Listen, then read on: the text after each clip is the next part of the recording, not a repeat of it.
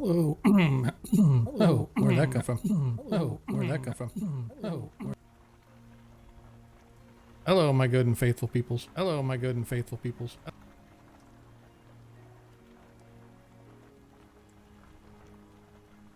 We are live. All by myself. No players, no nothing. I'm just gonna roll with it tonight. See how it goes. See if anybody bothers to show up. Hopefully we'll have a few.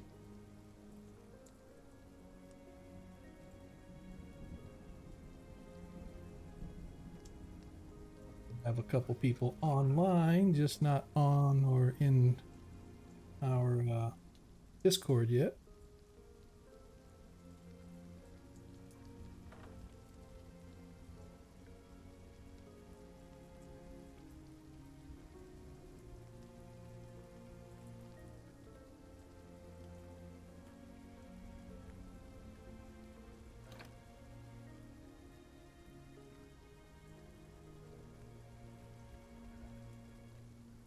What's up, Tino? Welcome to the game. Hey, what's up? What you doing? Just got here sitting down, working on a school video, making sure I Nice. got these I had to retake. All right. Ready for the game. Go. Yeah, I just hopped on about a half hour early. Just wanted to check everything out since we didn't stream last week or at all. So I want to make sure everything's up and running. I got a new app on my phone and my computer that lets me use my phone as a webcam through OBS. So it's more high def than the camera I had, so I'm kind of checking it out tonight too, see how it works. And Okay, nice. we shall see as people start to roll in. Hey. Nah. What's going on out there, Corvus? I was only teasing you about modding, dude. If you got stuff going on, that's totally fine, but I could always use a non-player out there modding for me because I tend to not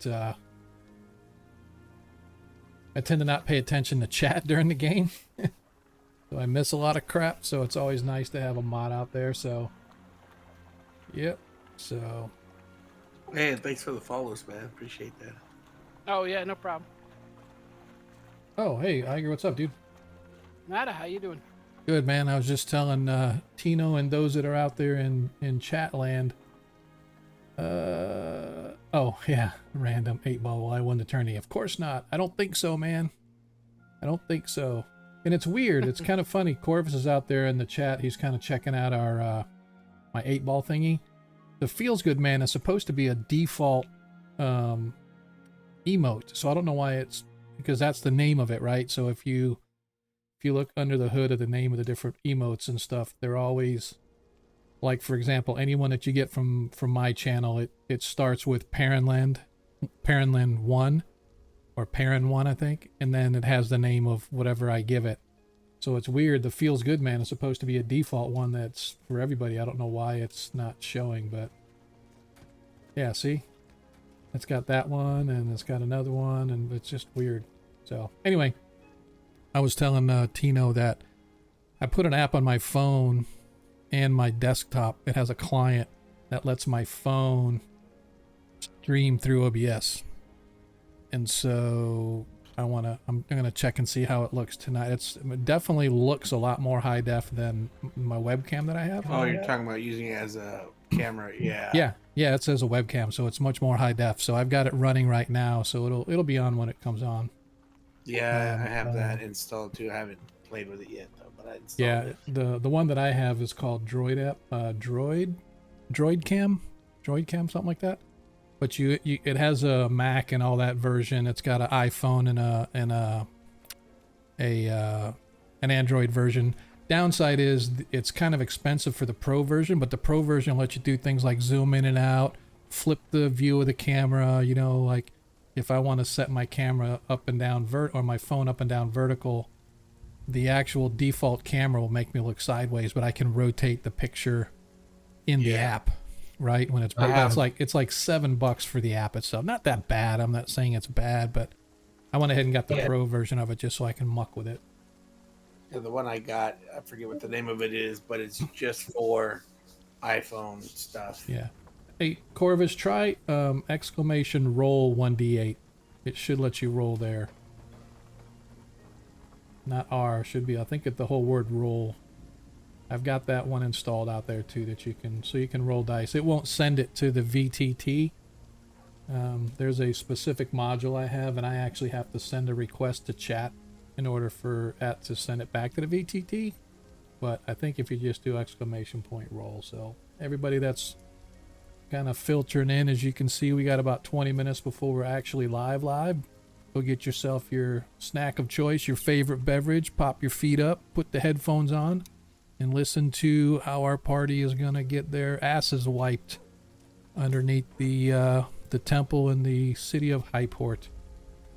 Or maybe they'll be out there wiping out somebody else's ass, so we'll see. Hopefully you guys will hang with us for the duration. Oh, it won't be the first time. Yeah.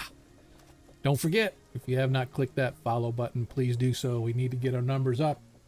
Trying to catch up to Lord Kazumba, and I'm about 5,000 shy, so we need to get on the stick, folks. Start spreading the word. It's like there's not even Monday Night Football, so what else would people want to do but come watch the shit show in action? I don't understand.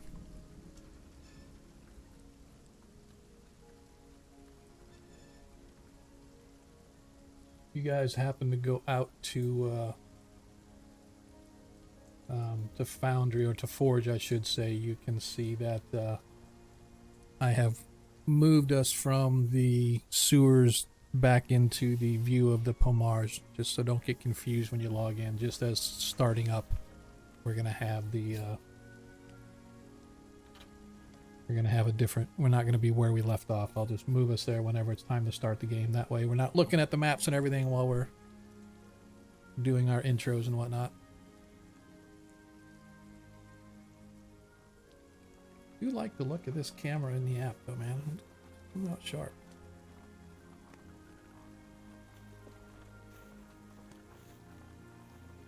Yeah, I signed up with that own thing, but I didn't subscribe to it. I just checked out the free stuff. So I made my own custom music and pictures. I couldn't get them to work. I What got was this the for? free samples to work, but not the custom ones I made. What was this for? That owned website, remember the one you were showing me with the themes and all Oh that? yeah. Yeah, I made some custom ones, but my custom ones, I don't know. I'm gonna figure it out. But I got the free ones to work, but not Yeah. the. That's kind of weird. Yeah. Yeah, Loquacious, I don't know what I would do without my wife either, man. She's always reminding me of stuff that I've completely forgot about. So, but I don't know what we would do without the halberd and fist tonight. So I'm glad you were able to make it. Hopefully we're not interrupting anything important.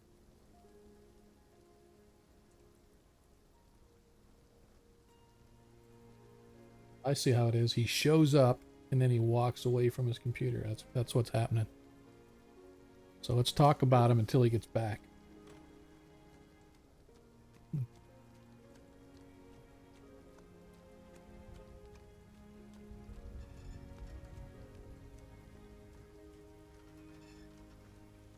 I had to reset my password on Forge. Really? Yeah. Why is that? It Somebody wouldn't let hacked me you? in with no. Somebody might have. I don't know. That's pretty bizarre. Didn't we have problems last time you logging in? We had to reset it or something like that? Not for me. Somebody else did that. Okay. Yeah, I don't remember who does what, but yeah, I mean, if it ever happens where you can't get in, you just let me know. I can go out there and just reset your password to the default. And Oh, it let me send it to my email. yeah, that's usually it should. Welcome everybody. I appreciate y'all showing up a little early. Once again, we got about 20 minutes, give or take, before we kick off the game. Hopefully we'll have everybody here by then. We've got like 3/4 of our party here. I'm going to put the reminder for those that show up early. We are looking for a replacement for Arthur, our magic user. So if you want to commit some quality time to improving the state of our game, feel free to reach out to me. Hit our Discord. Send me on Twitch.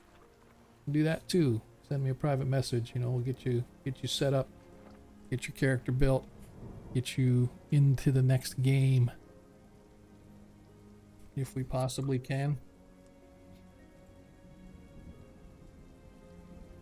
There is one good thing about using my phone as my webcam, is that now I don't feel obligated to check texts or check messages that might be coming in, because can't see them because my phone is set up on a little stand. No more distractions.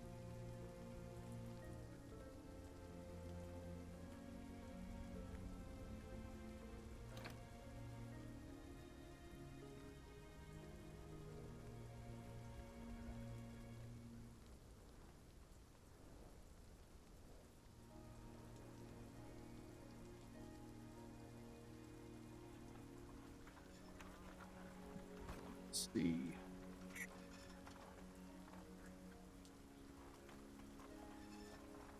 Alright, look at people already filing in. I like it. Grab yourself a chair. Put your feet up. Pop open a bag of chips. Pop the top off a soda or beer, depending upon your beverage of choice.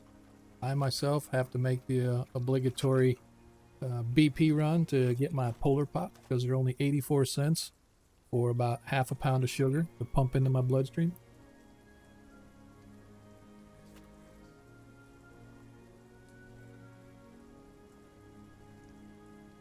Wasn't for me, diabetic doctors would go out of business. I'm just saying, doing my part for the economy. My story, and I'm sticking to it. I eat like total crap, and I still got this. What was it? 6.4 on my A1C. Oh yeah, seriously? Yeah. Yeah, mine actually are good. I have mine. From my family, traditionally we've had heart disease, so I am very cautious and stuff about getting my heart checked all the time. But the last time I went in, my sugars were like 1 over what they wanted it to be. So he's like, "We're gonna put you on this just because." I'm like, "All right, whatever." And then of course my cholesterol, I get that from my dad too, but it's like it was 2 points high or something like that. So we're gonna put you on this to make sure it's good. I'm like, okay, whatever, So yeah, I've been smoking for years, and my lung feels great. yeah, I'm telling you. See, there you go. Nothing wrong with that. Your lung, not Exactly. Your lungs, the plural. Hey, this is why God gives you two. Yeah. That's the story, and I'm sticking to it. I'm pretty sure I got COPD, but they haven't diagnosed me. I smoked for 30 years, 2 packs a day. Ouch. Yeah. I was about a pack a day maybe. And then just one day on the ship, I was on an aircraft carrier, and I had like 2 cigarettes left in my pack, and we came off a GQ. For those who know, that's general quarters, battle stations, whatever you want to call it, right? So everybody's on station, the smoking lamps are out, nobody's allowed on the weather decks to go smoke, nothing. And GQ gets over, and of course I'm like rushing up there to the hangar bay on the aircraft carrier, because off the edge of the hangar bay they have the smoke decks. And so I got up there, and there was a line. I had to wait in line almost, I would say, somewhere between 2 and 3 hours in line, so I could go out and have a cigarette. And I said, you know what? And you're only supposed to smoke one when you get out there, because there's everybody waiting on you, right? So I said, screw that. I went out there and I smoked my last 2 cigarettes, and I never looked back. You smoke them at the same time. Nah, I didn't want to do that. I wanted to enjoy my time. I used to love being on a carrier, man, because it was a nuke ship. So I was not a nuke engineer, so I was in what we call the auxiliaries, and so I ran the hydraulic shop. So all the gear that I ran managed the aircraft elevators and steering gears and stuff like that.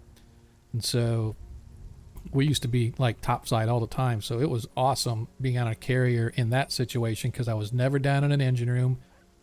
all my gear, for the most part, was near the weather decks or on the weather deck. And so I was always like up topside watching flight operations and stuff like that, man. So I used to love it because I just hang out on the side of the boat and, watch the waves roll by. It was a good deal.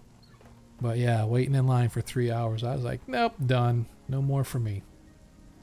No more for me. So There was times I would go 12, 14 hours without a cigarette. yeah, and yep.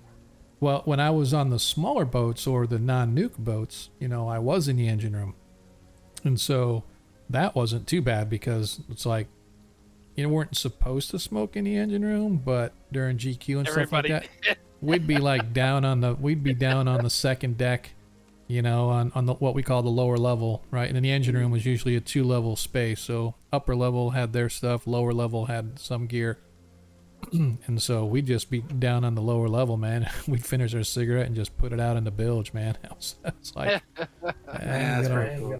Y'all had pretty good. Y'all had a pretty good thing because when we used to go out to sea, well, I had a pedal all the time. Was you a puddle jumper on a Coast Guard, or are you just on like small boats that were like? No, it was at the local pond. We had a paddle boat. Gotcha. Boat. Gotcha. Sounds like a plan. Actually, We Yeah. didn't even have an engine. I was the engine. That's Yeah, that's what I'm crazy. saying. So you're like the old school remote TV, huh? Go change the channel, son. Actually, the longest time I spent on a ship was about 5 hours, and it was going from San Francisco down to San Diego. Hey, Quick Save. Thanks for showing up, dude. And it was my wife's dependent cruise. Oh, okay. But Okay. I would fly onto ships all over the freaking world to Yeah. change out cryptos and Yeah. put in stuff like that. Stuff I can't Right. talk about. I won't get on Gotcha. a boat. Not a boat at sea. I will never get on one. I've been on a boat out in the lake, but okay. But that was fun. But man, at least I know I can swim to the shore because I won't Yeah. sink. That's The ocean, too many things. I used to tell when I was training recruits, you get the recruits that are afraid of getting in the pool to do the swim thing. Yeah. And I'm like, you know something? And I used to tell this to my recruits all the time. I said, first of all, if you can't swim and you're deathly afraid of water, why the fuck did you join the United States Navy? I just want to get it out there. I just want to say, well, my recruiter told me my job, I wouldn't have to go to sea. I said, your recruiter lied to get you in the Navy, son. I said, there are every job, even though there are some that are primarily shore installation or shore based. On my very first cruise, I met a guy in Airedale. He had been in the Navy 18 years, and it was the first time he'd ever set foot on any kind of a cruise. And we were going to the Persian Gulf, right? And so they were a mine-sweeping helicopter squadron, but they did all their stuff. They'd fly off the coast and do that shit. They'd land and go home that day. You know what I mean? So, but anyway, so it's definitely possible. But I used to tell him, I said, you don't have to worry. Said, no matter where you are in the world, land is never more than 5 miles away. It might be straight down, but it's never more than 5 miles away.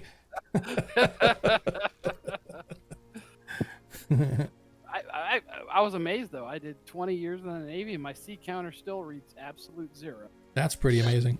And like I said, you get those guys like that. And then for me, I was an engineer, so my job specialty was on, propulsion engineer or propulsion engines. I also did hydraulics, like I said, and then my last tour I did the boiler controls, so it was still an engineering space. But I only did like 10 years and some months. My other 10 years were shore duty in school. Right. So yeah. That's why I couldn't make chief though, because they required sea duty, and I was on every damn ship in the Med at least. Right. And I think the reason that I didn't make chief is because I did some admiral's daughter wrong. That's all I can think of. Is early in my career, I slept with the wrong person or something. I don't know. I did. I have to say that the only thing that I didn't do is I didn't get like the highest qualification for my particular job, right? So typically they want you to get top watch qualified. If you can get engineering officer of the watch, typically that's only given the E7 and above. Depending upon the boat, it might just be an officer. But I never even got the opportunity to be the top watch. The only time I was, and when you get into an engine room, you've got like messenger is the first one. That's like the basic one to go take readings. You've got upper level men, lower level men. You might have what we call the evaporator watch or distilling plant. Sometimes if it's a smaller ship, those two are combined. The upper level and evap watch are like one and the same. And then you've got the throttleman. And so he's the one that's like literally putting steam to the boat. The engine or the bridge calls down and says go fast, and he opens up the throttle and we go full fast. throttle. Right? So all ahead full. Exactly, all ahead full. That's exactly right. Or crash back or whatever it was, right? And then you had the top watch, who's the senior guy who runs the whole show. Everybody takes their orders from him, right? So I did all the other watch stations. The only one I never got was top watch, and I think that's what killed me, because that's kind of a preeminent job or qualification to get while you were, as an engineer. The problem was every ship I was on, I never had the opportunity. The first boat I was on, you had to be E5 and above. Well, I was transferring to another boat when I made E5, and my first class was like, hey man, if you stay, I'll make you a top watch. And I'm like, I went and I talked to my senior chief about it, and he's like, if you do that, then these detailers are going to blackball you, and you're going to get screwed on your next set of orders, right? Because they've got you set for orders, you're ready to go, and now you want to pull out. Was that the case? I don't know, but that's what he told me. So I took his word for it, and I said, you know what? I'm just going to go to my next boat. And my next boat, I got all the watches, but I was never, they wanted their E6s to be top watches. I was only an E5. I ended up going to the oil lab, got orders to go to push boots, and as we're coming back from the cruise, I found out I'm 86. So I'm like, if I would have just stayed on the boat extended my tour there a year or something like that, I could have been a top watch there. But I went and pushed boots, and I was ranked, pushing boots was like the place to go besides recruiting. And that was it's supposed to be guaranteed for the next rank. When I left there, I was ranked in the top 10 and literally I can show you my evaluation where the commanding officer wrote on the back of my eval, one of my top 10 company commanders make him a chief now. That's literally what he wrote on my hand wrote it on my eval. I've got it to prove, because it's like my proudest thing is, that particular, being ranked in the top 10 company commanders was saying something, because everybody on there was like E6, E7, E8, some E9s pushed, but it was pretty awesome to be ranked in the top 10, but I never made it. So my boat is currently more in my driveway. Yeah. I even when I went back to Great Lakes, originally I was thinking about going to push boots, but my wife and I decided, let's just take it easy your last couple tours. So I went and I was at I was considered a chief master at arms, but I went to transient personnel unit, and which is basically out processing bad people and processing in retreads. And a retread is somebody that has done some military service, whether it's Army, Navy, Air Force, Marines, but they're coming back in the Navy. And so they're coming back in. So we did in processing for them, and then out processing for those that had whatever issues, whether they're medical, drug related. A lot of them were like psychological violence and shit like that. So it's sort of like wasn't a brig, but it was like the next best thing. But anyway, so, I went in there and I became an LPO there, and then I became the chief master at arms, which is sort of a chief's position, but we didn't have a chief guy, right? Right. And I made Sailor of the Year at that command, and I still didn't make chief. I was runner-up I got Sailor of the Year at TPU. I went and because of that, I competed for Sailor of the Quarter for Great Lakes Naval Station, which is an aggregate of, I think at the time it was 7 or 11 different mini commands. And so I made Sailor of the Quarter for Great Lakes Naval Station, and then I was runner-up or second or third for Sailor of the Year for Great Lakes. If I would have made Sailor of the Year there, that's a guaranteed 7. But yeah, I made Sailor of the Year in my command, Sailor of the Quarter at a Great Lakes Naval Station, and I just, for whatever reason, I did somebody dirty and I never made 7. I got NSA's ISSM of the Year award, Hey, Lando. 2005. Nice. Yeah, I mean, that's like a national level award. Right. And I was Sailor of the Year, and they still wouldn't make me see E7. Yep. I was like, they used to tell me, choose your rate, choose your fate. And I'm like, come on, man, seriously. I put a kid, it was probably one of the best and worst days of my life was when I was sitting at my desk as an E6 working on some paperwork, and this chief walks through my door, and that chief was a recruit from one of my first recruit companies when I was pushing boots. He made chief, and he was an Airedale. He made chief in 7 years. Wow. And I was like, dude, if he wasn't a chief, I'd punch you. That's just how it rolls. If he wasn't a chief, I still should punch you. But I gotta, something. It's kind of funny because I never thought he was that great of a recruit. But at the end of boot camp, he ended up being a pretty good kid, and obviously he took whatever we taught him to heart because he went out and did his thing. So, see, that's awesome. I could just, for whatever reason, I can never make 7. So, anyway, appreciate everybody hanging out. We're getting ready to kick off here in about probably 30 seconds or so. Glad everybody showed up a little bit early. Like I said, go ahead and grab yourself your favorite snack, beverage of choice, put your feet up. It's probably I wasn't handsome enough. I think that's probably what it had to do. Had a lot to do with looks, man. It's all a popularity contest. I never had to submit a photo for any of my chief packages. Yeah, they just know. Everybody knows because all the master chiefs and senior chiefs know everybody, so they go in and they're like, hey, let's pull up these guys' IDs in the system and see what they look like. Oh, hell no chief for that dude, not even close. Yep. Yep.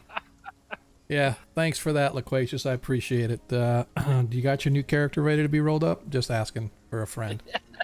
Always. Right. Here we go. Let's kick this shit off, man. Let's go.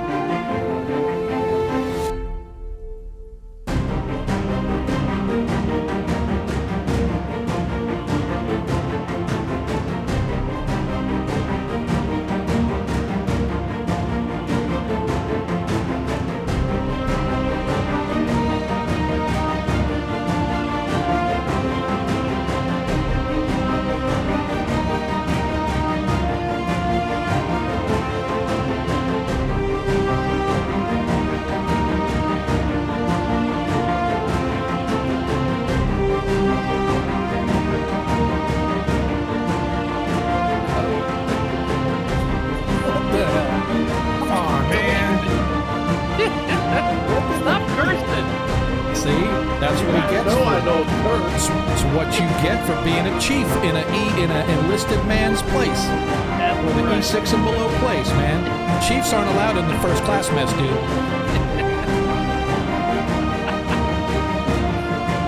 I have no idea.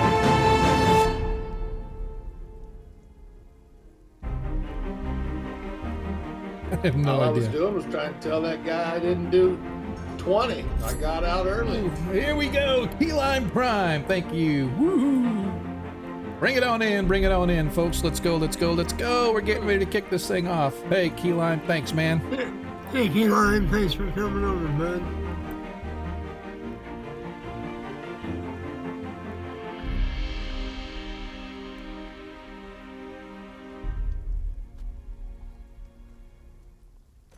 Where am I?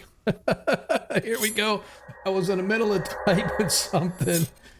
was in the middle of typing something and Keyline rated us. Hey man, welcome everybody to another episode of Perrenland Adventures. I am Sean, your host, bringing you together with the finest gamers on the interwebs. I appreciate the last second raid just as we're getting ready to go live here.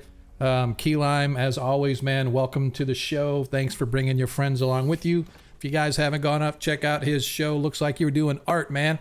So let everybody in chat know what you were doing. For those that don't know, this is a first edition Dungeons and Dragons game. As I said, I'm Sean, your host. We are here every Monday at 7:30 like clockwork, except for those clockwork days that the clock stops and we don't make it, like last week. I apologize for those that may have showed up last week and we weren't here. I think I'm gonna, they have these like quick clip videos you can make for like 30-second intros to your stream. This is what your stream's all about. I'm gonna do a oops, I'm sorry I couldn't make it again video, so that when people show up they can see that, hey man, sorry, something happened, couldn't make the game, we apologize, we'll be back next week. But like I said, we are here every Monday at 7:30. Game usually goes to 11:30ish for those that want to hang out. If you are new to us and you have yet to click that follow button, please do so. Hit that button, get our stream numbers up. I think we're at like 154, 158, something like that. We're trying to get to 200. So the more the merrier. So Keyline brought a bunch of his friends along with him. Hopefully a bunch of his friends will click that. Because we have artists here too, right? You can follow us, and through us you can get the Monkey Boogers channel, and all you guys artists can like artist stuff together. He does music and art and all kinds of cool stuff, so hopefully you guys can kind of find your ways together. But yeah, we appreciate you bringing all your friends along. If you're not into the first edition old school AD&D type of thing, we also do a 5e stream every other Friday, which by the way, this upcoming Friday is our gaming week. It's all set in the same setting, World of Greyhawk setting, just different locations, different players. So if you're into the 5e scene, come and swing on by. But hopefully you'll hang with us at least for a little while. Like I've said before. What? Perma timeout? What? No way. Are you serious? Did it? Okay. Well, it doesn't say permanent, just isn't letting me do it anymore. It's not letting you do anything. What it is timed up? you out for like a minute, and then I don't know what it did. I can't figure. I don't have access. All right, so we're gonna have to. This is what we're gonna do here. Hang on, give me just a second, because I am Twitch ignorant on some of these things. So we're gonna do this, right? I don't know if you know how to do it or not. But now, all right, Lando, I just made you a moderator. See if you can go unfuck what we screwed up. I appreciate that. If not, Corvus, if you can figure it out too, try to figure out, because I took off, I think, almost every mod thing there was, so I have no idea what it would have modded you on, but I do apologize for that. Monkey, thanks for raiding in. I know it's just you, but hey, man, numbers count, man. Every little raid counts, so... as I said previously, if you have yet to follow us, I hope you would click that follow button and kind of stick with us as we get going here. So let's kind of get into sort of the gist and the generalities for those that are new to us. As I said, we're here every Monday and Friday, 7:30. This is our first edition game. Friday's our 5th edition game.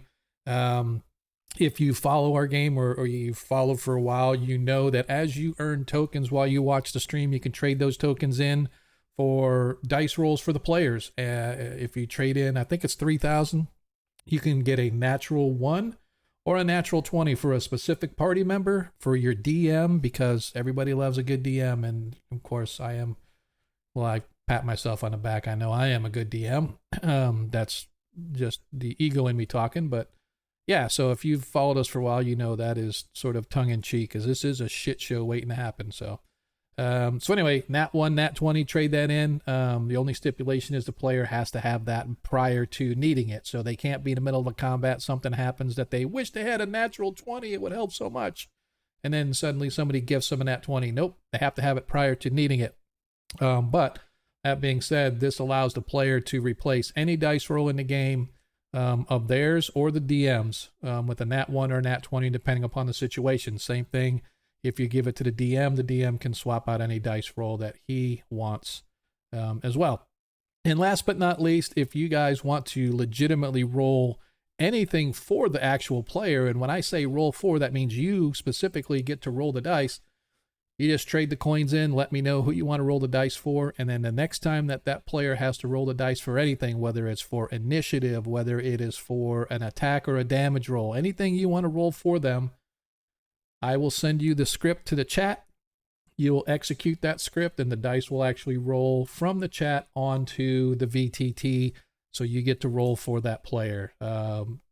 Nobody's taken advantage of that yet since we started doing that a few weeks back. It's kind of curious as to people just not interested in doing that. They just kind of want to hang out and lurk, because it's definitely something I thought people would want to jump on, because a lot of people do jump on the gifting of the dice.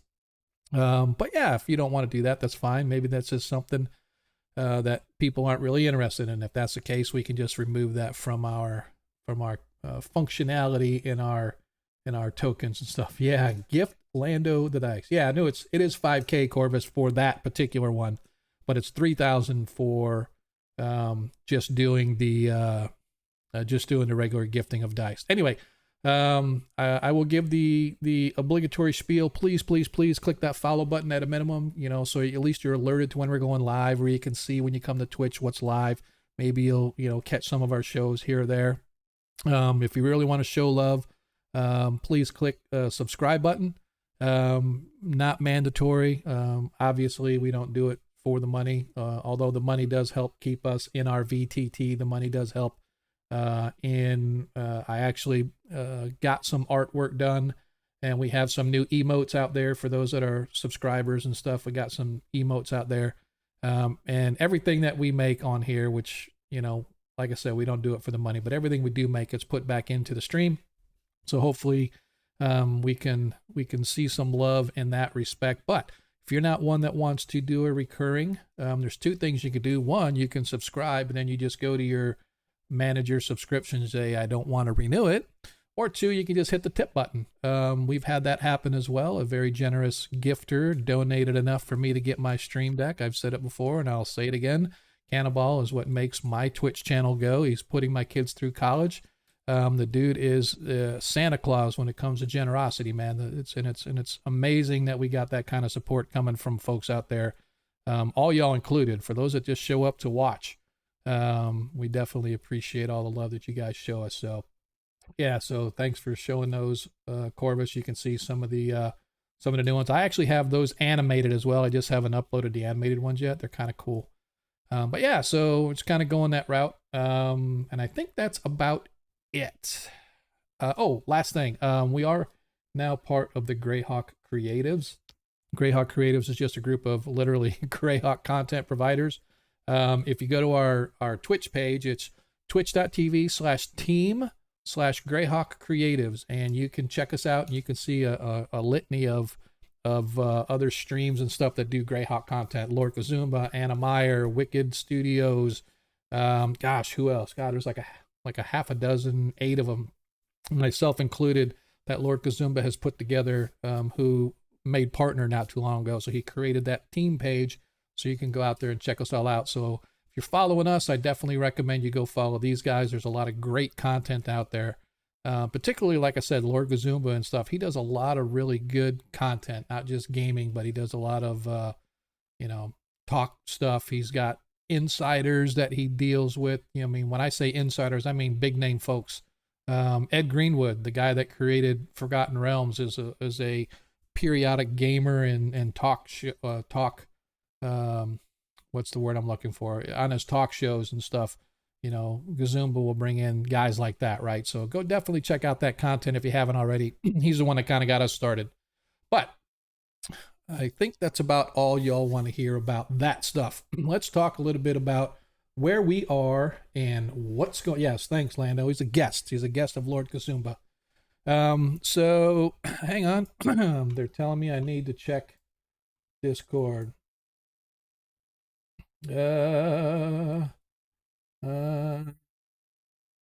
You know what? Whatever. They can say whatever they want. They can say that we can't talk about military service. I can talk about my military service. I'm not trying to recruit anybody, but if they want to come back and say something about it, I'll argue with them. I'll argue with him.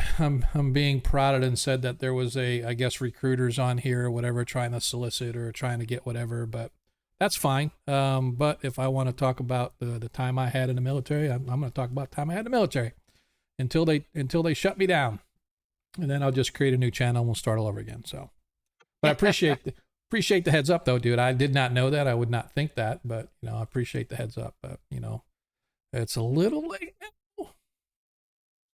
Anyway, where were we? Our party,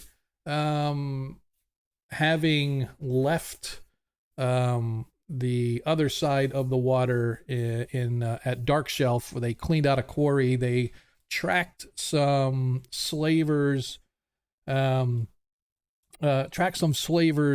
this side for the players. All right, players get a nat 1. So thanks, Corvus. Let me do that. So let's see, nat 1. So having cleaned up Dark Shelf and cleaned out the quarry of the slave issues that were going on there, the party, nat 1 for the party, nat 20 for the DM. Thanks, I appreciate that, Corvus. And so having come to Highport, which is along the wild coast, they well, I should say, when they completed their task at Dark Shelf, they were approached by a priest of Tritherion, who asked them to sort of come over to Highport and help him on his underground railroad that he had going on. Now, Highport is a former human city that has been overrun by humanoids over the past, century or however long ago the Hateful Wars were. But the town itself was sort of beat down and razed to the ground almost. But now these humanoids, tribes, orcs, goblins, gnolls, the occasional troll, or maybe even giant here and there, as well as slavers and nefarious human types. It's sort of this conglomerate of the dregs of society have begun to rebuild this city into a viable trade port. The problem is one of their biggest trades is slavery, and so a priest of Tritherion, the Tritherion is the god of freedom, basically, undertook a mission to free as many slaves as he possibly could with his little network that he created. Unfortunately, he was too good at his job, and so the wardens of the city began to clamp down on trade and traffic going in and out of her gates, and so they had to find another way to get those slaves free and return to their home communities. And so this priest of Tritherium, whose name was Macaro, hired our party to come to Highport to seek a path through the sea caves that he believed would take from the sea caves outside the city. It would lead up through the limestone rock into the lower sewer areas of parts of the city. And if that was the case, if the party could clear out the path, then Macaro would be able to take his slave trade from the city out to the sea caves and hopefully escape and lead them to freedom in that way. And so our party originally arrived in Highport and did in fact find their way through the sea caves. As they completed their mission, they discovered that Macaro himself had been captured. And so his second in command, a male priest of Tritherion by the name of Yeli, asked the party to go investigate an old temple that is now being used apparently as a staging or a market, if you will, for slaves. And they believe that Macaro may be within the confines of that temple. And so the party began investigating, and they did a little recon, and they discovered a hidden entrance as the sun was going down. They snuck their way up to the back door, and they managed to sneak in a secret door into the back of the temple.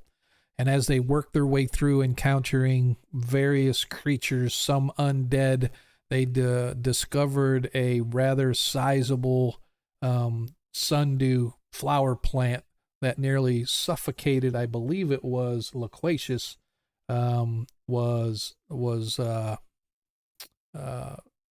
it you, Loquacious, that got wrapped up in it? But I believe it was. It was not. I rescued.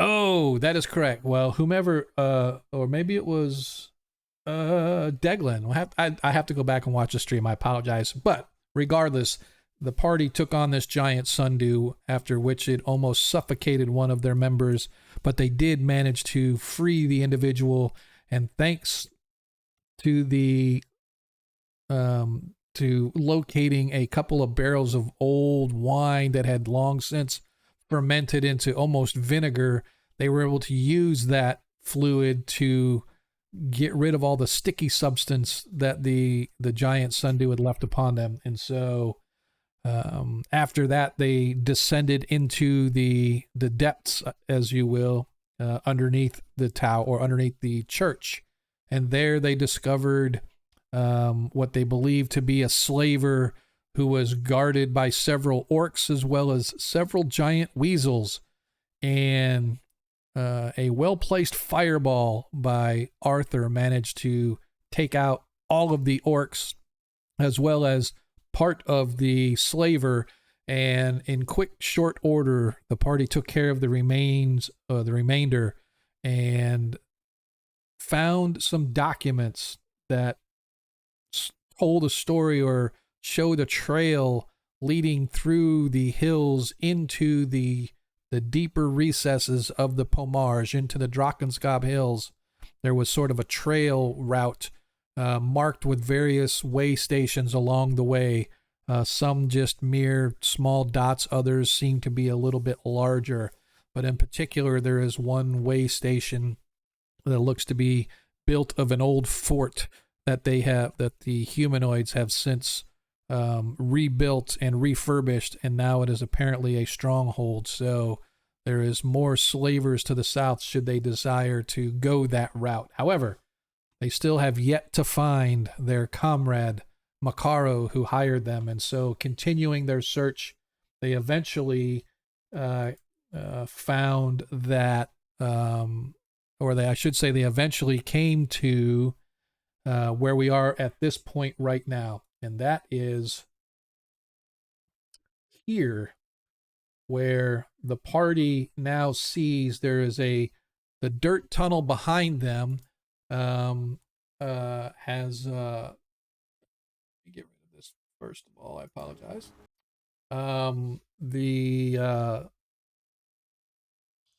First of all, you behind you is sort of an old dirt tunnel that you guys were following.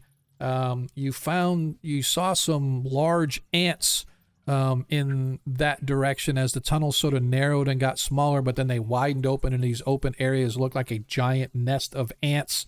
And so, discretion being the better part of valor, you backtrack this route.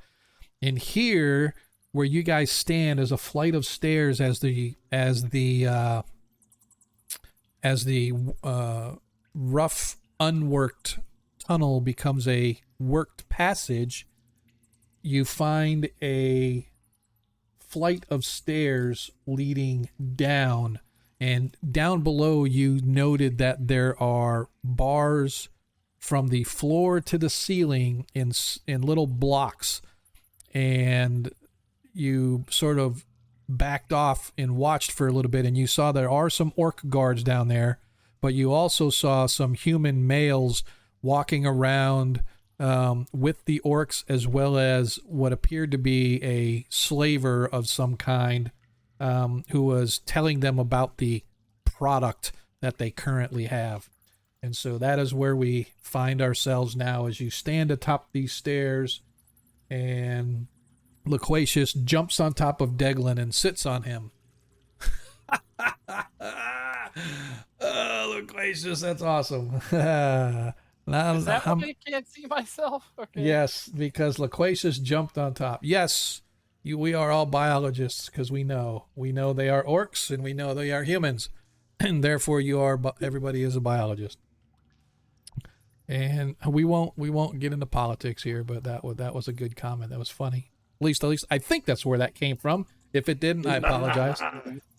I think that was the impetus behind that comment, but if not, I apologize to everybody else, and let's just carry on.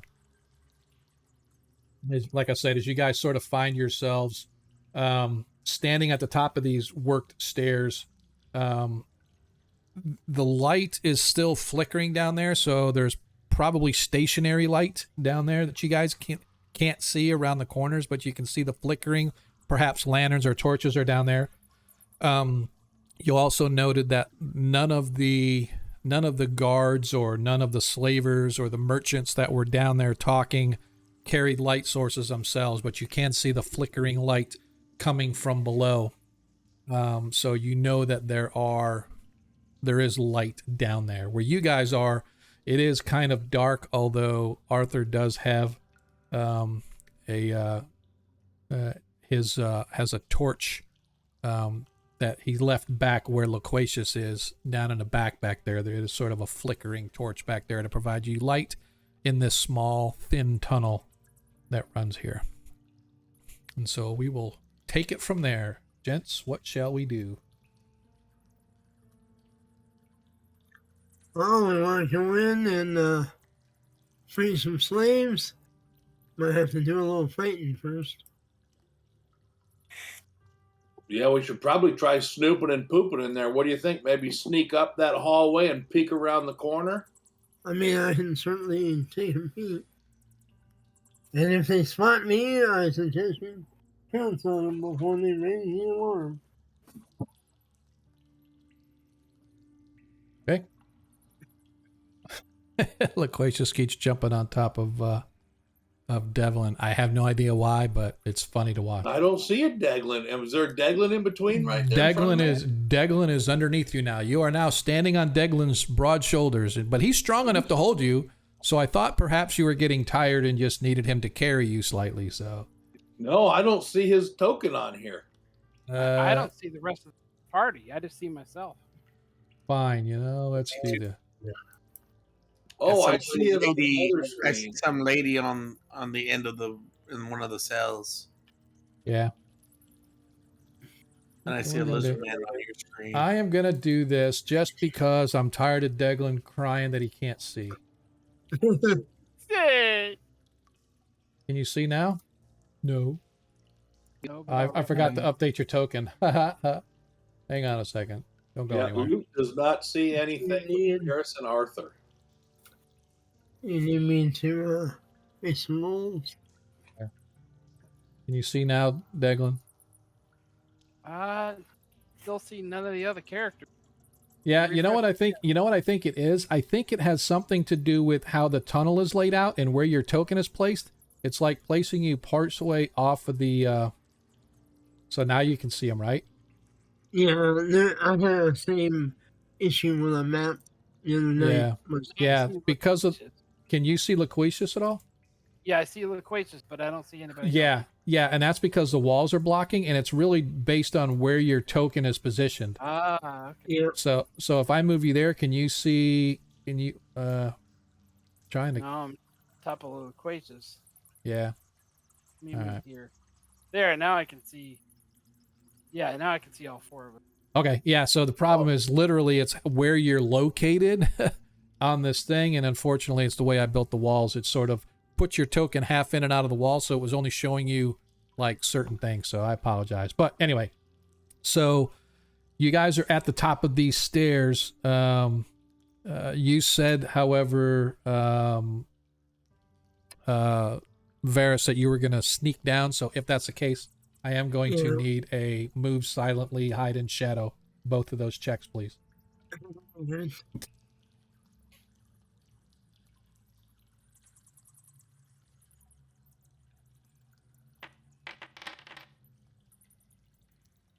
Well, that's not a good start. All right. Nice hate me in this game.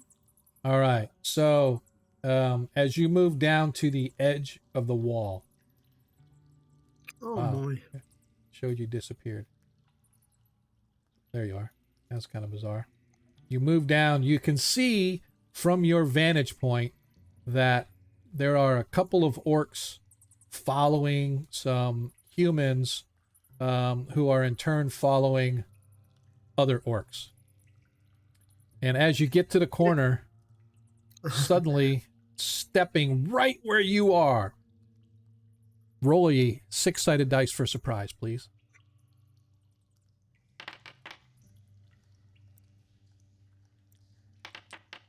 As you are not surprised, actually you are both surprised. I take that back. As both of you, although you get to react first because yours is faster, you step up and there's another orc guard, and he sort of bumps right to you. I'm going to give you one free attack as he goes to grab his sword and yell out. I would like to pass him. Okay. No, Throat stab. Yeah, throat stab. Armor class 6.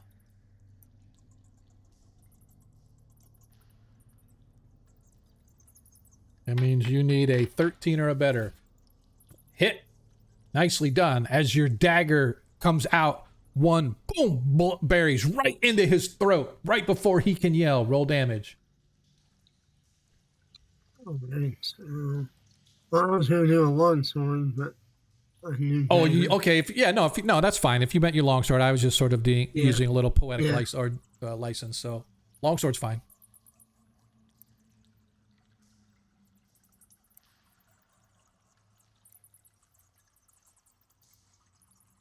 Oh, wait a minute. It is times 3 damage. Yep.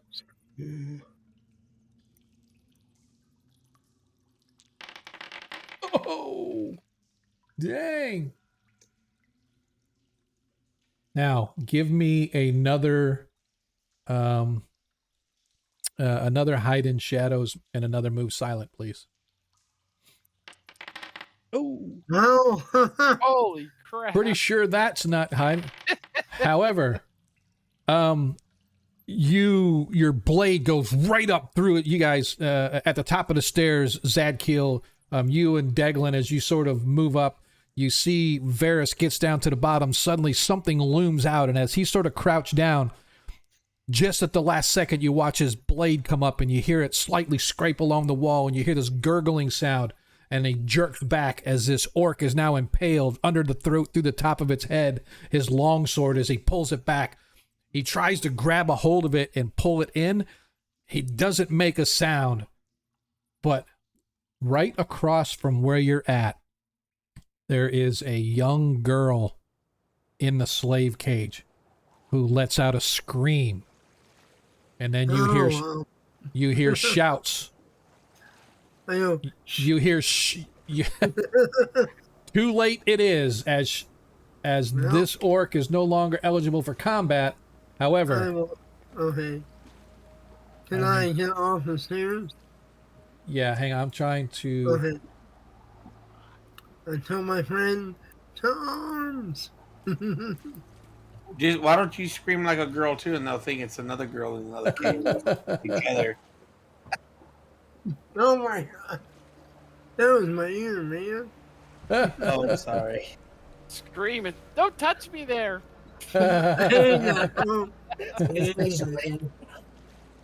All right, as we move into the combat zone, and I did not do what I said I was going to do last time, and I did not get a different music. Yep, that's what I should do in a danger zone. All right. I am going to do begin combat. It may roll the dice for us. It may not. It did roll the dice for us as the party wins initiative, but just barely. That's kind of weird. Barely is only in marbles and that's it. shot put. Yep. As Arthur is just, I'm not sure what spells he has left, but he is going to. I believe he had 3 fireballs left. Yeah, that's probably what he had. Unfortunately, And earthquake. he only had 1, 2. Shut up. He actually is. He's not going to cast it, but he's going to get ready with his web spell if necessary. He's gonna. That's what he's not going to do anything this round. He's just actually going to get his darts ready. So if somebody comes down to greet you guys down there, he will do that. But Deglin, Deglin, you're up. All right, I can't. Can I see through these bars where these guys are at? Yes. I don't see them. Yeah, you can't see, but I'll just move you down here. Okay. So you can see everybody that's in the bars. You can see that down at the end of the hall down here, there's a guard down there. And you do see there are flickering torches. There's about a half a dozen torches lining the various walls. But you can see that guy down there. And then you can see there are several guards here, orcs, as well as a human guard, or not human guard, but a human that's leading the merchants around to look at the product. But that's, like I said, that's basically the view you got. So you can make your decision based on who looks the most dangerous. Probably that guy in the center there. You're not really sure. The two guys in the center look kind of like merchants, although the one guy that you're talking about, the whitish hair guy, he's wearing like long robes and a cloak. So he may be like more important, but those two guys in the middle look more like merchants. The human in front of them looks to be a guard or a slaver of some kind, and then of course you got the 3 orcs or 4 orcs. You need to make a decision. What do you want to do? I am going to cast Spiritual Hammer. Okay. So you sort of give us a description of what that looks like. Well, it forms like a glowing force within the air that looks similar to a hammer. Okay. And then I throw a hammer, and it becomes that force, and it goes after whoever I concentrate on. Okay, so you guys all watch as Deglin gets to the bottom of the stairs and he begins conjuring, calling forth this mystical energy before him. It starts to take shape of this large hammer, and then he whips it, and where does it go? Straight down the line. I'll hit the first guy, I guess. Here in the center, or the guy all the way at the end? Down here on the right. Oh, where am I? Let me go back. Yeah, so all the way down here, there's a guard, and then or an orc. Yeah, it's like 50 feet down. I'm actually gonna out. I guess move that point and hit this guy. Okay. So there we go.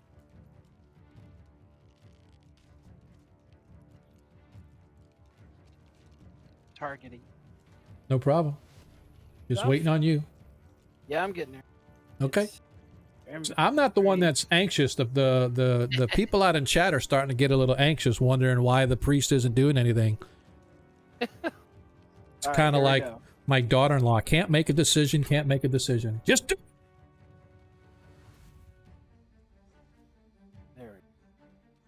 There you go. There's the little dot. It's got a little dot on his forehead now. Oh, no. Do you get a bonus for that? You don't have a dex bonus for that? Or is that? Oh, that's not. I'm sorry. It's a spell. That's why, right? Right. All right. So his armor class is 6. I'm not sure that hits for you as a cleric. Armor class 6. You needed a 12 or better to hit.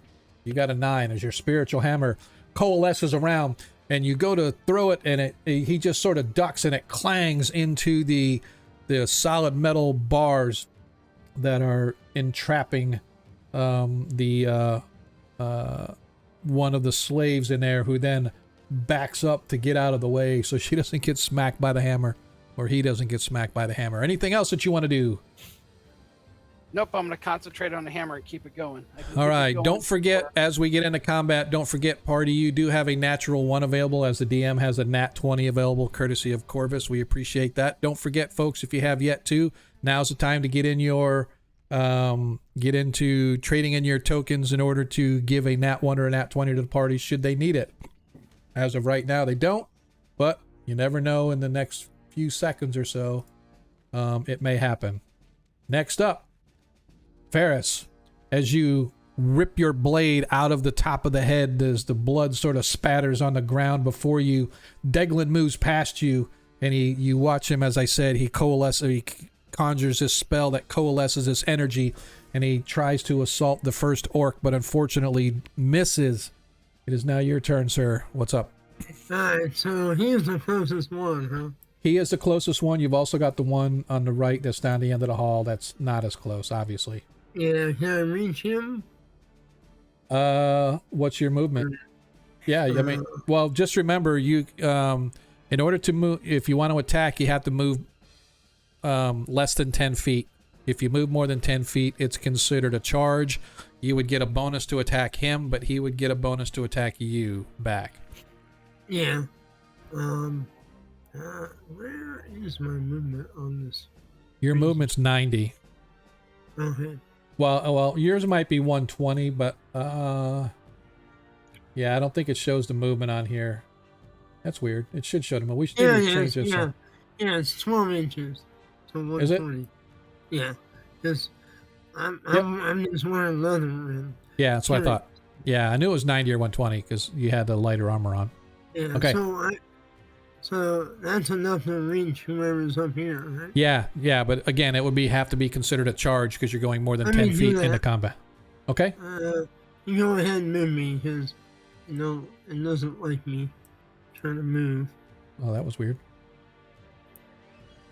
There we go.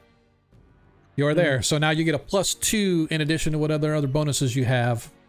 And he will get a +2 to attack you back.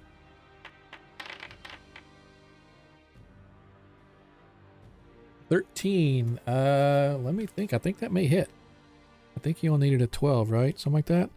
No, you needed a 13 exactly. So 13 hits. Awesome. No. His main prize. Sure. Nice. So, the orc, seeing you, draws his weapon, comes to face you.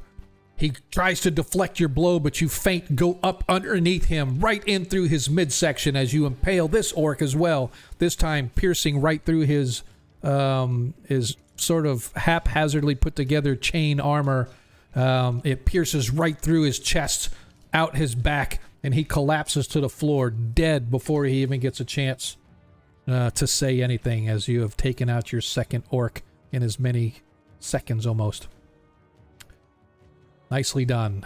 Loquacious, you hear your friends and you hear shouts of alarm from below, so you realize that your friends are now engaged in combat in the slave chamber. What do you wish to do, sir? You are out of sight, but you can definitely, your movement is definitely enough to get down wherever you need to. I'd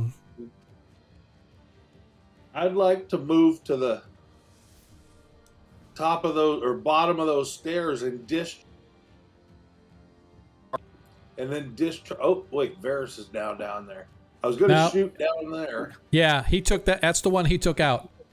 But you can see if you move where Deglin's at, you can target these ones in the center aisle. So if you move right next to Deglin, so that should be now I'm not going to consider it a charge. It's kind of because it is a ranged. Good question.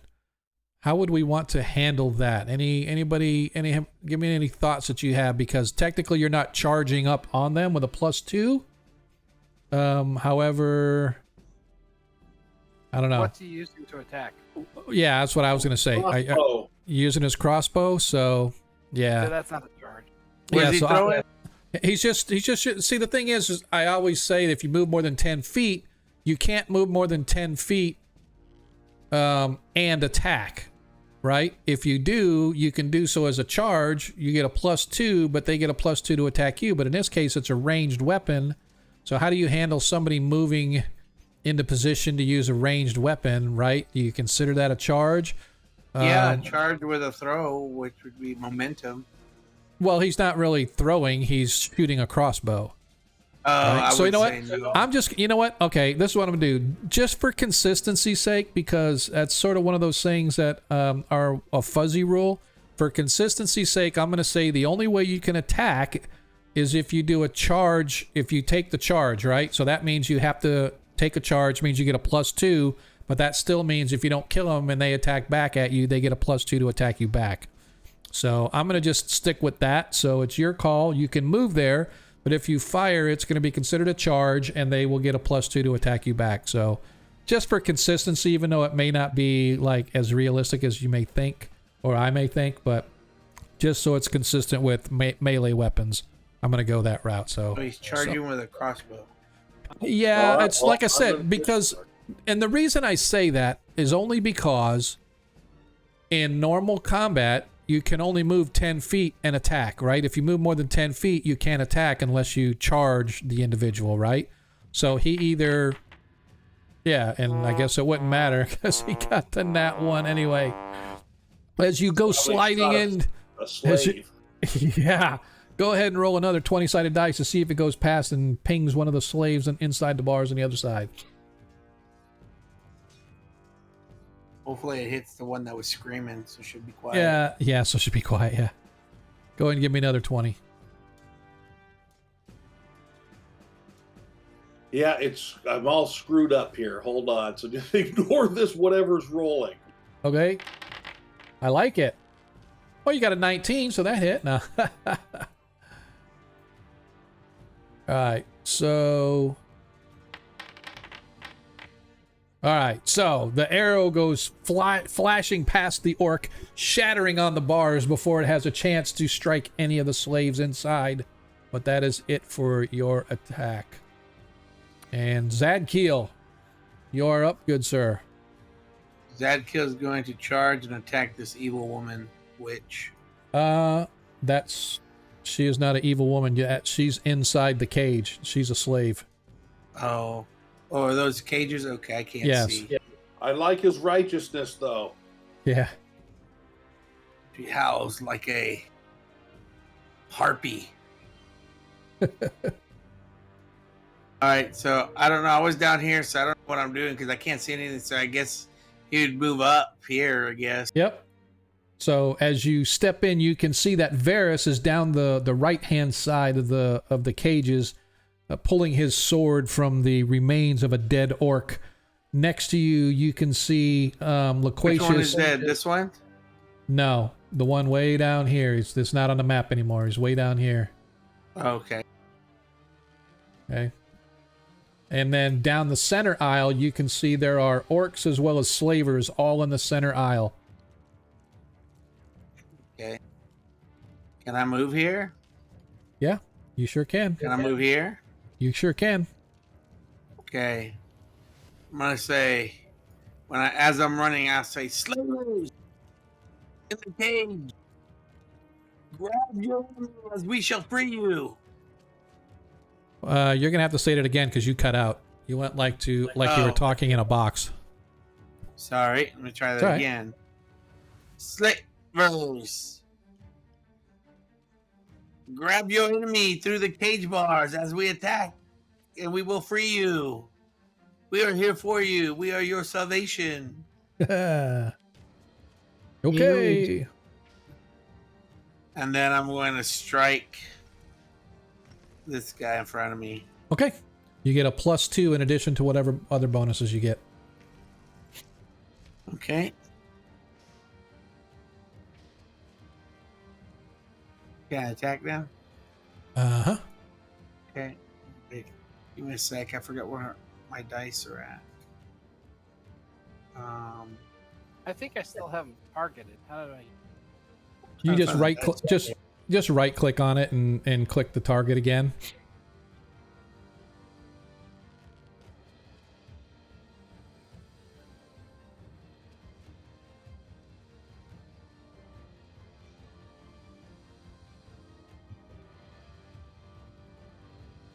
You having an issue there, Zadkiel? There we go. Oh, they're the dice. I'm sorry.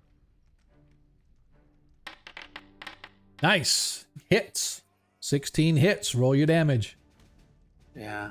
That's what happens when you play on 5 different systems for the last 5 days. Not my fault. Everybody needs to be on this VTT, and everybody should be first edition Dungeons and Dragons. I'm just saying. Okay, here we go. And you guys watch as Zadkiel rushes up as the orc, just ducking out of the way of Loquacious's crossbow. Unfortunately, cannot bring himself to defend quickly enough as Zadkiel slices down through, cleaving through the orc and dropping him where he stands. One orc down. As the next up, you guys watch as the guy in the center throws his cloak back and his hands twist in this strange sort of pattern as he murmurs something. And I need to see. There she is. Need to see what level. Okay, perfect. I gotta double check something on a spell. If you'll give me 2 seconds. Pretty sure I know the answer is 2, but I just want to make sure. I was gonna say while you're checking, because I'm so hot, I'm 17 charisma, and I can have 10 henchmen. Yeah. Do those prisoners listen to me? Maybe, maybe not. Don't know yet. Let's see. The extra bonus because I'm an opposite gender. All right. You watch as the individual in the middle, the one that was wearing the cloak and everything, he sort of throws his head back, arms spread out wide, and his hands begin to twist in his intricate pattern. And suddenly you watch as 3 green sort of darts go flashing right through the bars, all 3 of them striking Varys.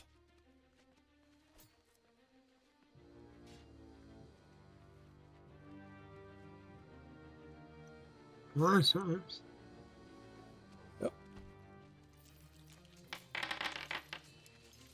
As Varys suffers 13 hit points of damage as all 3 darts blast into him, slamming him into the wall behind, nearly crumpling him, but not quite doing enough to put him out of his misery.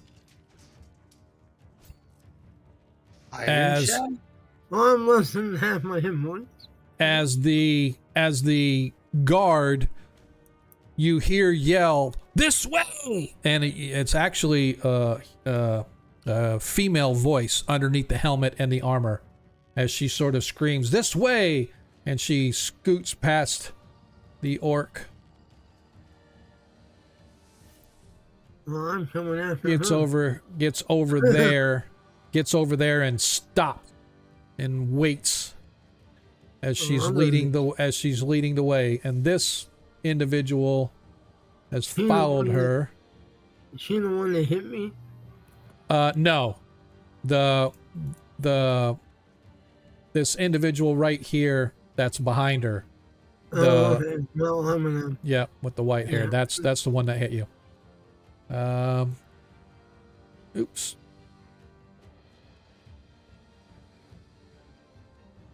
All right, where? Okay, yep. As this orc comes up this way. See, I need to go. This is 25, 40. As he comes down, as he charges Varys.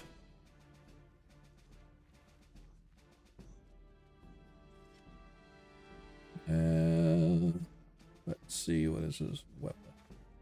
Alright, where is the... There it is.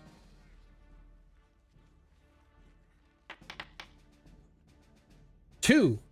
Total of 4. Misses. So, as a reminder, you will get a +2 to attack him back, Varys, whenever it's your turn.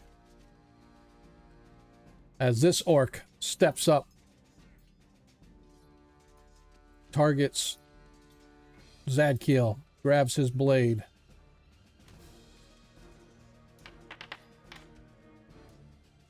14 misses. Your armor class is like -2 now, right? Zadkill? Yes. Yes. Okay.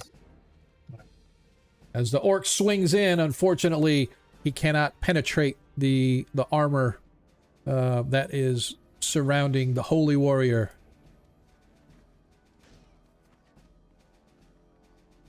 As this guy in the middle is like, "Ah!" And What he is runs he up. doing? He's yelling. He's screaming. "Ah, I thought you said he went. save me! Save me!" No. Save me! Like Curly. Yeah. Whoop, whoop, whoop, whoop, whoop, whoop. No, I believe that's everybody. As we come now, as Arthur comes down, and he is beginning to look at a way to get the slaves out of there as he begins examining the locks, although he has his darts handy should he need them. But Can he web those two up here so they don't get away and can't, let me can't see smell what's on me? let me see what's the range of web. Probably could. Let's see.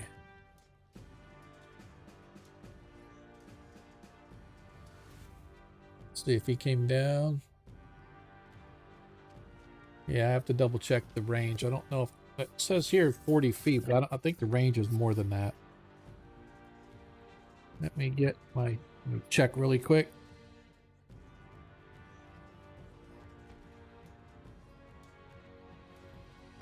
Nope, range is 40 feet. So half, that's like 5 feet per level. So that's even less than that. Wow, why does it say that? So he's a 5th level. So it's 5, 10, 15, 20, 25 feet. Yep. So he would not be able to get down there to cast web far enough in order to, because he was up here. So it's That's a bummer.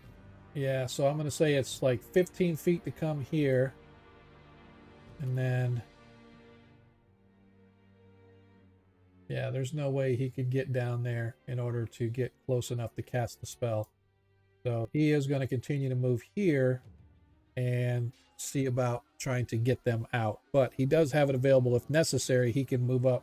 Actually, he's going to move up as far as he can. He's going to get right behind you. So at least next time, what's the 5, 10, 15, 20? Yeah, once he gets to where he's at there, his next turn he would be able to be within range to cast web from where he's at next turn. So all right.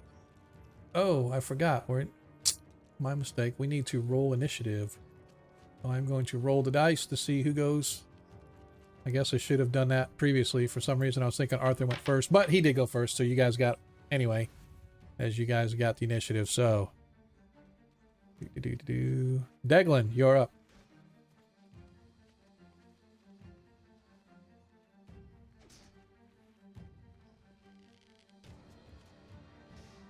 Deglin had to go make a bio break.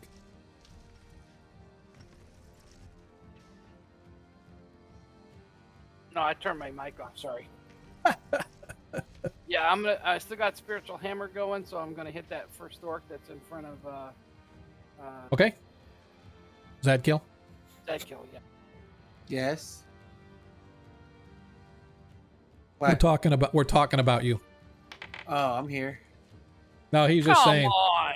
Oh no! As he swings and the orc ducks and it once again clangers onto the bar, but does no damage to the orc. Varys, you are up. Alright, well, time to impale this orc. And you said I had +2? Yes, you get a +2 because he charged. Yes, that is correct. Oh, man. Oh, so close. 15. So close, but no cigar. Mhm. As okay. Okay. Next up, Loquacious Loot. All right, DM. Yes, sir. I would like, so it would use about half of my movement to move up the far left side of that hallway. And while doing so, I'd like to be telling these lovely ladies to hit the deck so that I can shoot another crossbow bolt through there without hitting one of them. All right. I just want to put it out there. First of all, City and Risk. Thanks, Scott. Appreciate that, man. Is that for anybody in particular, or is that for the DM, or who is that Nat 24, man? He just donated a Nat 20 to somebody. Oh, nice. Nat 20. You're the man. But I think it's for the DM, though, because... No, I think he specifically was thinking for the party. I don't know about that. We'll have to agree to disagree. So he has not claimed it one way or the other, and I have to be honest. Yeah. Well, let's do it fairly. Let's ask the party. Yeah. So what I'm going to do is I'm just going to annotate there is a Nat 20, and if Scott does not come back and tell us, if he does not come back and tell us a Nat 20, we'll roll for it. But let's go. So, and the other thing I wanted to say is just the tokens are all the same, but the slaves are not all female. I just want to say. Oh. So I'm just saying that there are men, there are women, there are children, there are a group of yes, it is a various group of slaves. However, so your point is taken that you are letting them know you are there to save. So you move all the way down, and that is where you are. Yeah. As they all move to get out of your way. Hey, this one has an Adam's apple. Stop it. You're the one that put the thoughts in my head. Hey, man. Shoot the wizard. Nice shot. Not my fault. As with the light crossbow, who did you shoot, by the way? A wizard. The wizard? Yes. All right. Let me go here. That And Thomas Jefferson looking fellow. That's for Varys. Yeah, that's for Varys. As you manage to strike the blow as the arrow catches him in his shoulder as he spins around and he snarls and he looks back in your direction. You are next on his targeting list. Zadkiel, you are up, sir. Okay, sorry. No what? Huh? Yep. Obsidian Risk says that is that Nat 20 is for Varys. Yes.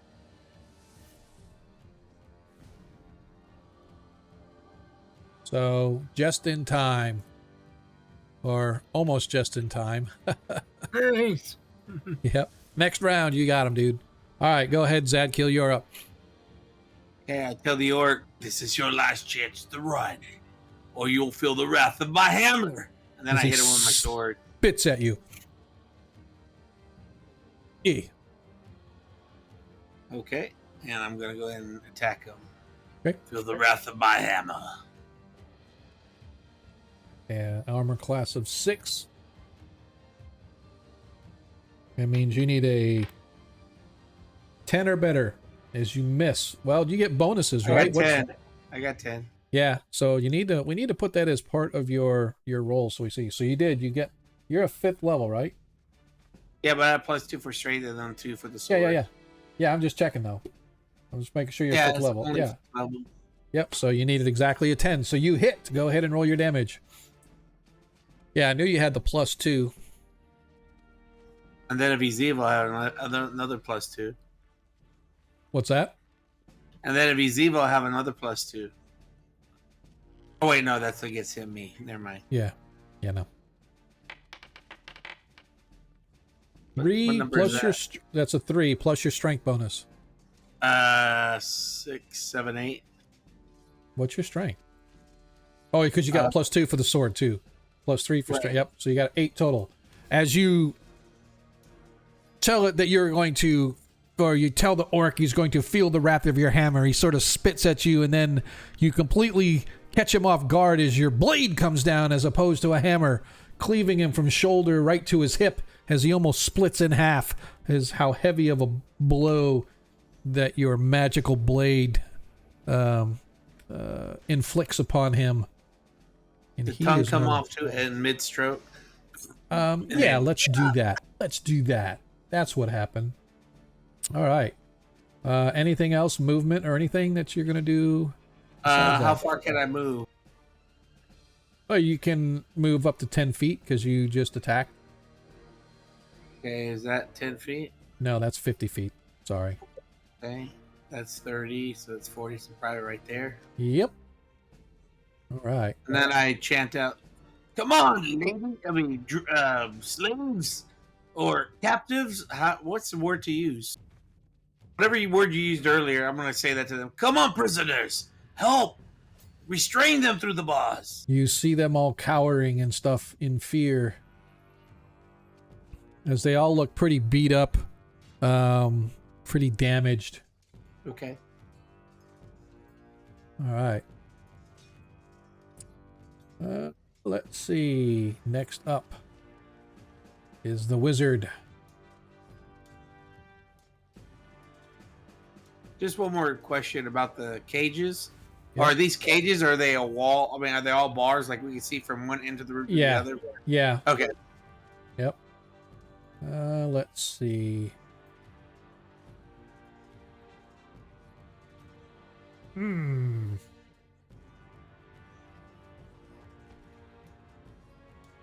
Give me just a second here.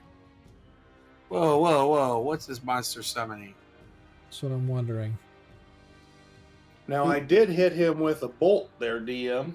Yep, you did, but you didn't kill him. But did I not make it so he can't cast? No, that's only if they're in the middle of casting. Oh, man. So he had already his magic missile had already gone off, so he wasn't casting. So if he was in the middle of, like, if he was getting ready to cast his spell, you know what? That's actually a good point. Let us say that you are correct. I didn't think about that because I always do it as the players, but I never think about it as the other members. As he was getting ready to summon a creature, he casts his spell. Does it take it off? Good. As he casts his spell, but it fizzles because he got hit with the with that. But however, he does. Bolt of righteousness. Do. Nice job with the bolt. Yep. He does run for the stairs as he heads for the stairs.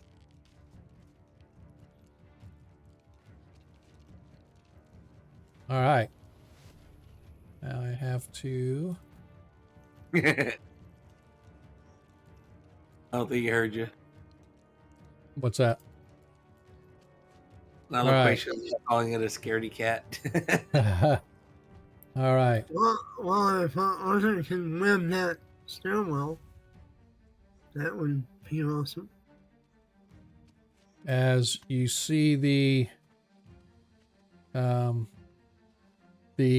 attendant guard or whoever she is goes up the stairs, leading the way for herself and for the others, as the orc takes aim at at Varys, swinging his heavy blade down upon the elf in front of him, and he whiffs as Varys, the nimble elf, easily dodges the blade that crashes into the floor, sending sparks fly off the stone and metal as they clash together. As the human fellow runs for his life.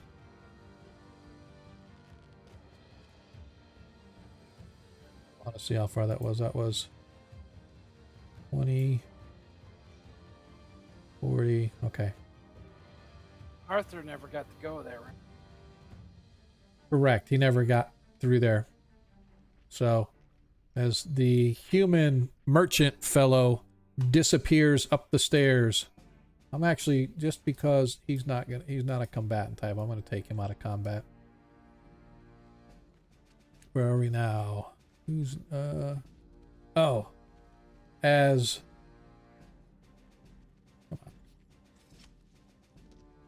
suddenly you watch as this creature, this tall insectoid looking thing with chitinous body, he's got 4 arms, each one with a shield on it. He has this sort of an ant-like head. Think of a thrycreen, but not quite. As this insect creature comes scrambling down, you can hear the scraping of its claws as it rushes down the hall to greet Loquacious right where he stands. And he actually stops right there, and he targets, and suddenly from its other hands that don't have the darts on it, I take it back, not 4 shields, 2 shields, and you see he has a blade, 2 blades at his hip, but instead of his blades, he takes some darts from the back of his that look, apparently they're like stuck to the back of his shields. Each hand grabs a dart and whips a dart at Loquacious. And they don't have it in here as the... Excuse me just a second. I have to edit this.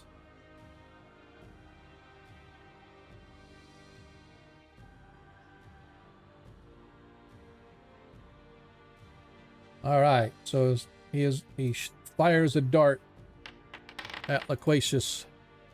What is Loquacious's armor class? Armor class 7. Armor class 7. This is a 6 hit die creature. It needs a 6 or better to hit you. You suffer 1 hit point of damage from 1 dart.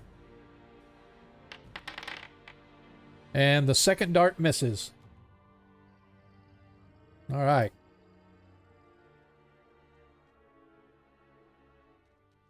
As we are back to the top of the order, as we roll, as the party once again gets to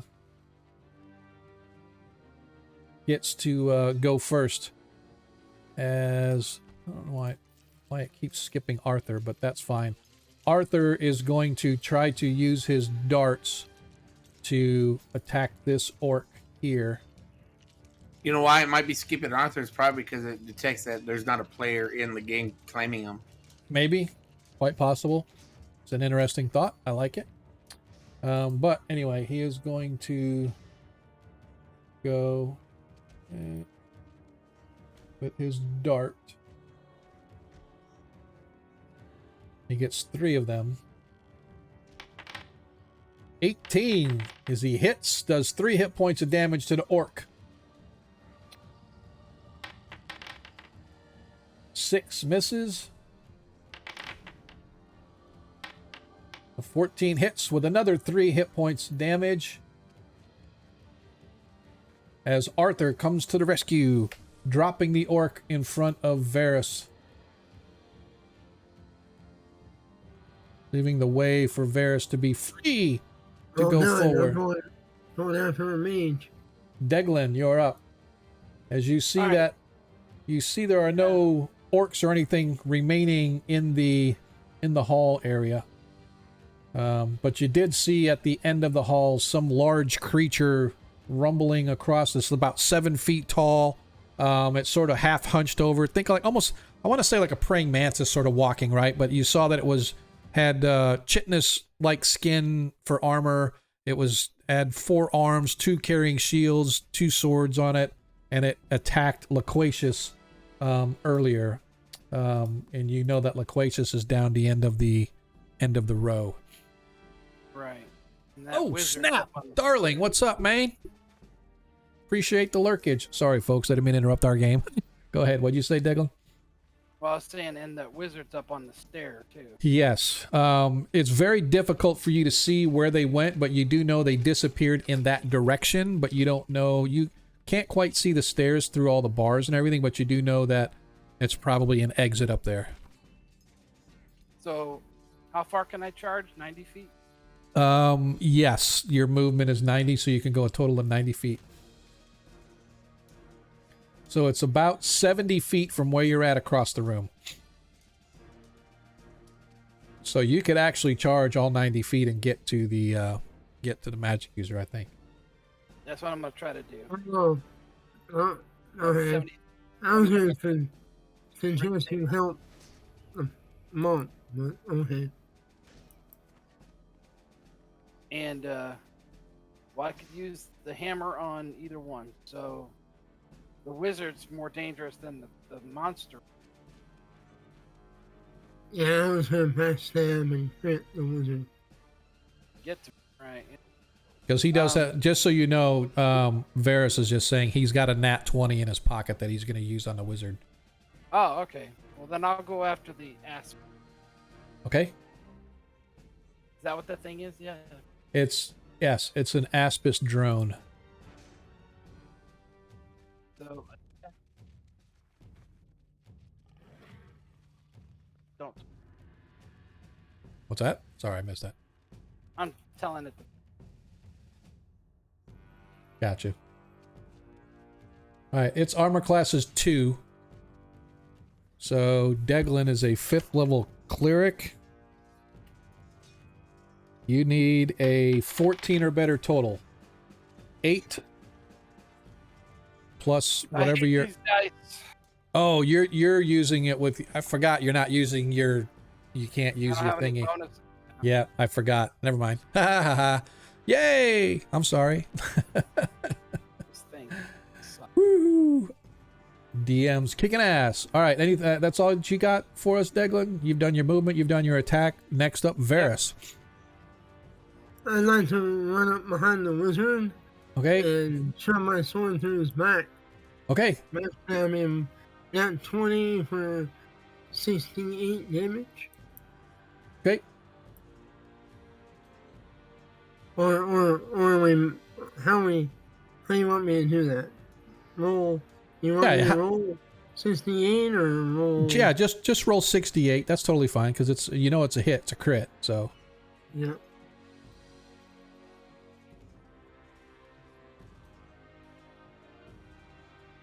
do you get additional pluses on that, or is it just D8s? Well, I mean, I have a +1 for the. Gotcha. Okay. +1 weapon. All right. All right. Your blade, as the wizard's running, fortunately for you, Arthur came up and took out the orc just as you were getting ready to attack. As the wizard's moving, trying to keep pace, he moved, or he went to cast the spell, and you watched as the spell fizzled because of the bolt shot that he took from Loquacious. Just in time as he's moving up the stairs, you catch him as your blade pierces through his back, and he screams in agony as the blade comes out of his chest, and he drops to the floor, dead. Loquacious. All right, DM. I am going to move backwards. Okay. And then turn around like an Australian peel and bust a cap in that, whatever that monstrosity is. Okay, so you're just going to fire your crossbow from there. Correct. Gotcha. Okay, its armor class is 2 as a 4th level monk.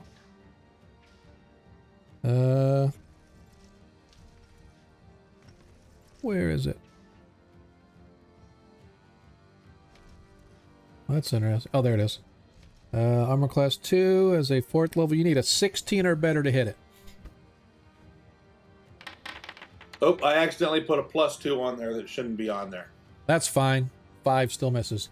As the bolt goes flying across, shattering on the wall next to it, as the creature moves, you see moving to your right, its left, as it sees Deglin appear, and obviously Deglin's much closer.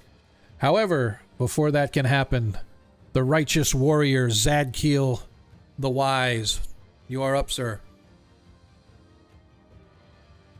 Okay. Who can I attack? There's nobody right now, but you do know that there are the guards and others escaped up to onto a flight of stairs at the far end. Yeah, I'm gonna rush over there. How far can I move?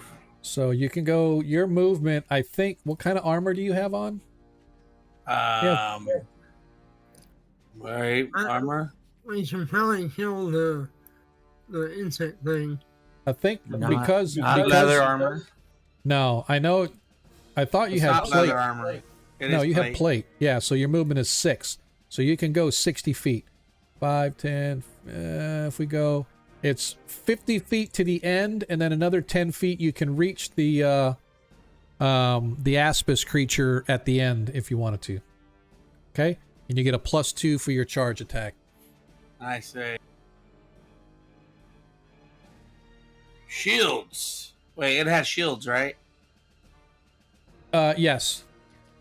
And it has 4 arms, you said? Yeah, it has 4 arms. Okay, I tell it as I strike it. Your shields have never met a match of my force, of my will. And it just sort of chitters back at you, sort of like a clicking sort of sound as its mandibles sort of click together. 11. That would be 15. 15. I believe that may hit. Let me see. That hits. You needed a 14 to hit it. Oh. That's a 2 armor class. Holy crap. Yep.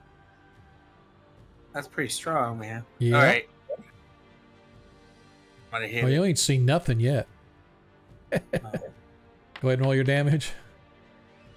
+5 Well, that's is what the monk 7. was like. Boy, that thing looks scary. Let me get out of the way.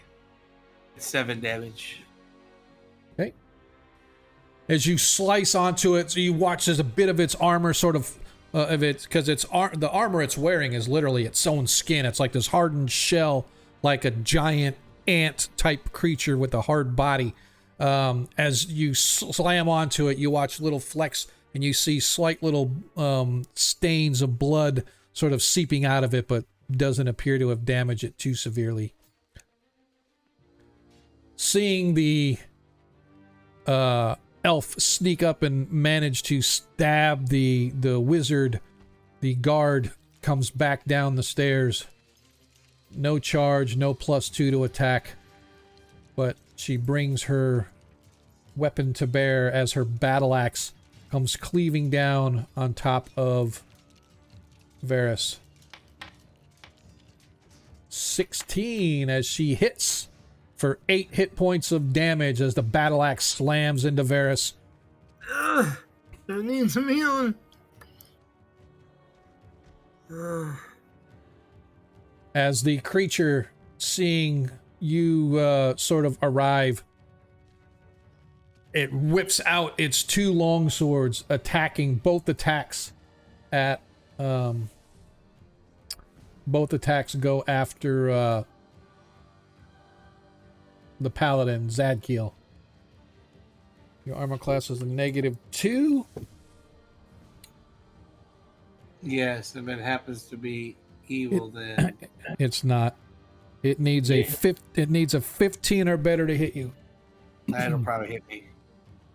Let's hope. First attack. Now the first attack. Yeah, no, it's saying it hit you, but it did not. It needs a 15, not a 13, so let's try it again. Wah, wah, wah. As its second attack misses badly. As it struggles to get its second blade out, it sort of gets caught on the bars, scraping along it, giving you ample time to deflect the blow.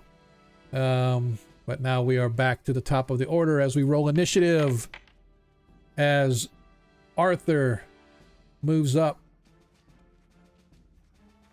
10 feet, and he is going to target the female guard with his darts.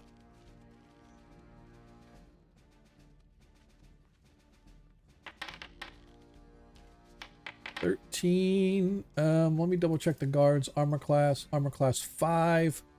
I think that 14 hits, so let's see. Armor class 5. That's nope, misses. He needed a 16. A 16 misses. So now we know what he needs. So he's going to roll his other darts. That one misses.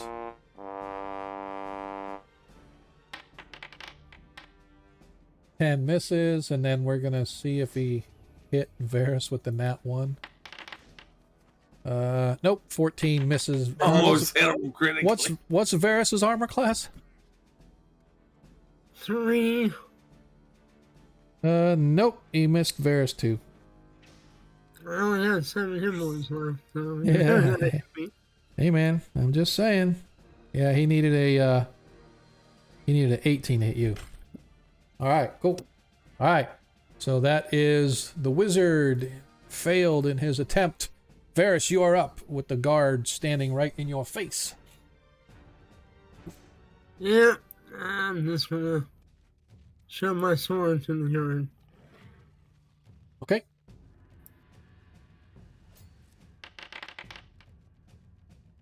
Not with that roll. 5 misses. As the guard sort of brings her, she's very adept at like flipping her axe around on a short axis, holding it in the middle, able to deflect your blade. I'm hoping Declan will lend me a hand. Loquacious, you are up. Or hitter. All right, DM. I'm gonna shorten that distance up a little bit and then Okay. shoot that big monstrosity. Got it.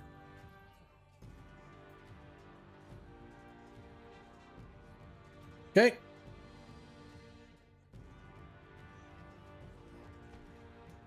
Don't forget to add a +2.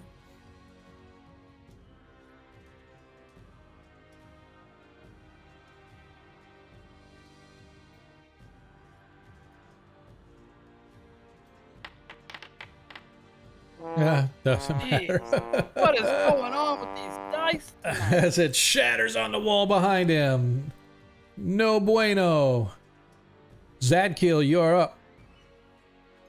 Remember, the creature's armor class is 2. I am going to attack it. How dare you? You need a 14 or better to hit. The holiness of my Actually, you need to roll a 10. presence. Lords of Light. 14. 16 hits.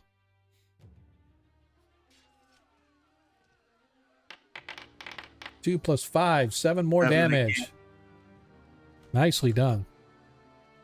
As once again you you slice into this thing, knocking away some of its armor, wounding it, but not enough to seriously harm it.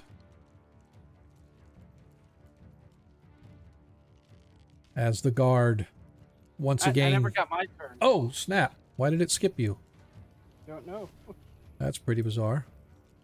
Deglin should have gone. Actually, you should have gone before Varus. My fault. Somehow it skipped over you. Oh, I know what happened. I know what happened because I'm an idiot. All right, go ahead. I'm gonna target her.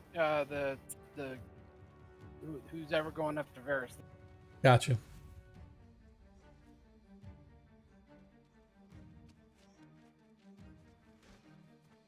Works this time. 14. I don't think you get your +8 damage on that, right? Yeah, it shouldn't have added that. It should have just been The the one. 5-4. Yep. Okay. So hang on a second. What? I gotta double check to make sure you did hit because this thing is off a little bit on the calculation. So it's armor class or her armor class. Yep. You needed a 13, so you did hit. So you did do the 1 point of damage to her. All right. So now it is her turn. Let me go back to the. As she looks down, this day will be your last, elf. Many have said that before, and they now lie dead. Find your wizard friend. 10. I believe that's a miss. Let me double check just to be sure. Your armor class is 7, you said? Mine's 3. Oh, 3. Sorry. Loquacious was 7. Yep. She needs an 11 or better to hit you. Yeah. She rolled a 10, so she missed. Woo, that was close. She's 11 or better to hit. She missed. Damn it. Sure. All right, so now it is the chitinous creature as it focuses both of its attacks on the paladin.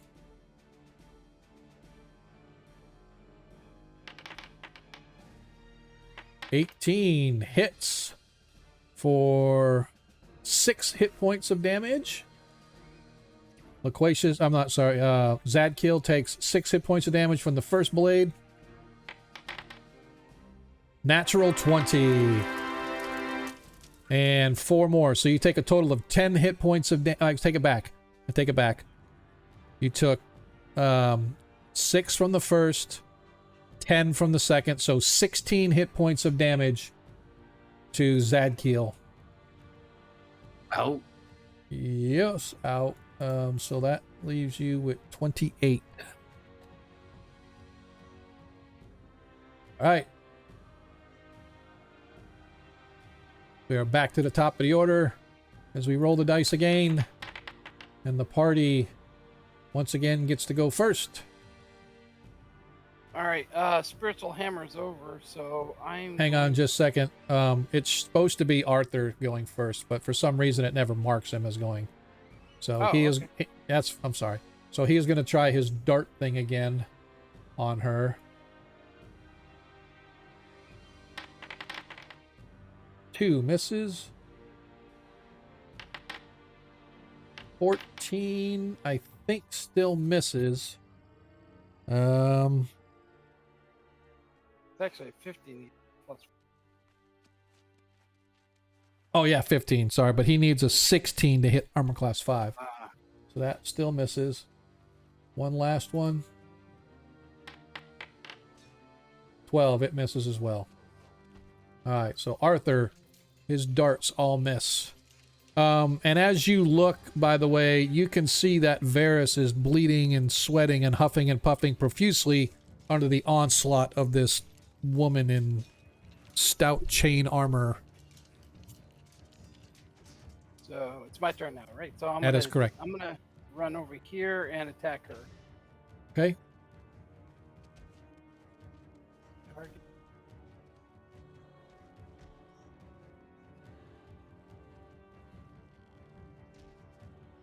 You need a 13 or better total. And now you do get your strength bonus and stuff. Yes. Come on!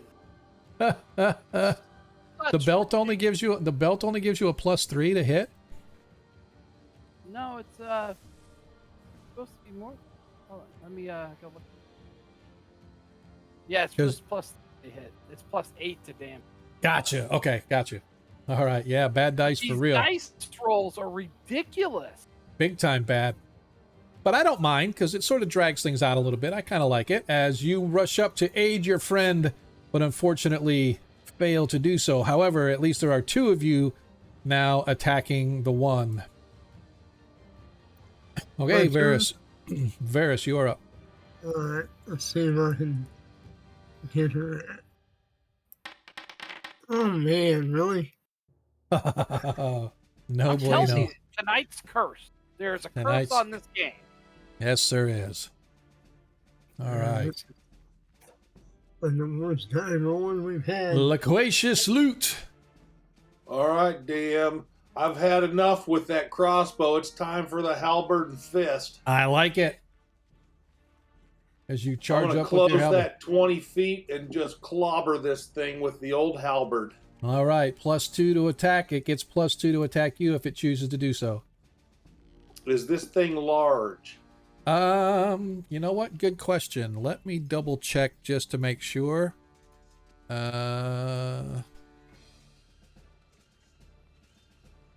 Oh man.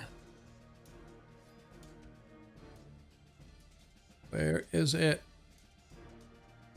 I don't think they are. They're tall. They're a little tall, but I don't think they're considered large.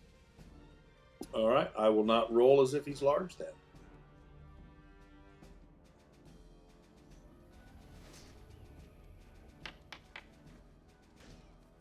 What? That's 3 twos in a row. Ah, you gotta be kidding me. I do not know what to tell you. Hang on just a second, fellas. Well, I tried to help Zadkiel, but I did not. That's right. I'm gonna end him. Give me just a second here, really quick. I'm looking for. Unfortunately, I don't have just the one. There it is. Yeah. The drones are considered medium creatures. So, all right. I apologize. It took me so long to find that. And back to here. Okay. So, unfortunately, that is a miss on your part. Zadkiel, you're up. Yep, I'm gonna hit it. Okay. 10. That's close. There's a 2 armor class, right? Yeah, armor class I need a 2. 14. Yeah, I need a 14. Yep. All right. Unfortunately, it is now their turn as seeing you come up, the girl with the battle axe just sort of smiles, looks right at Deglin. Your faith will not save you here, brother. As she brings her battle axe down, and I'm going to use my natural 20 to automatically hit. So the battle axe, I'm just going to roll. The battle axe does, I think, 1d8 they've got here.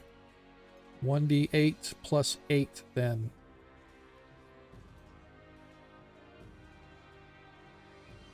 That's a critical hit. 11 hit points of damage as the battle axe clams down on top of Deglin, cleaving through your armor. You feel the shock of pain as the blade pierces your armor, cutting into your arm.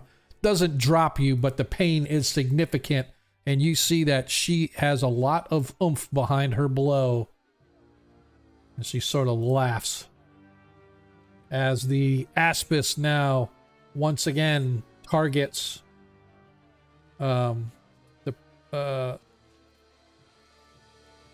the paladin with both of its blades.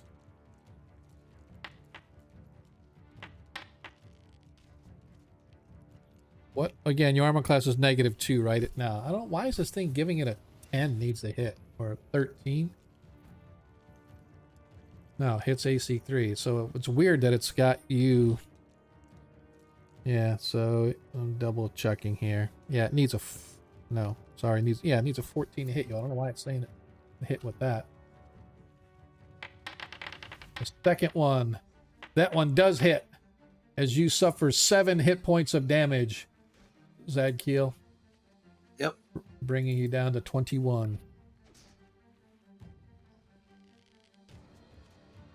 We are back to the top of the order and we roll as the creatures get to go again. This time, the warrior woman with the battle axe before you targets Varys. Natural 1 misses. And misses so misses so badly that I am going to give Deglin and Varys both a free attack on her because she leaves herself completely exposed. So Deglin, you get 1 attack. Varys, you get 1 attack. Unfortunately, Varys is unable to penetrate. I know, right? I'm throwing out these dice. 12. These dice are getting shot. Yeah, I think that fails as well, as the cleric gets a 12. The cleric needed a 16 to hit, so... Nope. All right. And now where are we? As the Aspis once again attacks.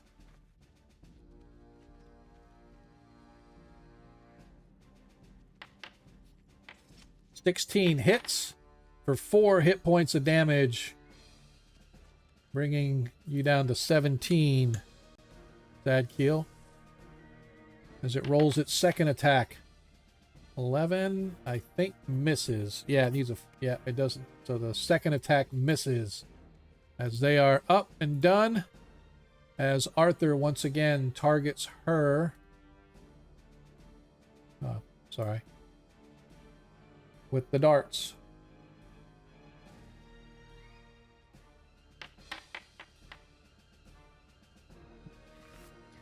Oh, so close. I think he needed a 16 too. Oh, he did hit. Hang on a second. Let me double check just to make sure. Magic user, armor class 5. He needed a 16, so that hits. So let's do the... I think the dart does die 3, right? Yeah, 1d3.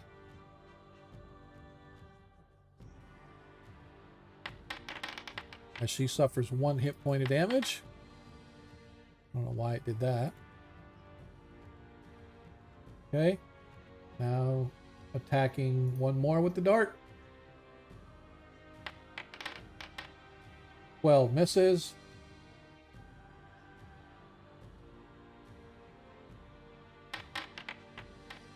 The 8 misses. Alright. So those are all Arthur's attacks as one of his darts hits, but unfortunately doesn't really do that much damage, but at least it gives you a little bit of break. As now, Degland, you are up. Alright. Try again.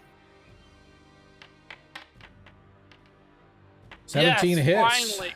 He hits for 12 hit points of damage as you finally break free and smash into her as she grunts in the pain and the force of the blow that lands. But she still stands, and she stands strong against you. Varys.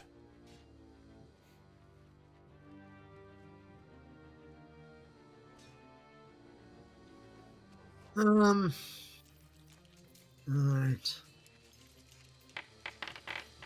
Really? Oof. Another miss. This is just ridiculous. I'm telling you, man, I don't know what's up with dice tonight. I'm gonna step away for a minute. Okay. Alright. Loquacious. The creature stands before you. Still... Hey, a Gomerin. Natural 20 for the party. Thanks, dude. So now the party has a nat 1 and a nat 20. Better late than never. Ooh, I believe the 11, 12, Loquacious. Let me double check. It has an armor class of 2, so I think that does miss. Yeah, probably not. Yeah, that does miss. Yeah, you need a 16 to hit it. Close, but not quite. Although you guys do have a nat 20. Not too late to help free the slaves. They are trying to right in the middle of it now, but boy, they are having some bad dice rolls, so that natural 20 is going to come in handy. So I appreciate everybody hanging out with us in this extended combat. I don't know why my party can't roll dice, but, you know, that's just how it rolls sometimes. Zadkiel, the Righteous. You are up, sir. All right. Well, I'm gonna hopefully put a final blow on this thing. 16 hits.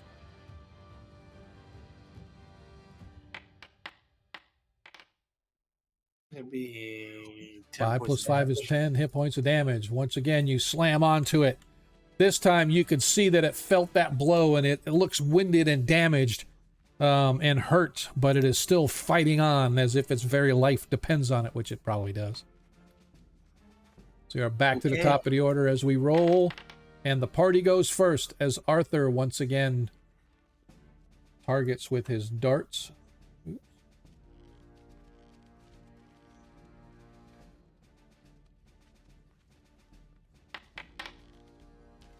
"13 misses. Next dart. 13 misses.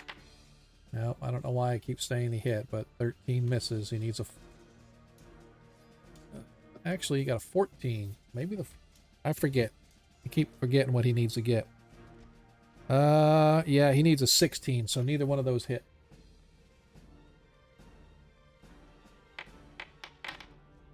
And the 6 misses. So that is it for Arthur. Who is up now? Deglin. Oh, take it back. Deglin, you're up.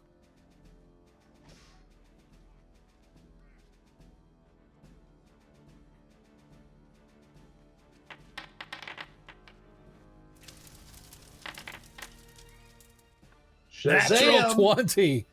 Look at this. Nat 20. So, did that calculate? 2d4 is just your regular hit, right? Oh, it wasn't a nat 20. That's why. Oh, it was nat 20. So is 2d4 your normal damage on that? Deglin? Sorry, stupid. Oh, you're Yes, good. Yeah, 2d4 is the damage, and then plus strength of 5 plus 3. 8. What's the... Okay, so that's without the critical. Correct. All right, so you got 12 plus 8, so you did a total of 20 hit points of damage to her. Correct. All right, just so you know, and for everybody that out there that did not know, our house rule is if you get a critical, you just roll the regular damage and you get max damage from the crit. So if your weapon does 2d4, that your max damage is 8, then you get your whatever your strength bonus is plus your weapon damage, and then you add that 8 on top of that. We don't crit the strength and all the extra bonus and stuff like that. So woo! Yep, 20. That blow damages her and staggers her to the point that she takes a half a step back. You can see that it was like really crushing onto her. Her armor sort of caves in on itself. She almost like drops her weapon, but she recovers quickly and she manages to stand back. So even though you did a significant amount of damage, it doesn't take her down, as she apparently is more than she seems as far as strength and ability. Varys, you are up. Just in time. Just in time. Varys is up, and just so you know, if you missed it, don't forget the party has a nat 1 and a nat 20 available still. Oh, we have another one? Okay. Yeah, so Agamrin showed up and gave a nat 20 to the party while you were doing it, whatever it was. Daglin hit her. Yeah, Dagon just critted her, but he didn't take her down. She took 20 points of damage, and she's still standing. Oh, she's taking a lot. Okay. Yeah, I can't get behind her and backstab her now anyway. Probably. Right. So, let's see if I can hit her. Okay. Oh, alright. You want to use the nat 20? Anybody? Well, do you want it? Take her down. Take her down. We are Alright. tired of gas. Yeah, Die, yeah. Nick. Yeah. So not 20 to her. All right, so go ahead and roll your weapon damage, and then just add whatever the max damage for your weapon is. So longsword should be a die 8 plus 8. Yeah. Well, And any plus strength and magic bonus in addition to it. Yeah. There we go. 13. So As the last blow, as you manage to creep along the side, come up under her shoulder blade, it comes out, goes into her shoulder blade, into her upper chest cavity, and out her neck as she drops to the floor dead. Gurgling sound as she falls. I'm still standing, man. Loquacious. You are up. Halberd and fist. Okay. The 11, unfortunately, is not enough to pierce through the creature's armor. We'll call that halberd and miss. Got it. Halberd and miss. Everybody out there in chat land, I appreciate you guys hanging out with us. Don't forget, our party always loves their nat 1s and nat 20s, as you can see. It definitely helps combat go a lot faster. We get this game moving, so the more you guys are able to save your tokens, interact in chat, gain more tokens, etc., the faster we can complete this combat. So let's see if we can finish this off. as Zadkiel the Righteous takes aim once again at the ugly-looking insectoid creature with a nat 1. Roll again to see if you accidentally hit Loquacious. Just kidding. No, you do not hit Loquacious. However, as you swing, the creature disarms you as your blade comes flying out of your hand, clattering against the floor, landing on the floor behind Loquacious. You are now weaponless, so now when you attack, it is just going to be bare-fisted as the creature takes aim at you.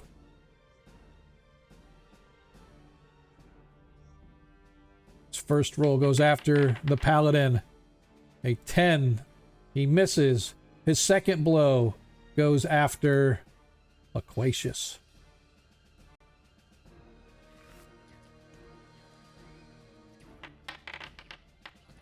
As it misses as well, as the creature, obviously frustrated, mutters something under its breath in a language you do not comprehend, but it is back to the top of the order as we top of round 8 as the party goes first once again, as the Arthur just moves up to join the group to kind of look and see what's going on at the top of these stairs. Deglin, you can see that. Sorry, you can see that your two comrades are still engaged with this insect creature over in the corner. You can see that Varys is huffing and puffing and bleeding profusely, and you can see the dead body of the orcs and the warrior woman lying on the stairs as well. Well, how bad at Varys are you? Can you drink your own potion? I can. I'm at 7 out of 34, so I'm really hurt. But yeah, I can take a potion. All right, and then I got 2 cure light wounds. I can cast it, but I think we should deal with this Aspis first. Yes. Let's. So I'm gonna charge over there and try to hit it past the Zadkill. Can I do that? No. Unfortunately, these areas are only a couple of feet wide, even though they'll show like 5, but they're only really like a couple of feet spaced in between. So it's very difficult to get a full swing without him backing away from the creature and you moving in. Could I throw a hammer at it? Sure. Absolutely. Okay. It's just a ranged attack. Instead of your strength bonus to attack or anything, it would just be a dexterity modifier instead. The standard, okay. Yep. So that's what I'll do. If it'll work. Okay.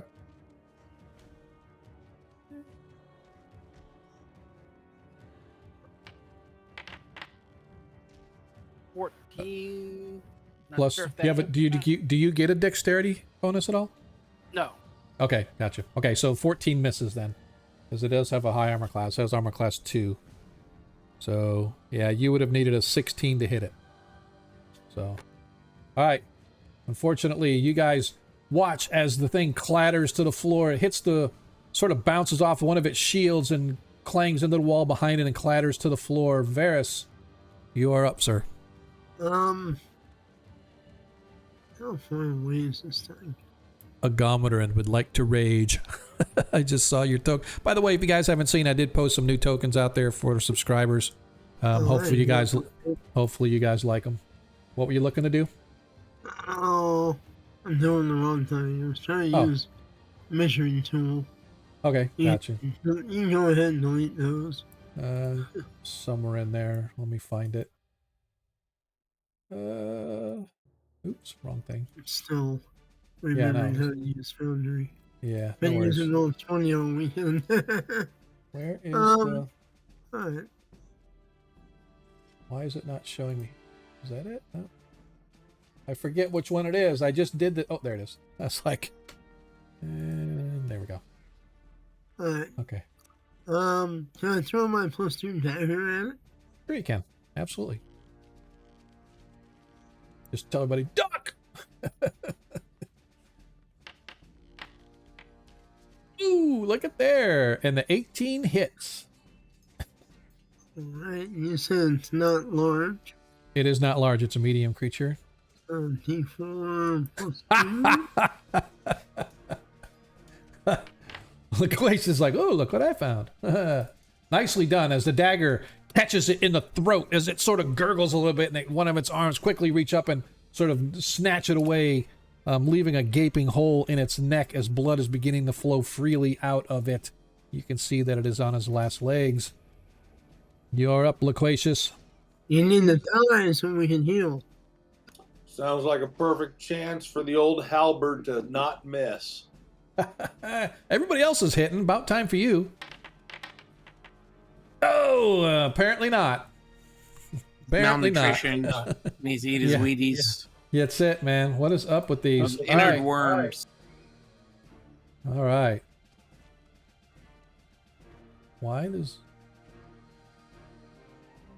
no, Zadkiel, you're up. I don't know why it had it go first, but I didn't realize everybody tied for initiative. Natural 20. As he hits. I like it. 5 plus 5 is 10 plus 8. 18 hit points of damage. As finally, the chitinous creature... Come on.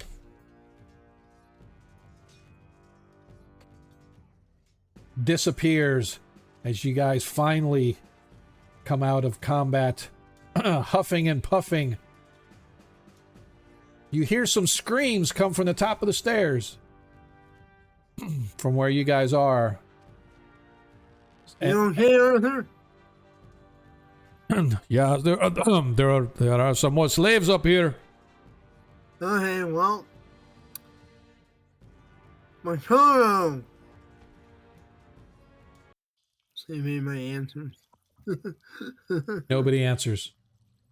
So as you guys look, suddenly all of the slaves begin, let us free, please help get us out of here, please help get us out of here. And all of them are starting to raise a ruckus at once as they all see that whatever the creatures were that were holding them have been defeated. Well, there might still be more around. You guys didn't help us out at all, so maybe you can just sit in there and stew for a little while until we figure this out. That's a true lawful good priest. Well, they're more protected inside the cage than out. So Yes, they are. Yeah, and I say, no hablo. I mean, I'm here at neutral, so. Yeah, I I'm know just you here don't for the care. money. I'm Yep. here for the money.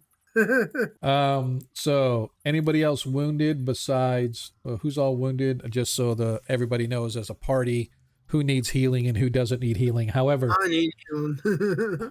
yeah, we need to hear Varus, myself, and I think Zadkill got hurt too, didn't he? Yeah. yeah, a little bit. Yeah, I'm almost dead too. All right, so I'm down to 13. On the 7. Oh, it is. Did you drink a potion yet or no? Not yet, I'm about to. All right, do that, and I'll hit you with the Cure Light Wounds at the time. That's a 2d4, right? Plus 1? It's 2 No, cure light wounds is a die 8. The potion is potion's 2d4 plus. Okay. 2. So he gets that, and then I'll hit him with a die 8. 4 more. What's that put you to? 17. 35. Yeah, Zadkiel's at 17 out of 48. So Yeah. Oh shit! So let me hit him. Yeah. I'll hit him with one, and that's my last spell for the day. he gets 6. And then I'm gonna drink a couple of potions. I'll give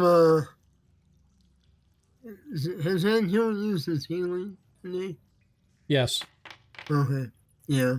He used it when you got I'll give Zadkill one of my potions of healing. All right, Zadkiel rolled 2d4 plus 2. Deglin, you need to add 2 to that, so you got 2 additional onto Oh, that. so you just give my potion back. Okay. Yeah, and I'm gonna drink another one myself. Yep. All right, so go ahead, Zadkiel, and roll your 2d4 plus 2. That helps. So I'm at 25. Okay. That'll hold for now. I still got Zadkiel got 9 back, so that puts Zadkiel at 32 out of 48. All right. I'm So gonna as you drink guys, half a pint. okay, so 1d4 plus 1. I did bring a piece of that bed that heals you. Can you sleep in it? Can I put it like on my wounds? That was a loss, wasn't it? There. Yeah, there was so much that was lost there. That's 5. Okay, that's DM, while these guys are all healing each other and feeling good, Yep. I'm going to hold my halberd in front of me and slap it around for a moment because it's been failing me. Okay. Gotcha. Are you hurt? Look. No, I only took 1 point. Oh, okay. So in addition to the slaves in the holding cells here, there's a wide set of stairs. It's about 15-foot wide set of steps that lead up to a platform, and at the top of that platform, there's another smaller set of stairs leading up to an upper level.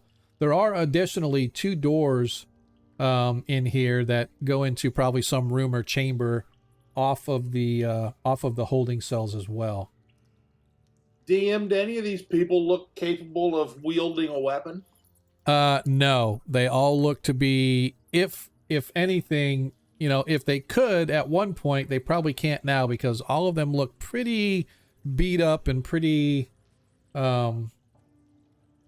roughed up, you know what I mean? Looks like they're purposefully kept in a rather subdued state for the very reason you may suspect why slavers don't want their slaves being at full health and capability.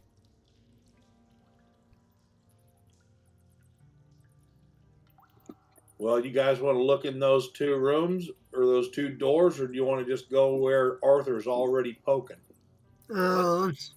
Did we check those 2 bodies yet? Yeah, Have not checked anybody. search the bodyguard and the wizard. Okay. So on the bodyguard, you find that I'm trying to read the what armor and stuff she's wearing. Where is it? She has chainmail armor and she has a battle axe. On her, you find 20 gold, 2 gems, and a stone with some engraving on it. You can't really tell what the engraving is. It's very, very fine. But it looks like somebody was like whittling on a stone of some kind, right? So maybe carving something into it or something like that. Like, kids get a piece of stick or something and start whittling on it or whatever, or carving it. Looks like this person was doing it with a stone of some kind. So that's what you find on her, right? So again, you find the 20 gold, you find the stone with the etched carvings on it, and you find a gem. The gem's probably worth about 20 gold. Both of them? No, just the stone doesn't look like it's worth anything, but the you said 2 gems originally. No. Well, I meant a gem and a stone, right? The other one isn't. Yeah. Okay. Yeah. So she got a gem worth 20. You estimate, let's just say 20 gold. Okay. On the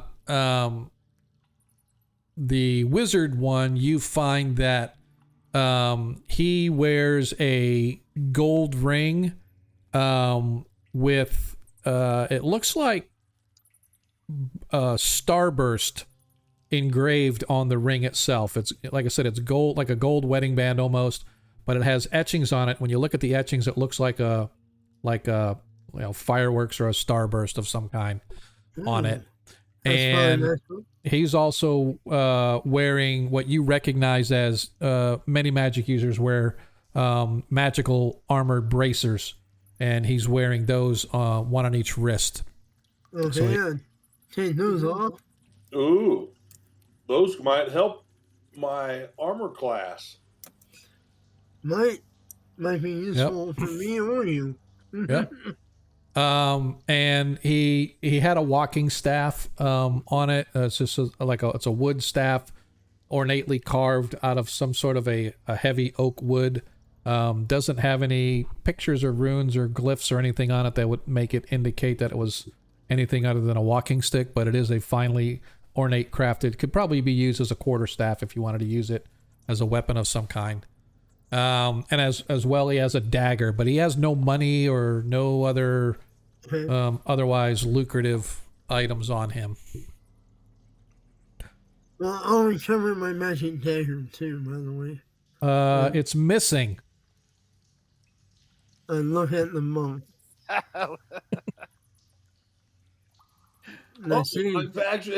I accidentally put that in my pocket thinking you might need that later. Mm-hmm. I got my throwing hammer. Okay. Perhaps I should try those bracers on, though. They might actually fit nice on my limp wrists. Well, I'll train you the bracers, but my dagger belongs to me. I mean, you can try the bracers on. We should Okay. also we should also check the dead orcs keys. Yeah. Okay. Okay. Yep. So on the orc that you first killed, the second orc that you killed, which was right here by the door, up here, or I just marked Varus. On that orc, you do find a ring with a set of keys. Toss them to the paladin. In addition, each orc has 5 gold pieces on them. So there were 5 orcs total, so you find a total of 25 gold coins. Mm-hmm.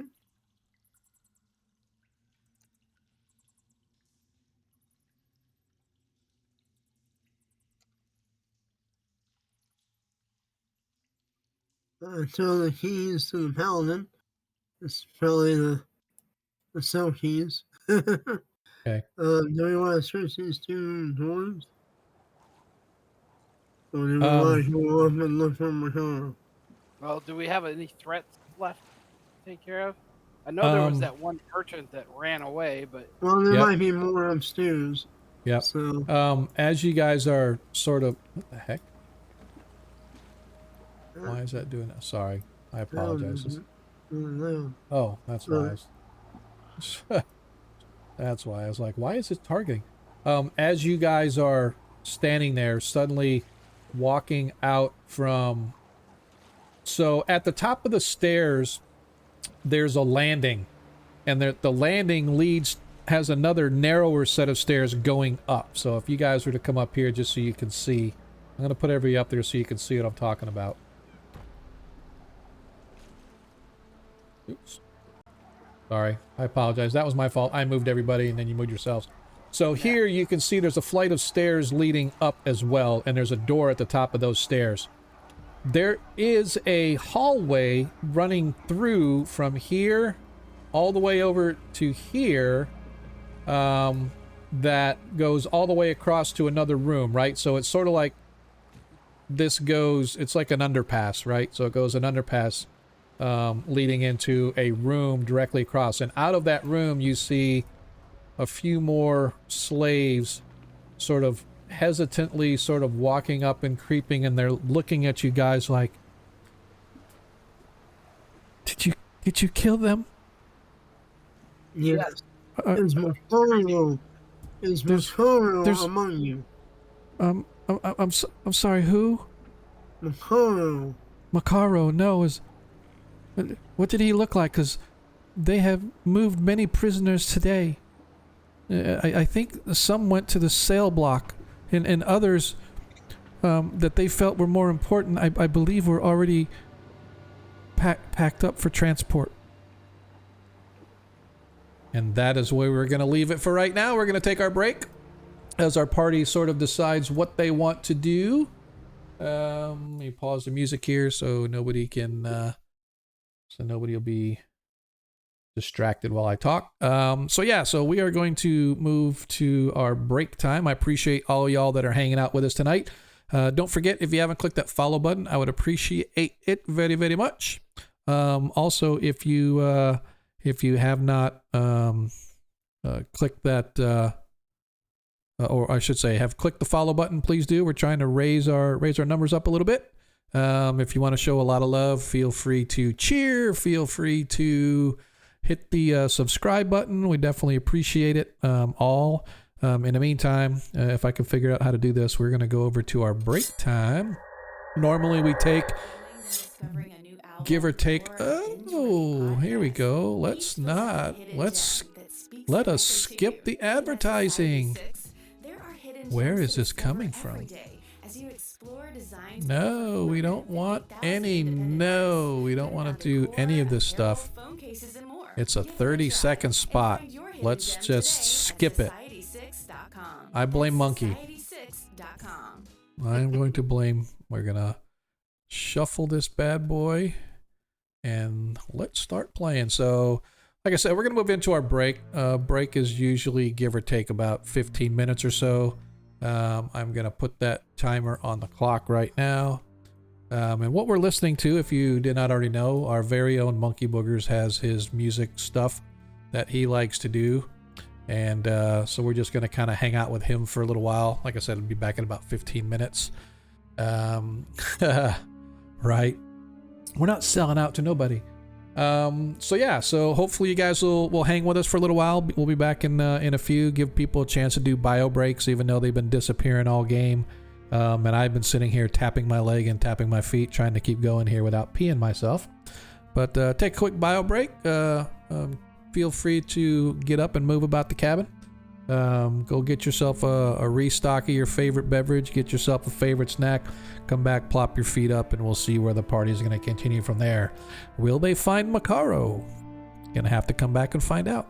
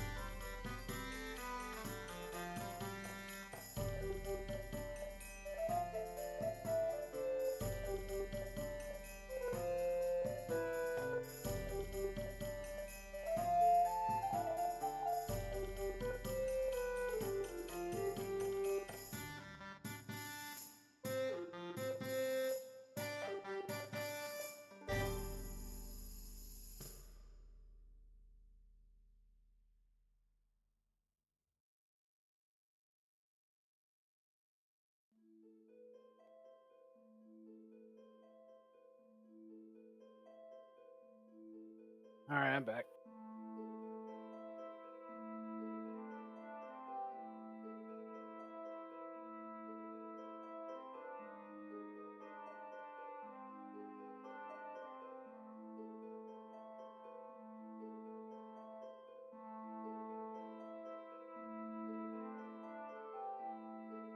Yeah, Luke's here.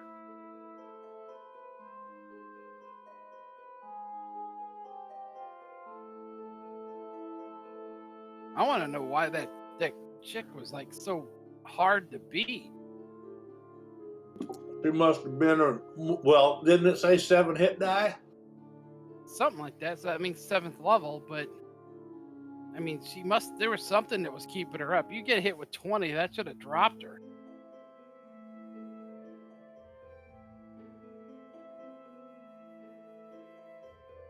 I'm wondering if She was tough. yeah, I'm wondering if it had something to do with that stone she had. Maybe.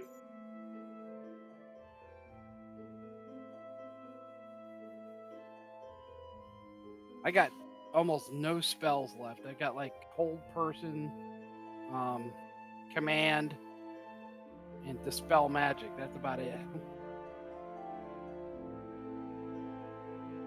Well, I'm just happy that thing missed when it swung at Luke. Oh yeah. Varus almost died. If I wouldn't have run up there when I did, he would have been dead. Yeah, I was in trouble.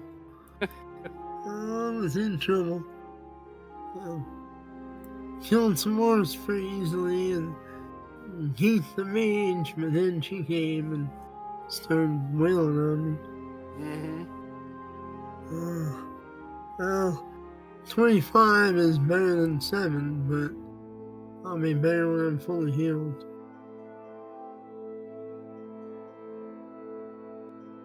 He's got a ways to go before I hit level 7. So, Yeah, me too. but should get more than 140 SP in one night, that's for sure.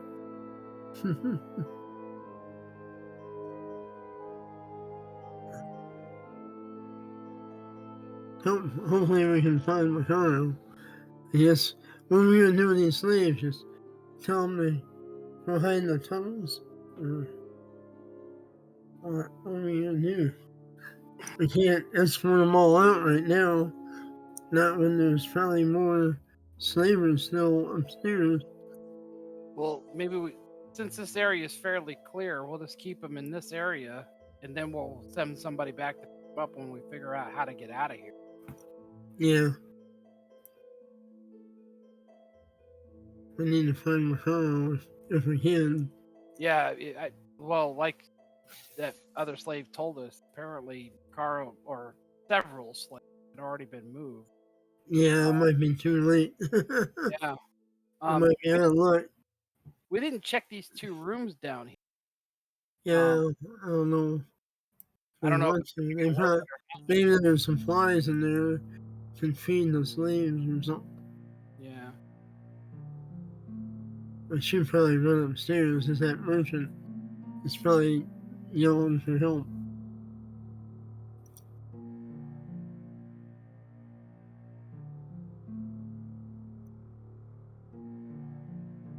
There's that one merchant that ran away is probably definitely getting either help or coming back with reinforcements.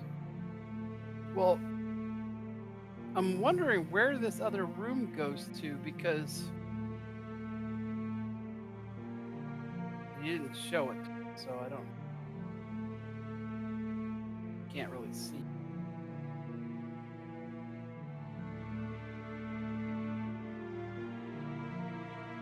But someplace, wasn't it someplace over here though that we fought that very first guy?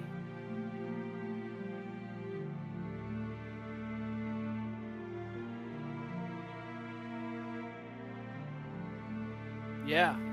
That's the arena here with Yeah, so that's lords and stuff. that's directly across from where we're at now. Yeah. So that I bet you there's some type of link up in here somewhere. Yeah, well, there's these stairs going up, so there's something we couldn't get through this door, remember? Yeah. So I bet you, Well, now we got the keys, so. yeah. Well, these keys are probably to the cells, not to this door. But yeah, we should see. I mean, we can give anybody that's able-bodied some weapons and Yeah. And you And we are back. probably had. And we're back. Okay. Hello, can everybody. put them back to the tunnel or Welcome back, welcome back, welcome back. I'd like to welcome everybody back from our little break as our party has been discussing amongst themselves what they want to do, where they want to go. The potential is there for somebody to be running for help, but who knows? I don't. They will find out, I hope. I'm Sean, your host. Welcome back to another episode of 1E1 Shots, where we bring you together with the finest gamers that the world has to offer. If not the world, at least our own little part of the multiverse. So appreciate you guys hanging out with us. I know that was a long combat, but just like I said, the more we interact, the more coins we get. The more nat 1s and more nat 20s the party and the dungeon master get. The party currently still has a nat 1 available. They used the nat 20 to take out the girl, or the female guard, I should say. So as you guys are looking, as I said, where we stand now at the top at the landing, you can see there's a flight of stairs going up and there's a door there. And then there is an underpass that goes north that opens up into another room of some kind. Looks like a machinery room or something from where you're at. But the slaves all sort of came wandering out of that particular chamber. Can they tell us what was in that room? They tell you that they managed the machinery. There was one of the insect creatures was their overlord, and they managed the machinery that moves and closes large trap doors in another room for more slaves. So apparently, from where you guys are, there are more slave chambers or more slave pits in this complex somewhere. Then you go look for Macario and hurry it up. Yeah, if they could show us how to turn these traps off and open all the doors, that would be great. Well, they're all. Or these? No, these they go to the other room, to the other chamber. You have to. Those, okay, but we got keys to these, don't we? Yes, you have keys to these cells, but there is another chamber apparently with more cell blocks that the machinery happens to operate a trapdoor complex for each one of them. Okay. Well, I'm just saying maybe we should let all the slaves out of this cell area, have them stay here until we find a way out of here. Okay. And then we'll go and have somebody show us how to disarm the traps and doors in this other area. Right. Well, they're not traps, they're trap doors, right? It's not okay. like hidden traps or anything like that. It's like trap doors. It's sort of difficult for them to explain, but basically there's a room much like this one, but slaves are thrown into these pits and then the doors are closed so they can't climb out. Well, let's go check these other, like I said, maybe if everybody agrees, let's just let these other slaves out, have them stay here, they're safe. And then we'll go investigate the area and have them show us how to disable the trap door. Like, Quacious, you're killing me, dog. Yeah, the pharaoh might be in one of these pits. Entirely possible. Are there any, ask the slaves, are there any other of these chitinous creatures over The insect men, yes, they're, well, I don't know if they're there now, but sometimes they walk along the edges of the trapdoor pits up above. They're the managers of those pits. So, but I don't know if there's any up there now, but sometimes there are. All right, so if we start messing with the levers for the trap doors, they're going to start attacking us. I don't know. I'm just saying, if we were to do it, they would probably. Oh, that's a feasibility, but I don't know. Yeah. All right, Well, what do you guys? Yeah, you guys. we gotta sort out what we're doing because that merchant ran away. So we either go up or we look for McConnell. It's been several rounds since that happened, so I'm assuming that they ran someplace, didn't have any place to help.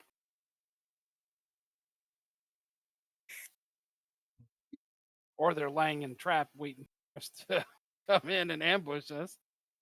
Well, I wonder if maybe we shouldn't just slowly hustle up there to catch them before they get their plans put in place. Oh, so either go up or in ignore those trap slave pit areas. Well, I don't know. Up those, where didn't one of those people flee and go up those stairs? He did. Well, that's what I'm thinking.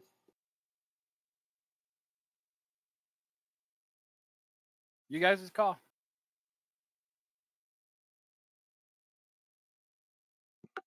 I'm going to very gently suggest these ladies stay back here.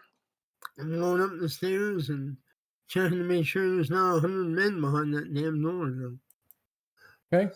I'm going to move all the slaves over here, like Deglin said. Yeah, put them all in one area. Do any of them look like the new ones, like they could wield a sword? No. They're all pretty much the same, beat up,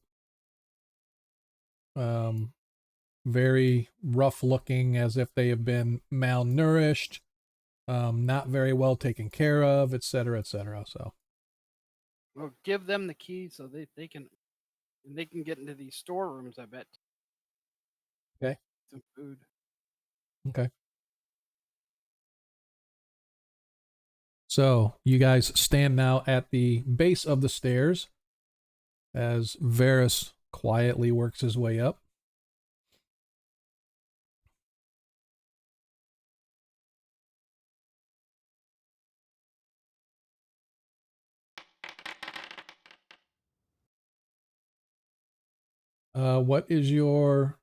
Which one was that? Was that a find traps or? Yeah. Yeah. What is your score for a find trap? 50. And you got a 54. Yeah, you find no traps. Okay. I'll listen to the door. Okay, go ahead and give me a listen check. On the other side, you hear nothing. As a matter of fact, maybe there's some rot grubs in the door. Just kidding. I wouldn't do that. You bastard. Yeah, you listen, you hear nothing. Do a quick search of the door. It appears to be just a normal door with a pull handle. The door itself sort of pulls open, leading to whatever it is on the other side. I look back down. I said, "Oh, you coming with me or what?" Oh, we can go check it out right quick and then come back and help these people in the. Yeah, I'm making a decision here. All right, I'll open the door, sword in hand. Okay. So you open the door, and on the other side you see a small room, maybe a 10 by 10 room with an open doorway to the right that leads into a hallway.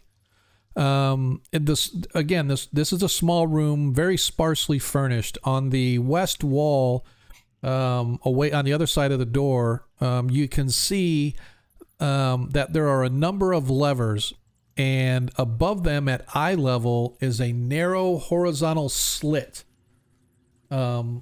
Looking through the slit, you can see what appears to be some kind of a room that has built-in bars from floor all the way up.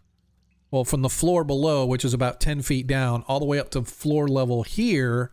And you can see that each one is like a 10 by 10 open pit with for where they could put slaves. Okay. There are see. open trap doors. There are open trap doors that sort of hang down, and from what you can see, all of them are empty. They don't appear to have any bodies in them. You can see there are, in the room itself, you can see there are two large stone pillars going from the floor below all the way up through this room to the ceiling of this room, which is about 15, 20 feet up.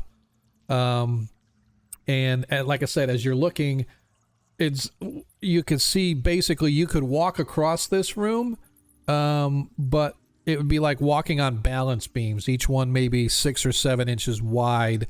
They're metal at the top and they're metal at the bottom where the bars are set into the floor. And and that's kind of what it looks like. So you're sort of standing at the roof level of the pits below. Of the pits, okay. And you said they're all empty. Okay. From what you can see, they're empty. You can kind of see down and you can see through the bars and stuff. And sort of squat and see, but you don't see anything or anyone. I see this. Is this a passage? On the other side? Yes, you can see that there's some sort of a doorway leading into a hallway on the other side. All right. Well, looks like they took them all. So we need to. Can I shut them all and then walk across? You probably could if you wanted. Yeah, let's shut all the doors since the cells are empty, and then walk across to this other way. If that's cool by you. Okay. Totally. So, as you close them, all the pits, as you sort of playing with the levers, one by one, pulling them down, you hear the grinding of gears and the moving of machinery from below, and clunk, clunk, one at a time, they begin to close. Eventually, they're all closed, and as you go to step across, Varys, suddenly appearing off to either side, you see 2 of those chitinous creatures. I need somebody to roll initiative, please, for me for surprise. Let me, first of all, want to do this. And I'm going to roll for the creatures for surprise. All right, nobody is surprised. Now, get back to our combat music. Here we go again. I'm going to roll. We're going to begin combat. The party gets to go first. Deglan. I can't see anything, but... Hang on a sec. I don't know why. There we go. Yeah, you have to be in the room. So right now, all of these are closed. So you guys can... Weird that it gives. I don't know what's up with this. There's some bug going on with the generator for initiative and stuff like that. So I'm gonna put Arthur at the back. I'm gonna put him up front and Aquatius there. So that's where you guys are. You can see 2 of the creatures near, and this is one 5-foot round pillar. Here's another 5-foot round pillar. But Deglan, you're up. That's within 10 feet. Yeah, so I'm just gonna hit him, or try to at least. Okay.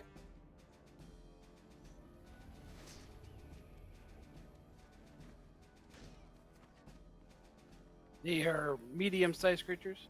Correct.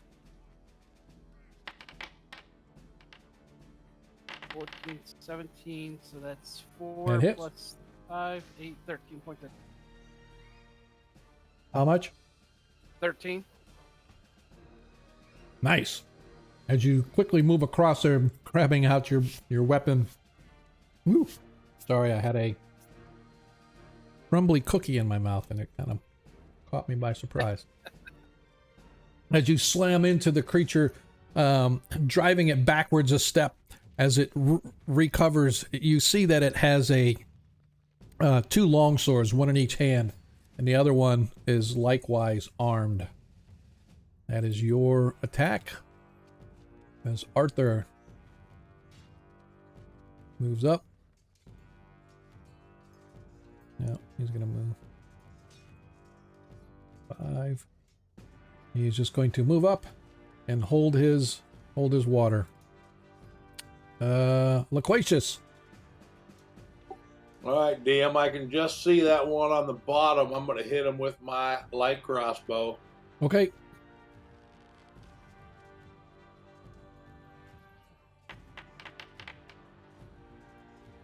Uh, 15. I think that does miss. I think you needed a 16 to hit.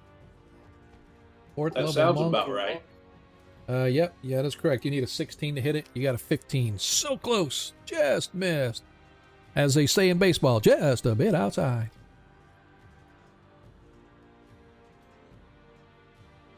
Varys, you can see 2 of the chitinous creatures, one to the north, one to the south, both of them by each of the respective 5-foot pillars.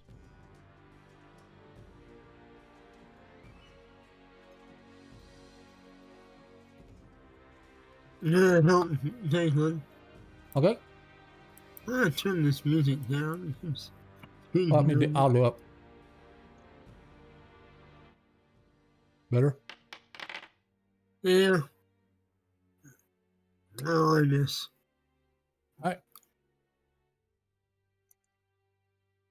Oops. Bad kill. You're up.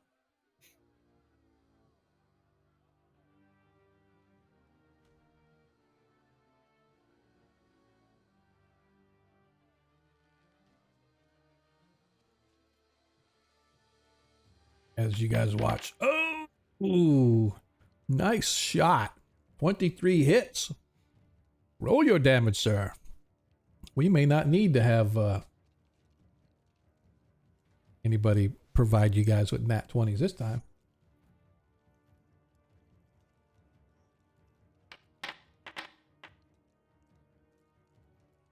Nine hit points of damage. Nicely done.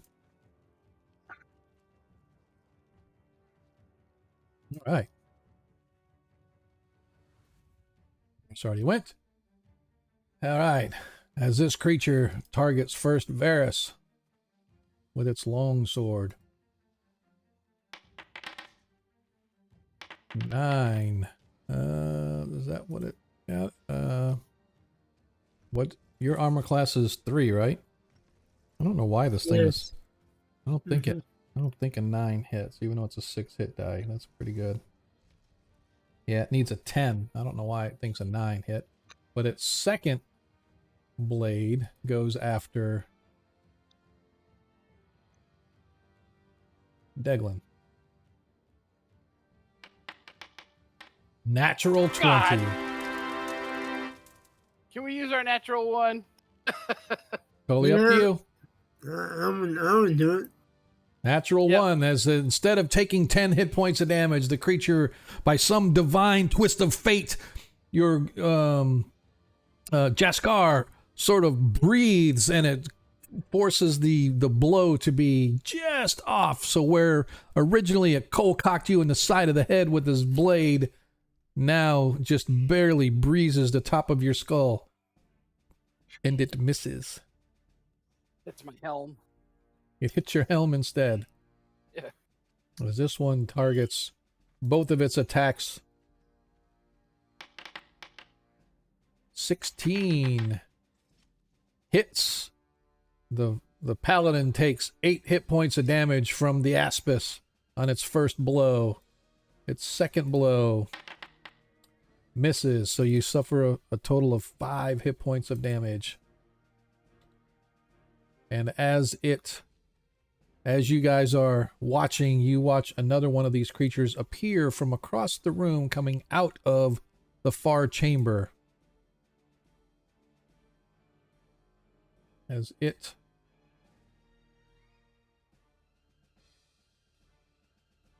is here, and it is going to see who. I'm going to roll a 6-sided dice. 1 to 3 is Varys. 5 to 6, it's going to be the Paladin. So it has a crossbow, takes aim at Varys. I'm just going to do its sword as opposed to its crossbow because it didn't have a crossbow. 3 misses. As you are standing there, suddenly whizzing past you, Varys, a bolt comes from behind into your left. As you turn to look, you see one of these chitinous creatures suddenly appears and steps into the room, takes aim at you, and it fired a crossbow, but fortunately missed you as it whizzes by your ear, as I said. Well, if my friend is alive, I hope he's got a lot of gold. All right, we are back to the top of the order. Let us roll in it. Party goes first. Deglin, you're up. Did Arthur not do anything last round? No, he's going to move up. Right now, because he doesn't have hardly. He's got a couple spells left, but not like a lot. But, yeah. But he's just going to move up. If anything, he'll try to use his darts. But right now, he's just trying to keep himself alive. So Deglin, 6 miss, 9 total misses. As Arthur moves up again. What is the range on? Yeah, he's going to try his darts on this one over here. Try to help out Zadkiel.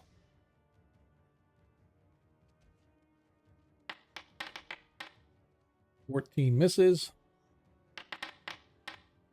4 misses.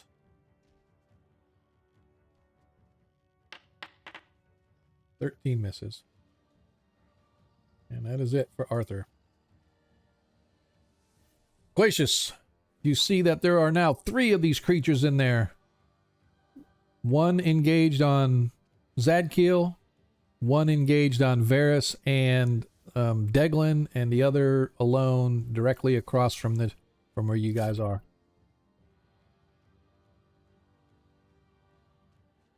All right, DM, I'm going to shoot that one directly to my west that seems to be over there innocently standing. Right over here? Correct. Okay.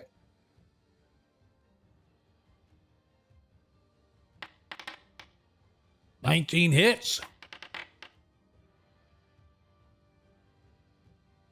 7 hit points of damage. Nicely done.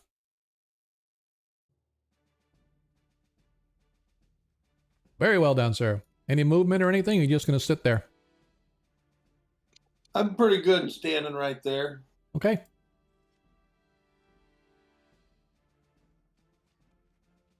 And Zadkiel, you're up.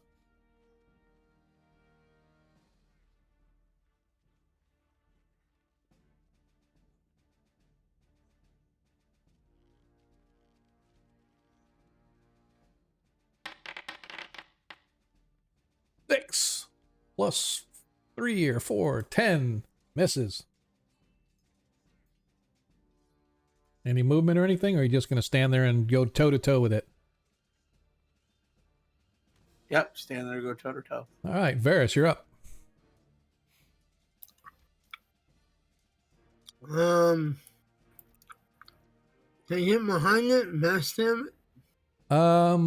Yeah, I would say you can move around it to try to backstab because it's otherwise engaged with the with Deglin as well.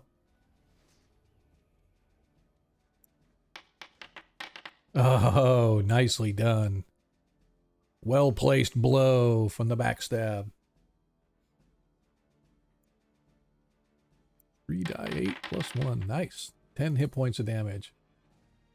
As you manage to surprise it from behind, even though it saw you going around, it couldn't avoid it, and your blade slices in deeply, causing it to sort of give off this chittering hiss as you watch blood begin to flow down its back as it whirls, taking aim at you with both of its massive long swords swinging down upon you.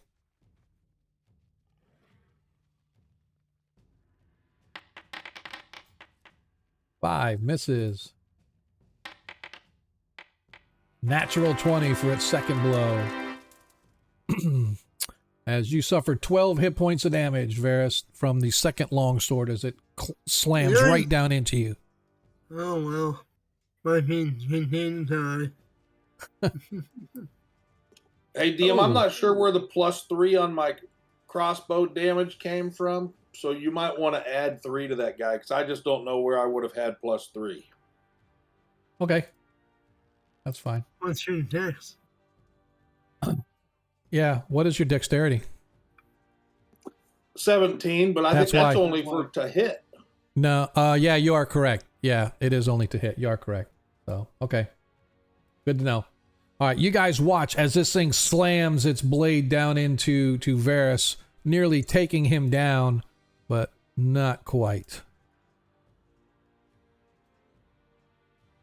As this one moves slightly closer, taking aim at Deglin with its crossbow.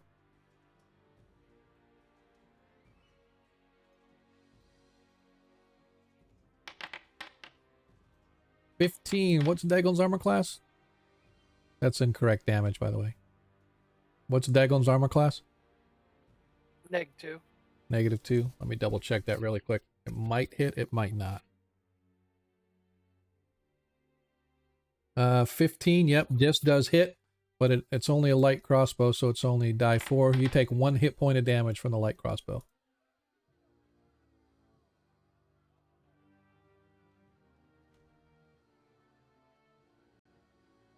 All right. Next up, this one attacks the paladin. Seeing Zadkiel stand before it, it wields both of its blades. Swings down upon him. 11 misses. As his second blade comes down again. 5 misses.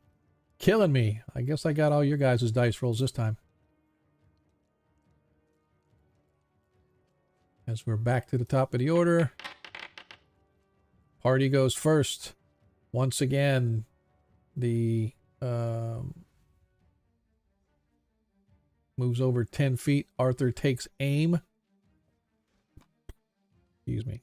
Takes aim at the aspis that's across with his dart. All 3 of them. 4 misses.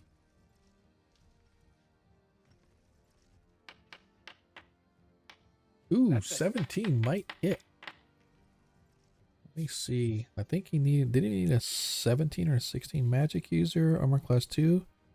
Oh, no. He needed a 19. Darn it all to hell. And he got an 18 too. So close. And then his last one.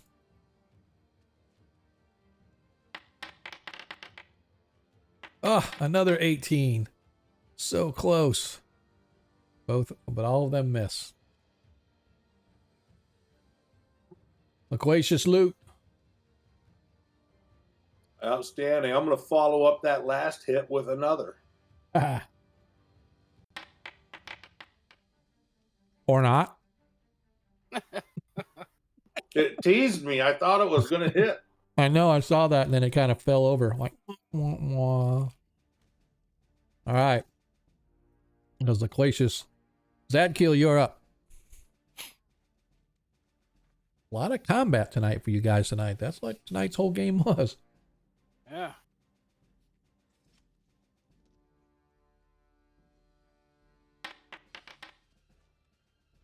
Come on. Got it. 17 hits.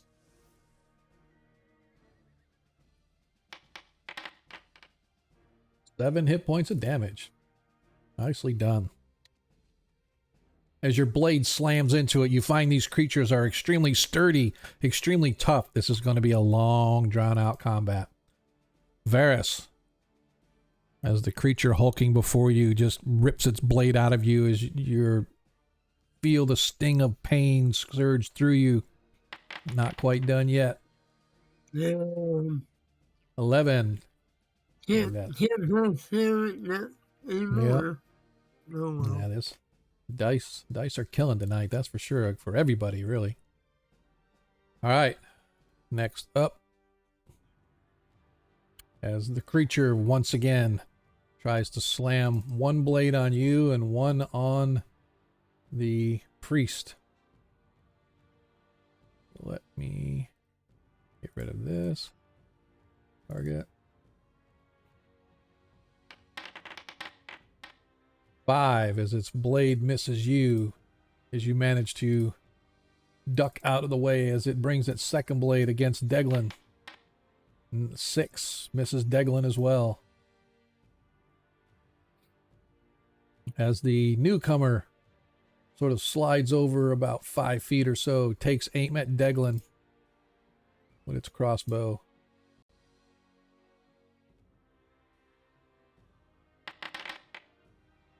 Nine misses Deglin as well.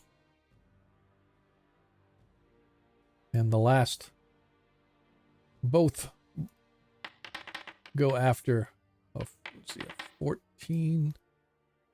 Yeah, 14. I don't think that hits you. Your armor class is still a -1 or a -2, Zadkiel. I always forget. Still a -2, right? 2. Right. Yeah, it needed a 15 to hit you. It only got a 14, so that hit actually missed. Another natural 20. As you take 14 hit points of damage, Zadkiel. That leaves you at 13.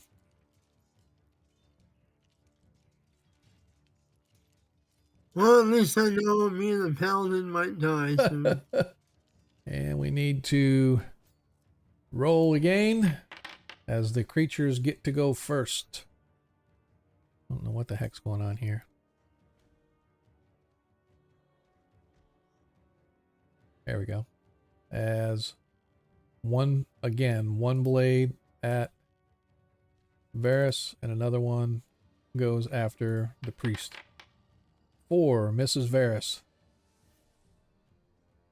He changes his target to go after the priest now. 7 misses Deglin.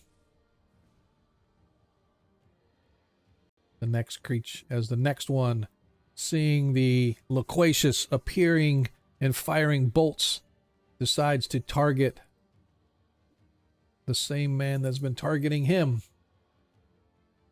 Now, loquacious, you put the Natural 20. I do have those bracers on. Yep, your What armor is class is not 7, but a natural 20 hits. All right, well, let me see if I dodge that. Suffers 7 hit points of damage from the crossbow bolt. So, what is the rules on your deflection or dodging? I just dodged it, DM. What's the rule on that? You have to do a Paralysis. save. Gotcha. Or petrification. A save versus petrification to dodge non-magical missile attacks. Awesome. Nicely done. As you fortunately don't suffer 7 hit points of damage, as you do your best Kwai Chain Kane impression as it comes flying in, you just duck out of the way and deflect it as it goes clittering and shattering to the floor behind you. Much to the chagrin of the chitinous chagrin creature. Deglin. Alright, I must try to hit this guy again. All right, let's try. Everybody is kung fu fighting. Here we go. Kwai Chain Kane, you can too. I do appreciate everybody hanging out there with us. I know combat sometimes is not the sexiest thing, but especially with the party that we have here. We have a party that can't roll anything, so anybody that has tokens that can donate, they would definitely appreciate it as Deglin misses. Oh, that is... Why is it... Oh, it didn't do these guys? Okay. No, these guys already went. So, Deglin... Arthur is going to fire his dart. For some reason, it didn't have the. It went to round 3 and it didn't keep the dice. I must have accidentally reset the combat, but the 3 creatures went. So now it's Arthur's turn. Arthur's going to shoot the dart. Oh, he needs like a 17 or 19, whatever. That misses. 12 misses.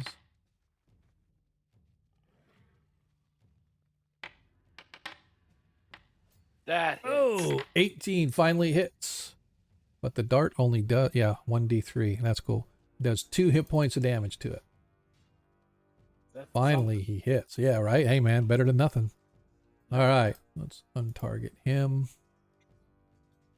And Loquacious Loot. Now that you have successfully dodged, you are able to put it back in its face if you want to try again. You know I do. 18 hits. Oh! At least somebody can hit for 1 hit point of damage. Nicely done. And where are we? I'm also going to yell to him that I'm going to take all of his ammo and use it against his friends. All right, Zadkiel, you're up.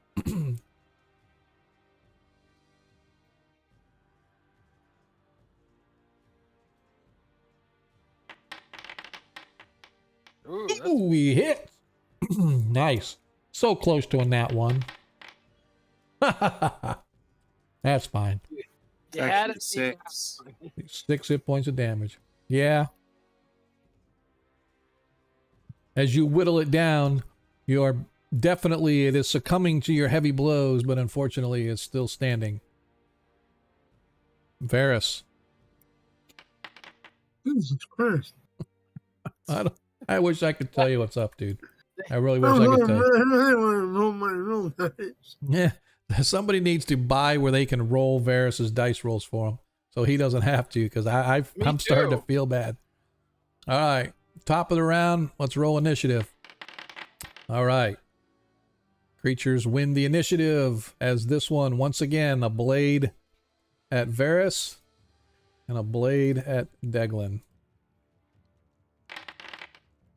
I believe a 13 hits. 1 hit point of damage from the creature's blade against Varys. As the second blade comes slamming or circling back as this thing is whirling like a whirling dervish with its blades swinging around.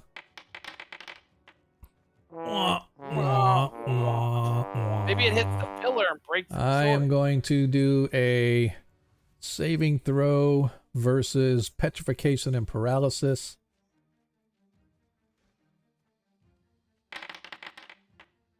And it makes it save as it hits the stone as it swings across, and you duck, and it just a little bit of off balance as its blade slams into the stone and it rips it back out. Fortunately or unfortunately, however you look at it, it does not drop it, nor does the blade break, but it does chip off some stone. Such was the force of its blow. As the creature across the way once again targets Loquacious 5 as it goes flying past you, Loquacious. No harm, no foul. No, he's afraid. As the last one, once again, 2 massive blade strikes down upon the paladin. 5 misses. 12 misses as well. Both attacks miss. As it is now back to the party. As Deglin, you're up. Okay, we're gonna try it again. Come on. Or not. So sorry, sir.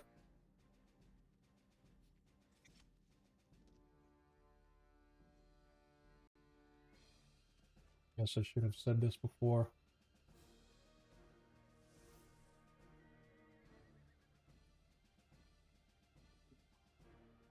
It's not for here anyway. He's going to continue with his darts.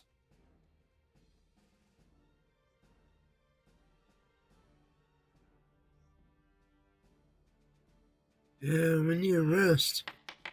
Getting there. Unfortunately. 18 as he hits for 2 hit points of damage, I think it is. 2, yep. 2 hit points of damage with his first dart. As his second dart goes flying. Ooh, fails. And his third dart. 8, 9, fails. As he is, at least he got one. Loquacious loot.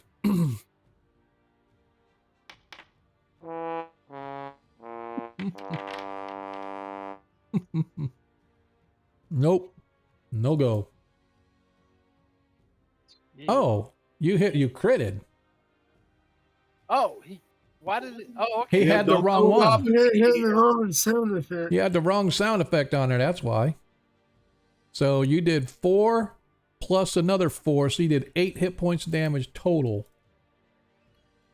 Yeah, you got the wrong sound effect on the crit. Well, it was like 3 weeks ago I was messing with those things. No problem. That's the first time you've critted in a while, huh? Nicely done. All right. Now Zadkiel. Zadkiel the Righteous. It's a nice shot, dude. 7 miss. As the party continues to struggle with the dice. The people in the gallery are cheering them on, giving the thumbs down. Kill the beast! Kill the beast! Varys is just getting it out of the way now. All right. That was I forgot that was still your turn too. As Varys misses with the nat one. That is crazy. As we are back to the top of the order. Roll combat as the party gets to go first. For some reason it had Arthur, but Varys, I mean not Varys, but Deglin, you go. All right. You guys can do this. Oh,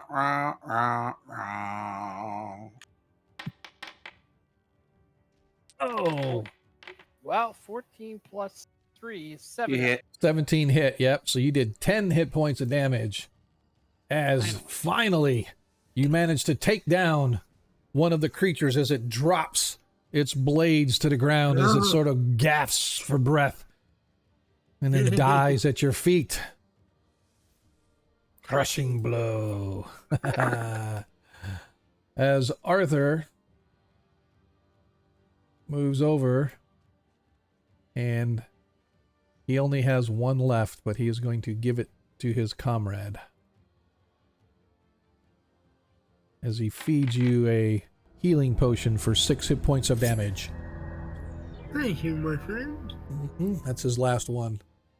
Hey! What is up? Thanks, dude. Appreciate that. Scala, appreciate that, man. Oh, wait. Oh, yeah, I was going to say for 3 months. So, is anybody else, for you guys, I'm going to take a quick, 30-second interjection here. I thought it might had something to do with how many times you have renewed your subscription, or whatever the case may be. But I just noticed that Scala, this is the 3-month subscription. Definitely appreciate that. Love the love that we're getting. But it shows it 5 times on my stream, and I don't know why that is. I don't know, is that a Twitch thing that everybody is like? I don't know. I see 5 as well. Yeah, I'm just wondering. No, I mean I know that happens, but I was like, is it just my stream that does that? Is there something? It's a glitch of some kind.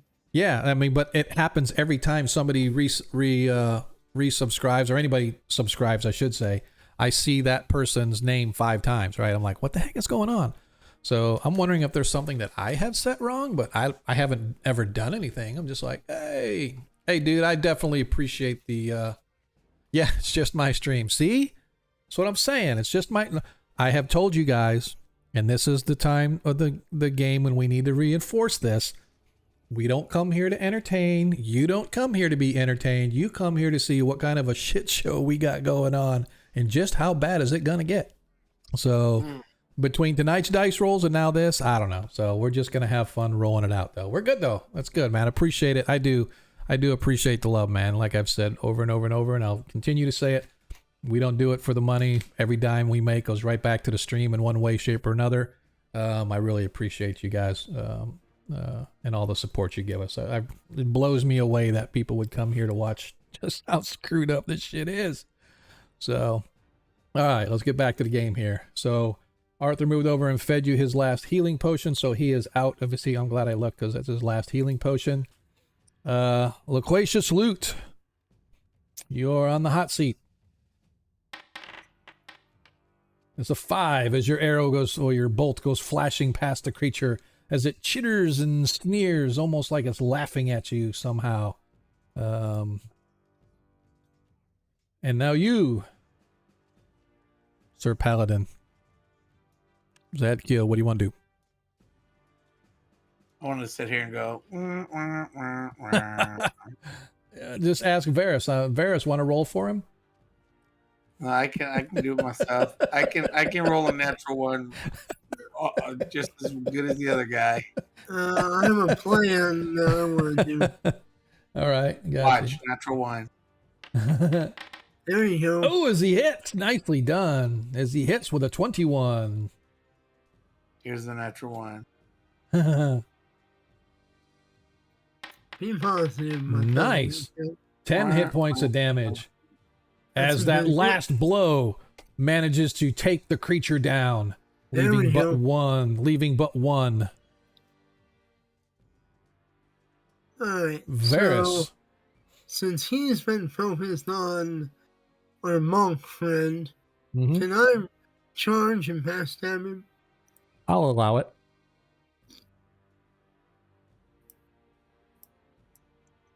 Because I'm a kind and warm soul. Oh, snap. Did I miss this? Nicely done. Natural 20 for Lando. So he actually got it in. He got it in before your dice roll. Oh well. Oh, well, you got a 20 anyway, so you can save it for later. Yeah. Terrible one rolls, but 11 hit points. Yep. As you catch him off guard, as you came around the backside, just out of his vision, as he sort of turned too late, as your blade swipes up into it, causing severe damage to it. As it whips around, dropping the light crossbow and coming to bear with its two-handed sword.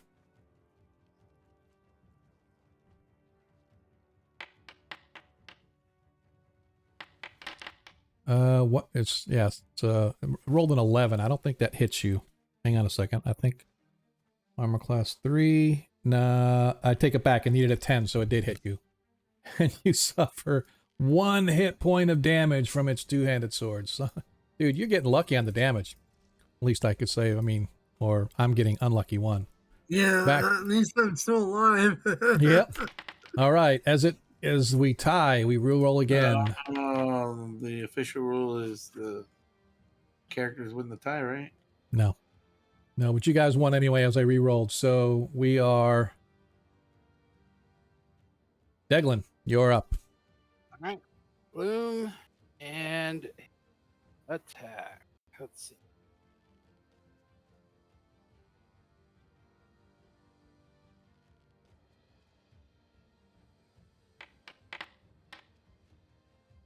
No.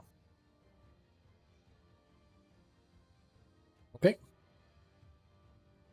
Up next, Arthur is going to move up 10 feet. He's out of range. Actually, he's going to move all the way up here, but he's going to come over this way, but he's not doing a charge or anything like that. I still don't like that, but he's just going to move to there. And he is going to await his next turn. Loquacious Loot, you're up, my good sir. So would you say that I would now be shooting into melee? No, you are not. Just because of the fact that the two of your comrades are off to the side. There's nothing blocking your view right now.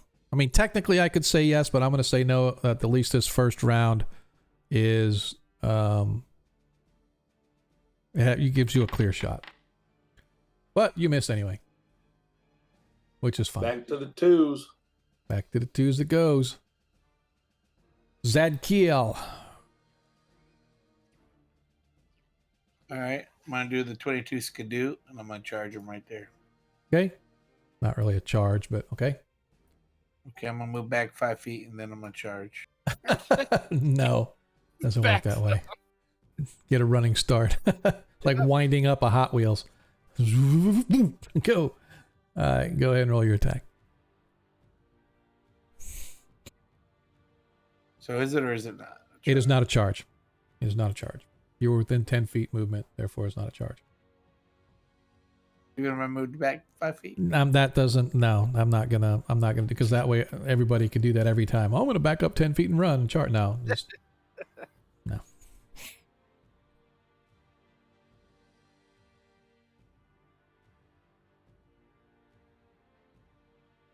Besides, if you need that extra +2 to hit, then you just don't need to hit.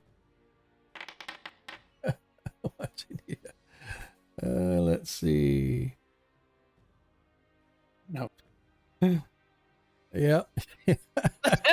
Exactly. If you would have had, gosh, if only you would have charged him, you would have got that extra +2. It would have hit. If only. Embarrass you up. Oh, how karma is that? You got 20 in his face. What's that? I'm using the net 20 in his face. Oh, okay. The one from Scala. Got you. Okay.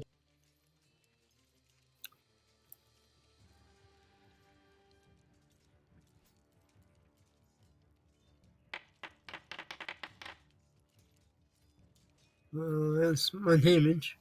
Yep. 14. Yeah, that includes the crit. So close. So close. All right. As you manage to swing and nearly cleave off one of its arms as its blade is just sort of half hanging there as it tries to sort of half target you and half target Deglin. 17 hits. Terrific. 1 hit point of damage to Deglin. It's killing me. I've rolled like 3 ones on damage in a row. As we are now back to the top. You've been doing a great job, DM. I do what I can to make you... See, you guys complain about all your dice rolls. So what do? I set it up so that all my dice rolls suck. And then you start giving me a hard time about that. So you admit you can control the dice. I don't complain on my dice roll, but only if you have a charge, you're going to get more damage. Yeah. As the creature once again targets Deglin. 10 misses. Deglin, you are up. Let's finish this thing. Please, please, please, gods. Gods of the hammer, smite this foe! Or not. Not! We want the wizard to get some experience too, so let him kill it with his darts.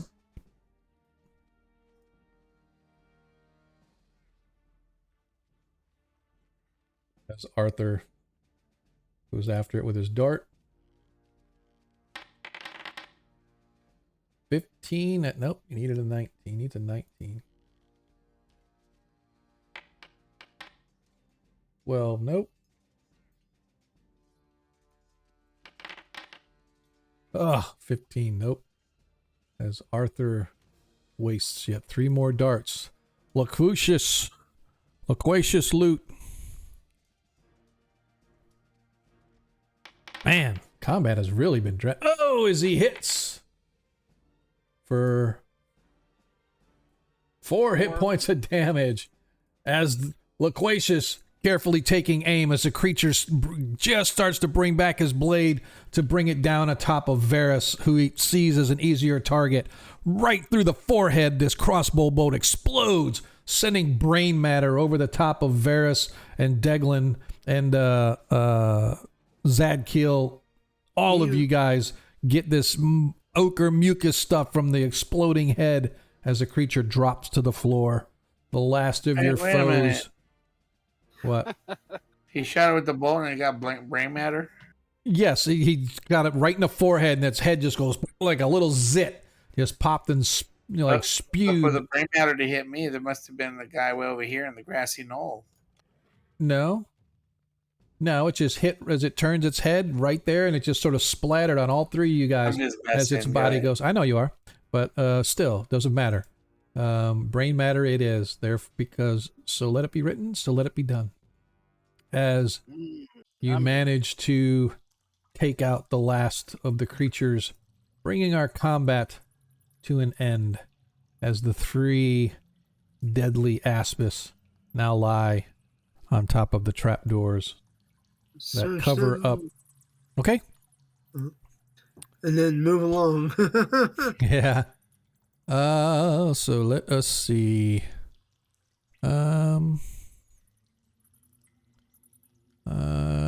Double check to see what they may have treasure-wise for you. Was there anything on the previous one? Well, you guys haven't had a chance to check these three out yet. Let's see.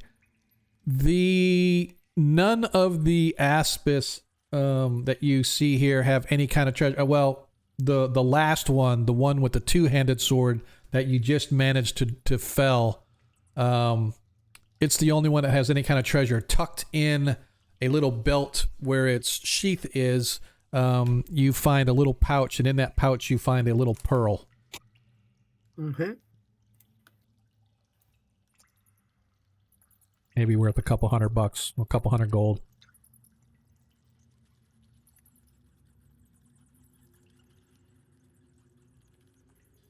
Maybe 200? Yeah.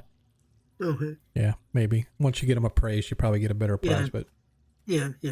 Well, we'll have all that stuff looked at by Oh, yeah. Mage when he gets it. So, time to go this way. you go across the chamber quickly, because it has been a while since you guys finished up the previous group, and you know that merchant has went somewhere.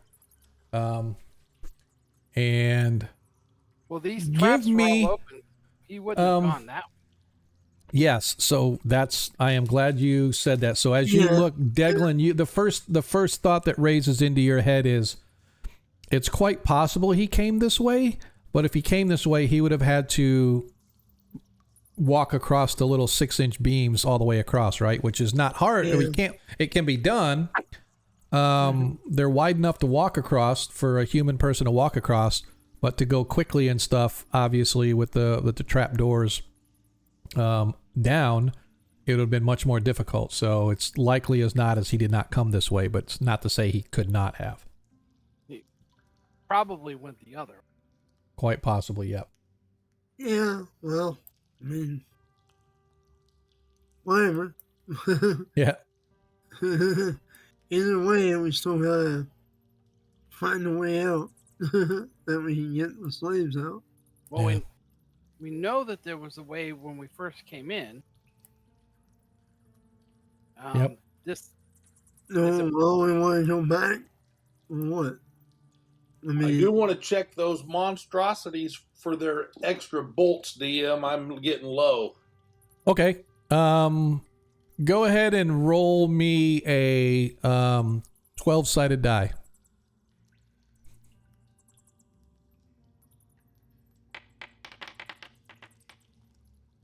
Nice. Between your crossbow bolts and the crossbow bolts that the creature had, you managed to recover 12. Excellent. Thank you. So as I said, as you get across on the other side, Varys, you see that there is a tunnel. It is actually worked stone, although it's very narrow and it slopes downward at a fairly, not really super steep, but it is a little bit of a slope heading down. It is a little bit of a steep slope, headed down. Okay. Does it look like only insects have been walking along it, or does it look like... You can't really tell as you sort of look. It looks like it doesn't have a lot of dust and dirt and stuff, so it looks like it's probably traversed for some reason or other. But it's you can see, but it's pitch black going down there, right? There is no light source leading out down in there, so. Alright, well, do we want to just go the other way then? And take a look? I mean, we've already wasted enough time, so... This way looks maybe a little steep. And we might all, like, slide down the tunnel or something. It's not quite that steep, but when I say... but... From what you can figure, you got to remember, you guys came up 2 flights of stairs to get here, right? You went up to a landing and it came up another. So this slopes back down, so it probably would put you about the same level that you guys left when you came up the stairs, right? So it's a slope like that, right? So it's not like a thing where you would, if you slip, you're going to slide down like a chute of some kind. It's not that. But it does slope down in a downward direction, so you can definitely tell. Well, where's the party want to do? Or am I the one leading everywhere? Well, we still got all those slopes sitting in another room. Yeah, Maybe we should try to get them out. I guess we can go back the way we came. Or there's this other straight path that goes straight down, which... I don't know if this is player knowledge or not, but we could say it possibly could go back to that first room we kind of entered, which was just a hop, skip, and a jump from the way we came down. Yeah, they'll have to climb up and go through the tunnel still, but yeah. Alright, well, let's go take a look this way then. Okay. Go. Well, somebody needs to go back down and tell those slaves this. Well, all right, Arthur will go down there. Arthur, go talk to the slaves. You go check out the way. I will go tell the slaves to start coming this way. Okay. Oh, I'm sorry. The former slaves to come this way. Well, we do have those 2 rooms down there we never looked at either. Might have something good in there. Quite possibly. Well, I gave the keys to the slaves and said to go feed themselves because they said they were storerooms, right? Or it looked like they were storerooms. Yeah, that's... Yeah, you're not 100%. So Varys, give me a traps check. And one more.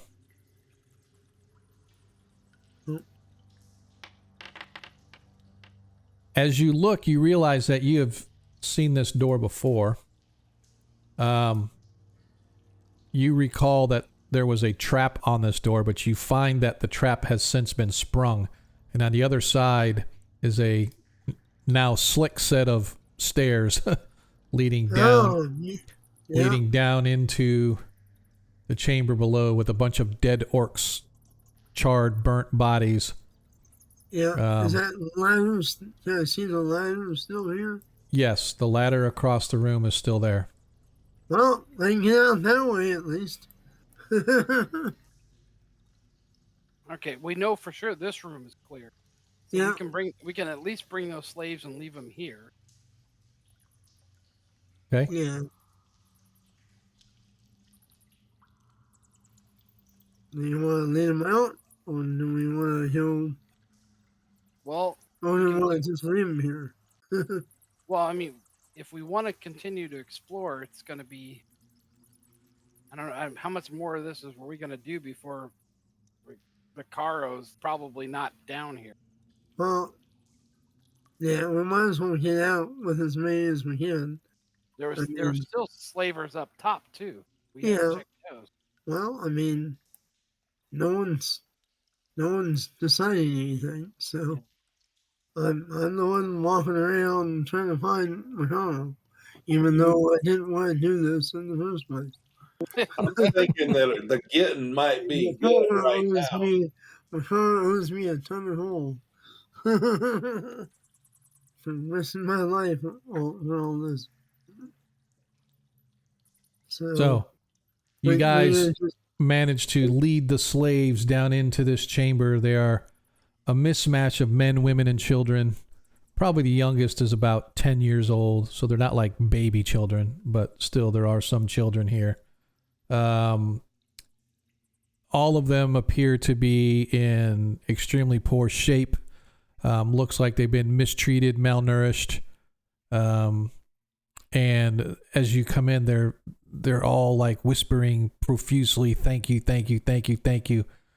You know, we can't believe that we're being rescued. This is, you know, gods be praised, etc., etc., etc. But they appear to be very, very happy to see all of you guys as you are leading them to their freedom.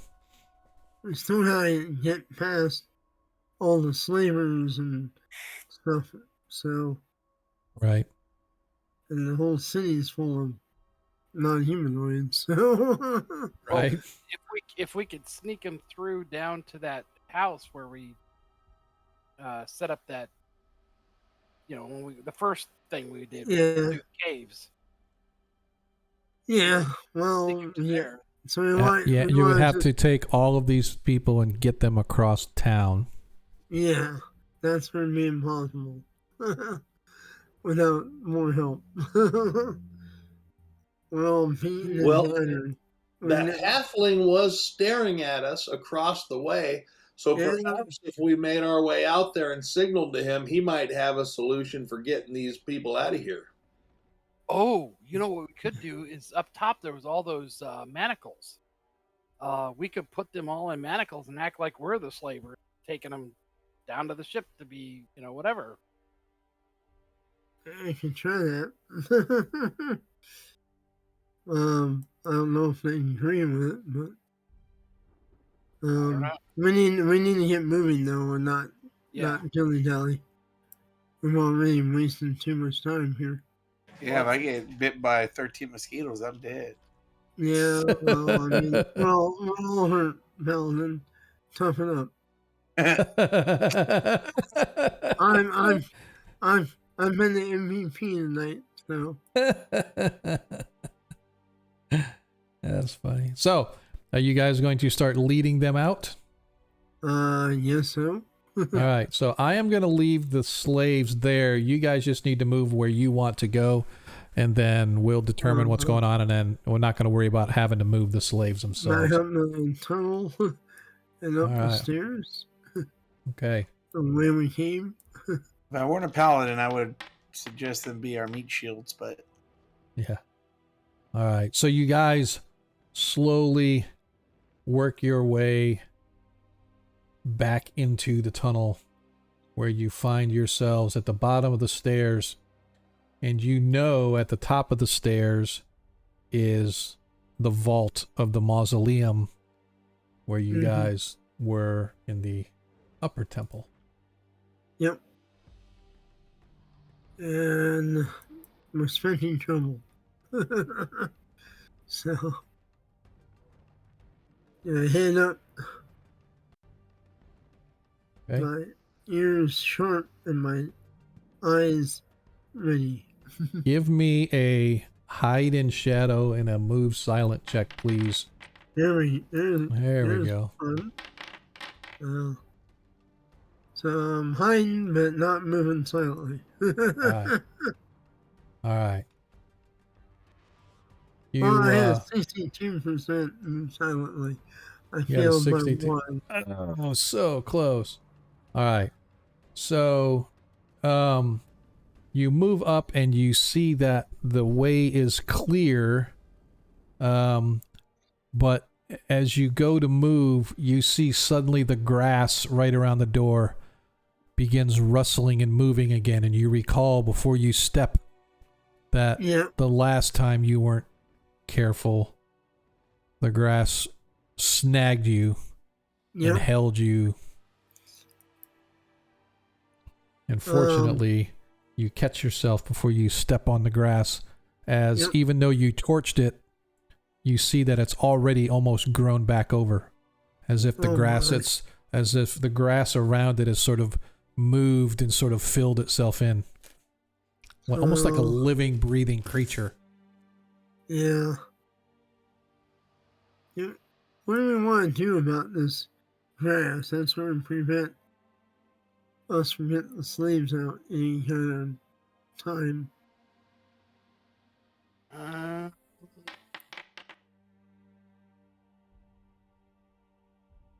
No. We can set it on fire again. I mean, we might as well now because the whole place knows we're here. Because that merchant got away, so Probably, yeah. if we light the place on fire, get the slaves out in the panic, and then run. Run for the gate. Yeah, run- well, Or run well, for the run path. for the hide. Yeah, run to hide because maybe it'll set the whole place on fire or something. I don't know. Just thinking. Mm.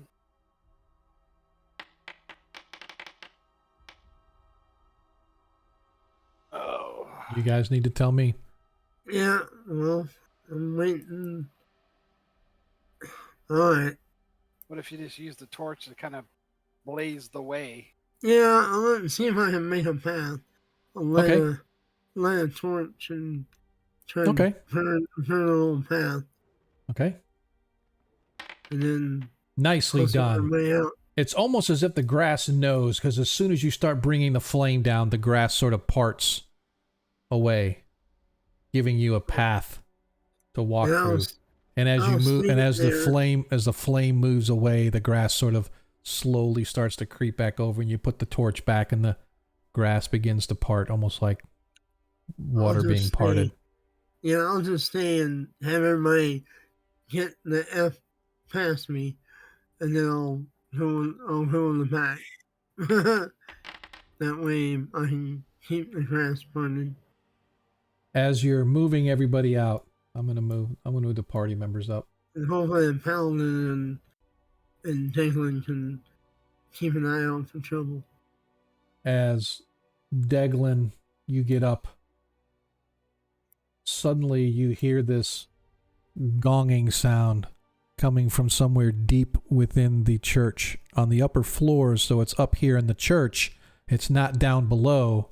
It's up here somewhere, but there is some kind of a gong going off somewhere within the church. It's not within this area where you're at, but possibly as you guys scouted out the entry, perhaps it's over here in the courtyard area where you guys scouted out, because they had guards upstairs and whatnot.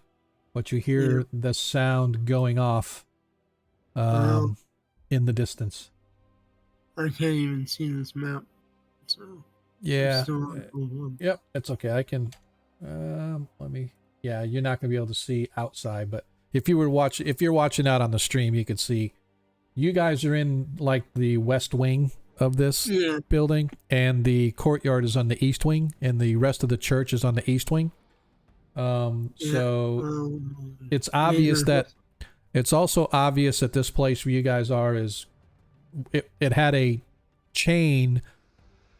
lock chain, I should say, locking this area, because obviously they knew there was something weird in here with the plant life and whatnot. And so nobody has been here. However, you now have about 20 people with you that you need to try to move out of this place. Can we tell what time of day it is? Is it dark? It is dark because you guys got in here just as the sun was going down. Yeah, it's time to. So it is definitely dark out. It's probably 2, 3, 4 hours, whatever, into nighttime. You guys been down in this building and down below for the better part of 4 or 5 hours easily. Well, we need to get moving then. Well, we could just. I'm thinking maybe we just allow our boldness to be our illusion, and we just step out with all these folks and just do a left turn and start briskly walking away, and like we belong here. Remember, humans aren't allowed after dark. Well, that gives us even a bigger reason to be doing a airborne shuffle, try and get out. I'm saying haul ass. Okay. But Yeah, haul ass. We can't go to the gate because they're gonna catch us there. So we have to go back to that house. And if that's all the way on the other side of town, Well, why don't we rest here for a day? because if the alarm's going off, they're gonna search this entire area. this whole place is going to be overrun. Yeah. We're all going to be prisoners. We need to get the hell out of Dodge and fast. Yeah. But we got to find some place to go. Why don't we- So the Could only have place- put all the prisoners and left them in there. We could have acted like we were prisoners too, maybe. You can go back. I'm not going back. I'm not going to be no prisoner. Where'd you find the manacles at? I forgot. They're up. There was manacles in one of these rooms back here. That's right. Can't remember. I remember we took a couple of sets. Yeah. just to Yeah, you took a few have, sets of them. Yeah. But we can get more if we need to. Yeah. So Well, the plan we is need to- then we're going to quickly put fake manacles on as many people as we can with the manacles that we have. Maybe the rest of the people can pretend like they've got manacles on as we're leading them out. And Yeah. Loquacious said, boldness or fortune favors the bold. Yeah. As you guys get out and make a quick left turn to haul ass at a minimum. So I will also say this. In my hand. What's that? What's that, Varus? I'm putting the hood of my cloak over my head. Okay. So you can't see my ears. Yeah. Pull Gotcha. our hoods over. Yeah. And then also use like a piece of wet leather and just keep making snapping noises like I'm whipping them or something. Okay. Okay. So the other thing I will say is you guys also know that you are in a rundown city. A lot of the surrounding buildings are dilapidated, falling apart, unused. So it is also quite possible, because you guys were in various buildings sort of scouting out the church, it's also possible that you guys might be able to find one of those buildings and get to them and use it as a hideout and then figure out a way to get the slaves out of there to the Underground Railroad. So it's quite possible. Yeah. Maybe give a signal to that halfling wherever he's at. He might be able to. Yeah. Okay. Well, he might be looking out for us. So Right, and he knows thieves can't. So he it's does. it's yes. possible that So I can talk to him. Varus would be able to Right. be best to send a signal. So let's do this. So first of all, Varus, I need you to go out and give me a hide in shadows check once again. As you get outside and you immediately blend into your surroundings, you sort of look around and your eyes manage to catch sight of where the halfling was before. You don't see if anybody's there, but you, in using old techniques that only the best of the thieves and the guilds know, in nighttime being able to send a signal, you get a reply, and you realize that your halfling counterpart is still there, apparently waiting for your return. And as you flash him the signals, he gives the okay, and he is going to create a diversion on the other side to the east to allow you guys an opportunity to head to the west, and hopefully it will be enough that you guys will be able to get out of here with your slaves. It takes a couple minutes to do, and in the meantime, you hear the gong continue to go off, and then you're hearing shouts as guards are coming from the town, running up to the main entrance of the temple. And so you guys shackle up a few of the slaves who begin to moan and say, "Oh, we're being taken slaved again. They're gonna." They believe that you guys are just stealing slaves so you can sell them yourselves, as they begin to believe that you're not there to rescue them, that you are there instead to... Shut up, slave. Just shut up. Shut up and do what told. Told you. Stop I crying. I'll mean- give you something to cry about. I need the paladin to roll a 20-sided dice versus his charisma, please. Zadkiel, por favor. All right. Can I charge? Whatever. I don't know what you're going to charge. They take credit or debit, dude, whichever you want to do.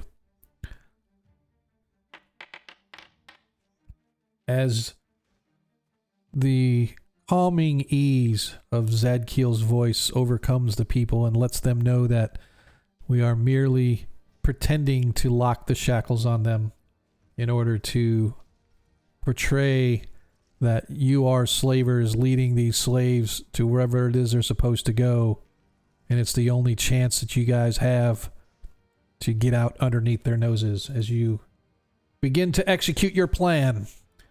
I am going to... Boy, this 5e would be so much easier. And I am going to give it a certain percentage chance. But I want Varys to go ahead and give us a party move in shadow. Or hide in shadow, I should say. Nicely done. I gave you guys a 20% chance of success. Yeah, wow. I gave you a 20% chance of success, and I rolled a 9.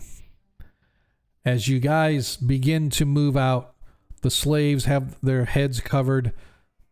They're all sort of weeping and crying and trembling and shaking as you guys walk by, and Deglin periodically. Off on the east, suddenly you see a building fire begin.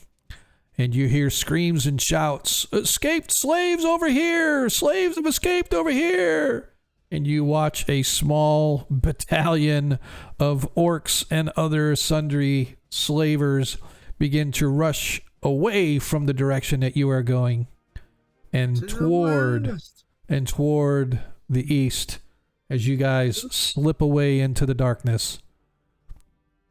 About a half an hour later, you guys manage to find yourselves a spot to hole up, as twice you were approached by guards who merely sniffed in your direction and let you continue on as you drag the slaves along the streets. Eventually you find, as I said, a place to hide.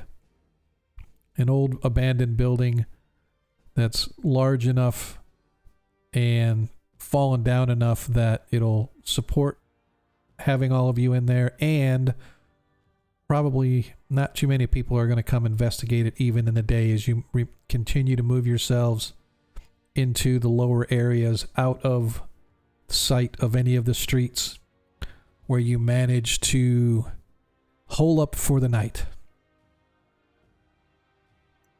Sounds good. In the meantime, Rest. you are found out by your halfling brother, the Higgins, almost forgot his name, Higgins Burrowfoot, who returns and praises you for your boldness in finding a way to extricate yourselves from that situation with all of these slaves nonetheless. But he tells you there is no time to rest. We're going to have to get through this city tonight, for in the daylight they are going to be turning this area upside down, trying to find their lost product. We must get out of here. We must get you. Did you find Mikado? As he starts looking through all the groups of them. Damn it. Perhaps they have moved him already to some other location. We must get him back to Yeli so that we can get these people out of here before the city completely comes unglued. Come, follow me. As he brings along with him a half a dozen other rogue vagabonds, whatever you want to call them, people that help you guys And I'm going to give one last check as you guys. Ooh. Ooh, oh, that was. Why did? Oh, haha. I was like, why did Loquacious roll that? Oh, that's because I had his character selected on accident. But still, haha, I gave you a 50% chance, and you got a 48. That's hilarious. As you guys, by the end of the another 12. yeah, it takes you another 2 hours or so, but you slowly moving from building to building, underground, back around back alleyways, sneaking your way faster and faster. You guys eventually find yourselves back in the confines of the home, beneath, or in the basement beneath the villa where you first came out of the caverns below. And you guys managed to get all of the slaves there safely. You managed to escape, although I don't know how. Fucking incredible. I swear to God, I gave you a 20% chance and I rolled like a 9. That's crazy. Yeah, As you guys managed to find your way, or find yourselves here. And you get, long rest now. and you get yourself a nice night's sleep. As you know, you get 1 hit point plus your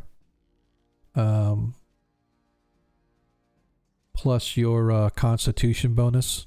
If you get a constitution bonus, that's what you get for your rest tonight. Everybody also gets 2 healing potions to use on themselves. So let's start with that. I'm going to start with Arthur, who really didn't take any damage, so Arthur doesn't need them. So Arthur now has 2 healing potions. Loquacious, you don't need them, so you're full hit points. Zadkiel, go ahead and roll 4d8 plus 4. I mean 4d4. 4d4. Yeah, 4d4 plus 4. Do you guys want it a time?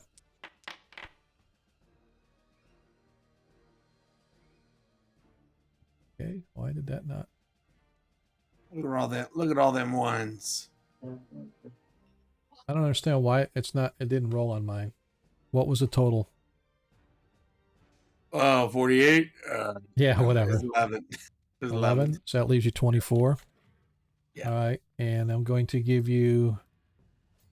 Arthur's going to go ahead and use his on you because he doesn't need them. So you got another 7, so that leaves you 31. That's 31 hit points for you. All right. Deglin. I'm only down 3. Yeah, you're only down 3, so you now have 2 healing potions. I'll add them to my... Okay. Loquacious, you also have 2 healing potions, if I didn't already tell you. And Varus, go ahead and roll healing potions for you. I am fully healed. All right, 16 hit points back for you. Perfect. Only needed 14, but Yep, I'm good. perfect. I like it. And so that means that you guys both have, like I said, so Loquacious and Deglin both still have healing, or 2 healing potions apiece to use. So, my friends, what is of Makaro? What can you tell? Has you found anything for him? The only thing we know is that he was possibly moved already. One of the slaves told us that they had taken a bunch of slaves and already had them prepped for shipment. Do we know where they go? No. We could ask the slaves, maybe they know. Is there there was no information or anything that you found, or no sight of him or anything that would give us a clue as to where they may be taking them? The paper. Hand the paperwork to them. As they look, oh, this is not good. The ledgers. As they start sort of reading through it. You have done so much for us already. I cannot ask you to do more, but I could make it worth your while if you were to try to track them and find them and Well, get us out of here. And we can get you out of getting out of the city is not a problem. Is picking up the trail. We have no mounts to give you, so it would be either you would have to go on foot. These trails are well known, so you just follow the roads. But it is just a little. It is overland difficult journey if you were to go on foot. So you would need horses or something. You don't need horses if you don't. Well, we got gold. We can buy horses if you can find a buyer or seller. Of course we can. As I said, people are here doing business as normal. It is not as if it is only goblins and orcs and those who wish to kill us. However, it's just dangerous, so I would take care if you wish to buy. However, as I said, as he leaves for a second and he comes back and he gives each one of you a gemstone. I can give you this as bounty for putting your lives on the line last night. Each one of these gems, each one is a ruby, and the ruby itself is worth 500 gold.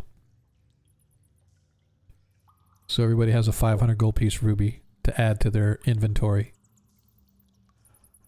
If you can save Makaro and you can retrieve him from these slavers, this fort that they are going to, I have heard of it before. It is a way station from many, many years ago. For those that used to travel overland into the Drakensgrab. So it is the territory and the place that you go is not a good place. Because now instead of the humans that used to run the territory, now it is overrun with orcs and goblins and hobgoblins, etc., etc. So this fort here that you see, and he shows you the map, and there's like little way stations along the way, just small stations, but set in the hills themselves, in the Drakensgrab hills themselves, there is this large fort that apparently used to be used to sort of, keep the creatures at bay, so to speak. But now the creatures, the what do they say? The inmates run the asylum now. Right. But I can promise you 5,000 gold coins if you are able to bring Makaro back from this. Okay. Well, or proof of his death if you are not able to do so. Mm-hmm. What do you guys think? We want to go after him? Well, we made a agreement to do so. So Yeah. he wasn't at this place as far as we know. So Well, we got a lot of treasure and stuff and some of it might be useful. yeah, once we get out of here, we can Arthur identify what these things are, and He can do it tonight. You guys are able to spend the night here, and he can do it tonight. Because we have logs from February to now. Yep. For this adventure to sort. Yep. So is this another adventure in and of itself? Oh yeah, it'll be I always say that, even if it's inside of an adventure, right? I mean, like if you guys were to do forays into, like if you wanted to go back into the temple for whatever reason, right? We could still do your experience and stuff here, and then because you're in a safe place, right? You're at your base of operations, and that's when we do that. Then you could, so every time you do a foray, you don't have to go through the whole adventure before I give it to you. If you manage to escape, get some downtime, able to rest, whatever. Oh, now we're going back in to see if we can't find anything else, right? Because we didn't find him last time. Maybe we'll go back. But now you guys have indication that he's probably not there, that he's been moved already. So, but anyway, so we can actually, but that is going to be, for next time when we continue the search for Macaro. But in the meantime, everybody has their hit points back. Everybody is able to recharge their daily spells and or daily abilities. And that is where we're going to leave tonight's game. But I'm not going to jump right into the after party. I do want to thank everybody that's hung out with us for the entire night. It's incredible the stamina that you guys have to listen to us banter back and forth and just have a blast. I mean, we've had some fun tonight. A lot of combat tonight. Seems like a couple times, our streams have been less combat, and all of a sudden, next thing you know, it's nothing but combat. Vegan, I definitely appreciate it, man. Hopefully you guys will catch us next Monday as well. If you want to watch a 5e game this Friday, we have our 5th edition game that streams. But what I'm going to do right now is we're going to go through, and Lando has it all documented on all of our treasure. We're going to go through each thing, and then we're going to determine how much treasure experience you guys get. And then once that's all caught up, then we can move into the after party. For those that don't know, the after party is literally just hanging out, shooting the breeze after the game. We move into another room. If you want to join us on Discord, you're more than welcome to.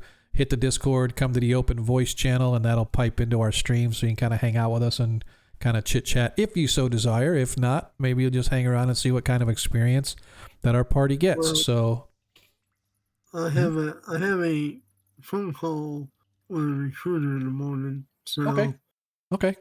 I'd be happy to do the treasure stuff some other time, or we can sort it out. So everything is in there. So I do want to get through this tonight. So let's do this. If you got to bail, totally okay. For those of us that stay, I'll shift over to our after party mode anyway, and we'll just still do it there, right? So let me go ahead and do that. I'm going to move us over to the after party. For those that want to hang out, I appreciate you guys. Hey, Excel, I appreciate you hanging out with us, man. We will talk to you next time. But what we're going to do now is, as the group, we're going to hang out for a few minutes, those that can hang out, and we're going to go through all of the treasure that we've got since this adventure basically started. And then we'll figure out what the experience is for everybody for that. And then I will figure out the experience for tonight's monster kill, and then we'll see where everybody's at. So, hey, man, appreciate it, Lando. We'll talk to you next time, dude. Yeah. All right, players. Yep. All right, players, for those that are here, I'm going to shift over to the open channel. If you guys want to join over, I'm going to try to get down there. So 3, 2, 1, here we go. And here I am. I am on the open channel. Hopefully you guys will hang with us for a little bit. We're going to work through some of our adventure treasure. Not sure if Loquacious is going to join us, Iger, but I guess it's just you and me. So let's see. I'm going through. Okay. Yep, so that's the last time. So the 18th of February was roughly. So here we go. You guys got the plus 100 already? All right, here we are for the treasure. So, Iger, do you want to be the adder as I go through everything? Do you want to be the addition for coin, for gold? And then at the end, we'll figure out how much it is. And then I'll try. Let me find my calculator. Okay, if you don't, I can pull up my calculator. It's not a big deal. So those that are hanging out with us, like I said, this is our after party. This is where we just kind of hang out and shoot the breeze normally. But tonight, we have a lot of treasure and stuff over the past few sessions that we have not worked through. So we're going to go through that and try to get our party some XP. And then maybe there's going to be some surprise XP at the end of the night. You just don't know. You're going to have to hang out to find out. But I do appreciate everybody that's hanging out with us tonight, man. I really do. All the love you guys show us. From subscriptions to cheers to just showing up and watching the stream, man. I definitely appreciate it. So, all right. So, let's see. That was a bonus already. What's that? We already do the identify on magic items that? No, we haven't done anything yet on any of that stuff. So, okay. What I'm going to do is I'm just going to start going. So, I am actually in the One Shot Loot Discord channel. And starting where Lando on February 28th said plus 100 XP for moving a trapdoor. right? I already figured that in. So the only thing that I have not given you guys is treasure XP, right? Everything else has been calculated in, whether it's bonus XP for this or bonus XP for that or monster XP. I've given you all that. I just haven't. So Okay. let's go plus 500. Okay. Plus 1,000. Sorry. Plus Yep. 10. Yep. Plus 500.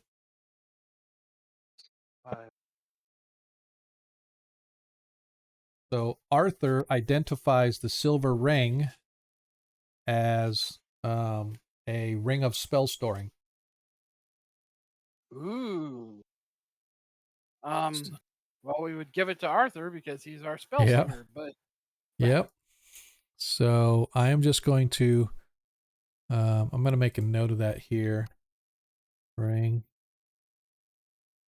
So that I can, and I'm not worried about the XP for that right now. So I gave everybody 580, so that was base, but that was before, that was without treasure.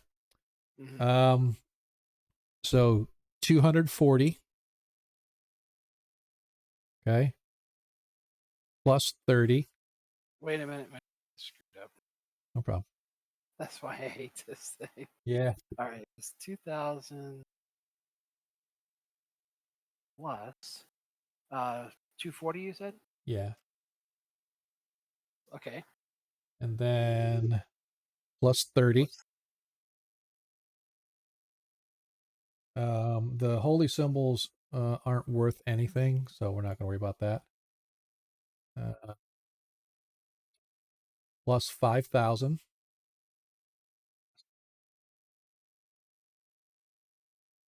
Okay. Plus 3,000. All right, and I believe that was the ring of protection plus 1. Okay. And I forget, I think the potion was already taken care of. And you got, of course, the set of 4 manticles. That's not worth anything. The 50 bonus is not there. 140, nope. Okay. Now it's plus 20. Okay. Plus 20. Okay. The stone is a plus 1 luck stone. Plus So one luck. the stone with the engraving is a plus 1 luck stone. Maybe we should be writing. Yeah, I am. I'm putting it right here, and I'll put it Oh, all in you the. are. Yep. Okay. All right. The gold ring is a ring of shooting stars. Ooh, he didn't get a chance to use those, did he? The bracers that went to Look cute. Loquacious are bracers of armor class 6. Plus his dex. I don't know what that puts him down to, but Yeah, well, he doesn't. He doesn't get a bonus. His armor class is 7, no matter what his dexterity would be. So that's. But now it's Really? 6. Yeah, the monks don't get the benefit of a dexterity advantage on their armor class because their Oh. armor class goes down by level. Right? Oh, So right. once he gets up a couple levels, these bracers armor class 6 won't do him any good because his normal armor class will be better. Ah. Okay. Okay. Yep. So and then so plus 25 gold. All right. The pearl is actually a pearl of power. Pearl of power. What is that? That is a magic item. And then 2,500 gold for the ruby. So just go ahead and put 2,500 because each ruby is that, right? Okay. That equals out to 12,840. All right. So hang on just a second. What was that? 12,840. 840? 45. 45. All right. So just for treasure, You guys got 2569 experience each. 5. 2569 each. Now, let me go in. And I want to. Oops. Give me just a second. I'm looking up some of the magic items here. All right. So let's look up rings first. Go with the. I know I sort of prorate a lot of these things, right? I don't always give you everything exactly what the gold piece value is, right? Or the experience value is, I mean. So, all right. So we're going to go 2,500.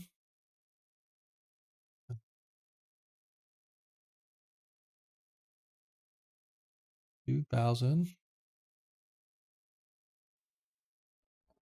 Now we have to look at the other ones here.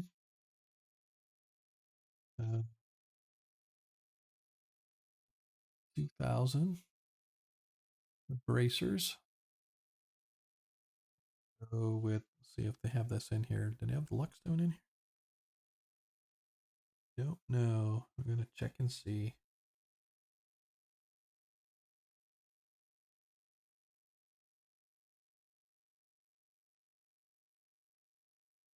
Looking for luck stone. It doesn't look like it's got it in here anywhere.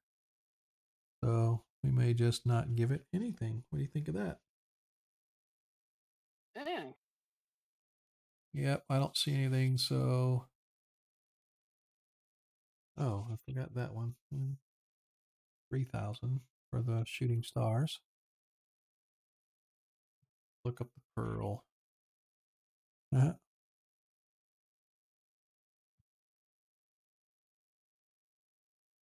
So I have to go back and look and see the pearl of power.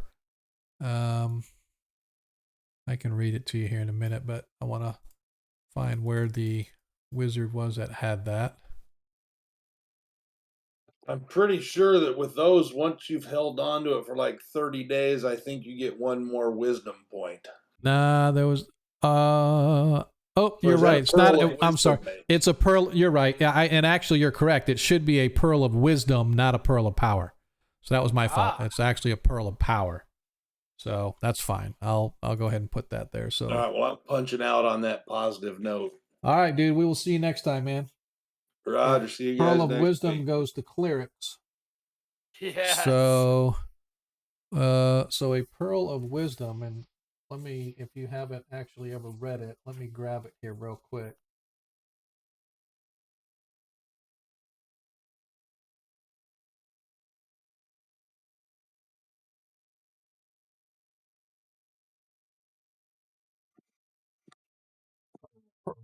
Pearl. All right. So, although it appears to be a normal pearl, a pearl of wisdom will cause a cleric to increase 1 point of wisdom if he or she retains the pearl for a 1-month period. The increase happens at the expiration of 30 days, but thereafter the pearl must be retained by the cleric and kept on his or her person, or the 1 point will be lost. Note that 1 in 20 of these magical pearls are cursed to work in reverse, but once the 1 point of wisdom is lost, the pearl turns to powder, and the dust is permanent, barring some magical restoration, such as a wish or tome of understanding, yada yada. But in this case, it's not that.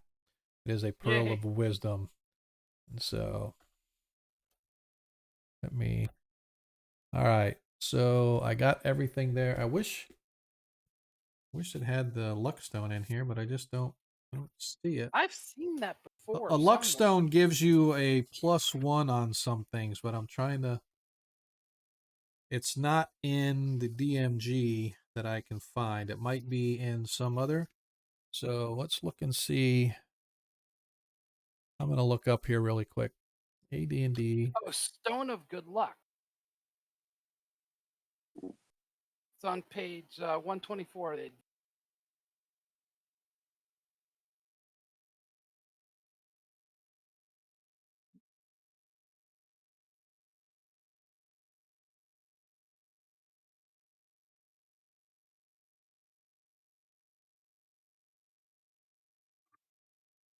Oh, yep, there you are.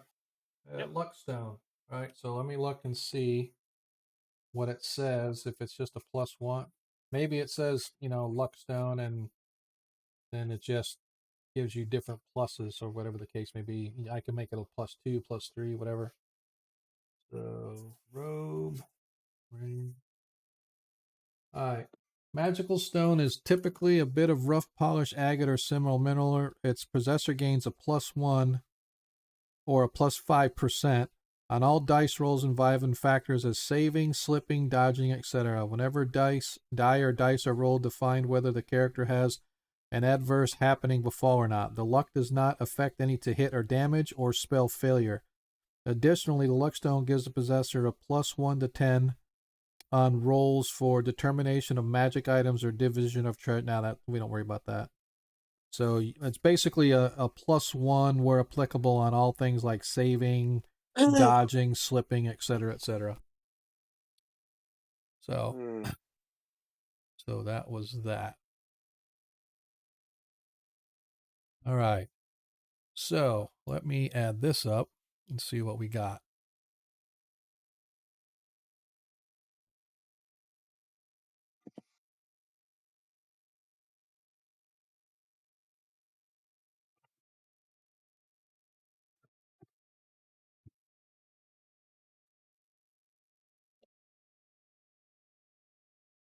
In addition to that 2569, everybody gets another 2600. Ooh. Oh, I went up 7 levels. Yeah. So 2600 plus 2569. So everybody for this adventure ended up with 5,100. I'm going to round it, 5,170 experience.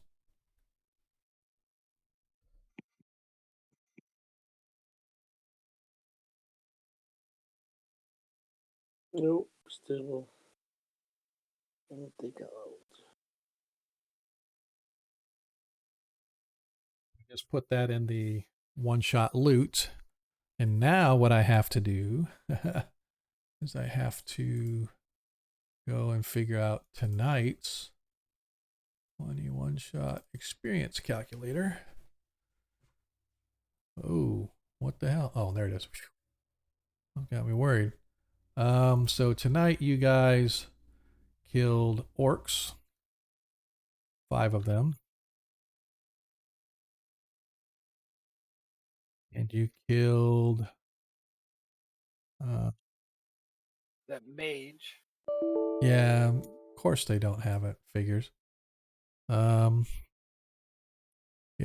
So let me see what the book says here for Aspis.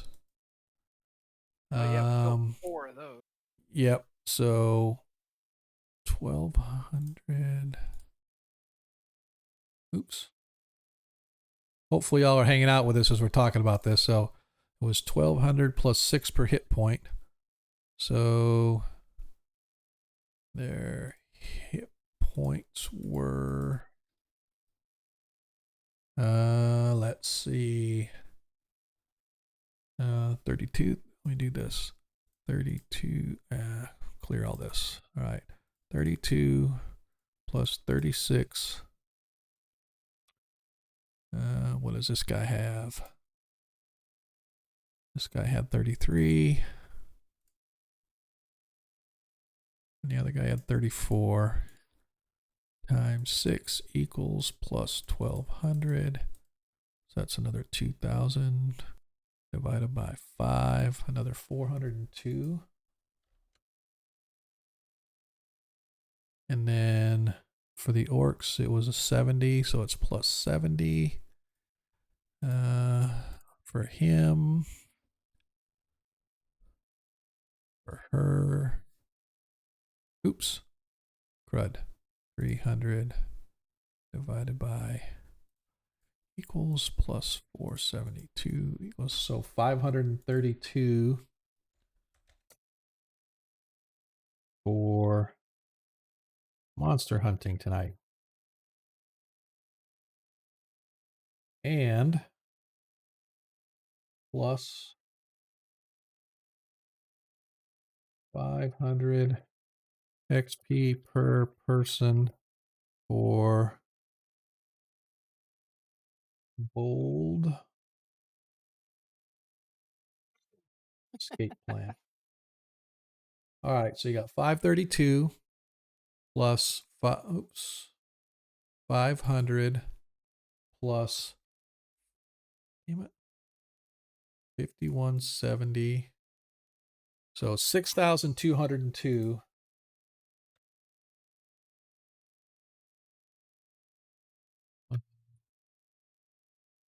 Or it's 6,202 for the Slave Pits adventure. So whatever Yay. whatever experience you had is you are now another 6,000. So I think let me double check Arthur and see what he was at. PCs, Arthur Durand, and let's see. 19320 plus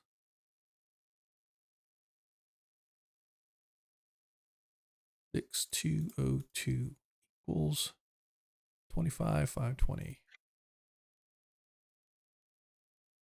All right, let's see what that has to say. I know this is boring, folks, but usually I do this offline, but I have been forgetting to do a lot of this stuff lately, so I want to make sure I get all caught up. And so our party has made basically 6,000 experience points for this adventure, which includes a 500-point bonus that I gave them for that. And I don't, to be honest, 20% was probably too high, but if I would have said 10%, they still made it. So I don't know how that happened, but they managed to squeeze their way out of the temple and managed to get away. So I'm going to look at magic users right now. Arthur is still a 5th level magic user. Yep, 5th level. He has to get to 40,000, so he needs another 15,000 or to get to 6th level. So he done good, but yep. Did you make 6th? Yep. Nice. So go ahead and do you want to roll it on the VTT or do you want to roll it in Discord? I don't. What is it? Your die 8 plus your Constitution bonus. Die 20. Yeah, we got a die 20 for our hit point rolls. That's what we do because we want to make sure nobody ever dies. Man, we still got people hanging out with us, man. I can't believe it. I appreciate it. We are just going through our after party. We're going through the cleanup. The party has just managed to somehow, some way escape from the temple along with about 20 slaves that they found along the way. And somehow they managed to get out with a little bit of help from the local Thieves Guild provided by Higgins, a halfling rogue in the city who helped create a diversion away from where the party was, and with the help of the local Thieves Guild managed to get the slaves back to the Underground Railroad. And now the party is deeply involved with planning their expedition to leave Highport and head into the hills, trying to track down the slaver wagon train that allegedly has Macaro with it. And so they're being offered 5,000 gold coins as a reward to bring him back or bring proof of his death, whichever comes first. So, but that being said, we just finished up our, actually for the last 2 adventures, really, because although I gave them monster experience after every session, I kind of held off on the treasure stuff because they hadn't got themselves to a safe place. Well, now they're relatively safe, so we went ahead and aggregated it all, including the magical treasure stuff. They managed to get 6,000 experience points apiece, and that included a 500-point bonus for the stupidly bold plan that got them out of there, which was pretty cool, Loquacious. If you're listening sometime later, I appreciate that. But so go ahead. Like I said, if you want to roll it on the VTT, you can. If you want to do it in Discord, just go ahead and roll it in the Discord. I just rolled it on the. Came up. Where? Okay, gotcha. On the VTT, got it. So you got 5 plus your Constitution. Do you get any Constitution bonus? No, I don't. Okay, so you got 5 extra hit points now for leveling up to level 6. As a level 6 cleric, you now, where is it? Get an extra third level. Yep. So now you have 3 first, 3 second, and a 2 third level spells, plus whatever you get for your wisdom. Don't forget, we have to start keeping track. Today is the 24th day of Wheel Sun. So on the 24th day of the next month, will be basically 30 almost 30 days. It's like 28 days, but so like the 26th of next month will be, no, I'm sorry. Yeah. Let's see, there's 28 days, so that's 4. So the 26th of next month, you will have had your Pearl of Power for 30 days, and you will gain the one bonus, 1 wisdom, whatever that may bring you up to. So, It'll QL? bring me up to 18. What's that? It'll bring me up to 18. Nice. Very cool. Very cool. So yeah, so that was good, man. It was a good session tonight. A lot of good combat. I'm glad you guys were able to get out of there alive. I was racking my brain how they're going to get out of here, and I'm like, all right, you know what? They've come up with a reasonably bold, crazy, never going to work plan, but it is dark out. There's a little bit of confusion going on. The slavers don't expect a direct assault like that, so they're probably going to be checking down below before they come check upstairs. And then I said, you know what? I know the Thieves Guild is sort of keeping an eye out for them on the way out, so why not give them a little bit of help? But hey, the fact that I rolled so well on the percentage chance, that's what really did it all. So I really do appreciate everybody that's hung out with us tonight. I am going to look for somebody to raid. Not sure who that's going to be. Let's take a look, see who's out there. Darlings out there as always. Lawful Stupids out there. The Lollygaggers. Who is that? I can never read. Wait, what? No. I think we should go to Critical Role because they've got like 11,000 people out there. They don't. I think we should like go ahead and. But I am going to do who I always do because she shows me all the love all the time. We're gonna go ahead and raid Darling.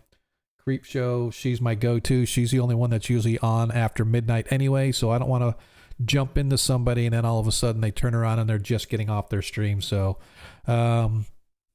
As a reminder, we are here next Monday, 7:30, same time, obviously. Also, this coming Friday is our 5th edition game, so hopefully you guys will join us for that. Please spread the word. If you haven't already, tell your friends, tell your coworkers, whatever. Every once in a while, I have coworkers kind of hang out. It's kind of funny that they tell me that they watch part of my stream the next day at work or whatever, and they say it's kind of cool, so... I appreciate the love that everybody's been kind of sending our way, but it is time now to go get my favorite beverage of choice, a nice cold glass of milk, because, you know, beer is not in my refrigerator right now, which makes me a sad panda. But anyway, Iger, I definitely appreciate you hanging out with us, man. I am going to kick it off. Hopefully you'll hang with us. Don't forget, when you get over to Darling, make sure you show her all kinds of love because she is pretty badass. I actually kind of funny. When she's doing painting and stuff like that, I like it because she plays old-time, stupid, scary horror flicks. It's like the 1920s and 30s movies and shit, man. It's freaking hilarious. I love it. So we're going to go ahead and raid in over to her. Wow, it like went almost immediately. Hang on just a sec. I don't know why it did that. I think, let's see, let's try this again. We're going to try this again, and we're going to go, if I hold this raid, there we go. And 9, 8, 7, 6, 5. Come on, can we get the 7? Yeah, we got all 7 of our viewers are going over. Like I said, in a world you can be anything that you want. All we ask is that you be kind. We will see you guys. I don't know. Like I said, hopefully we'll see you guys this coming Friday. If not, we'll see you next Monday. Until then, peace.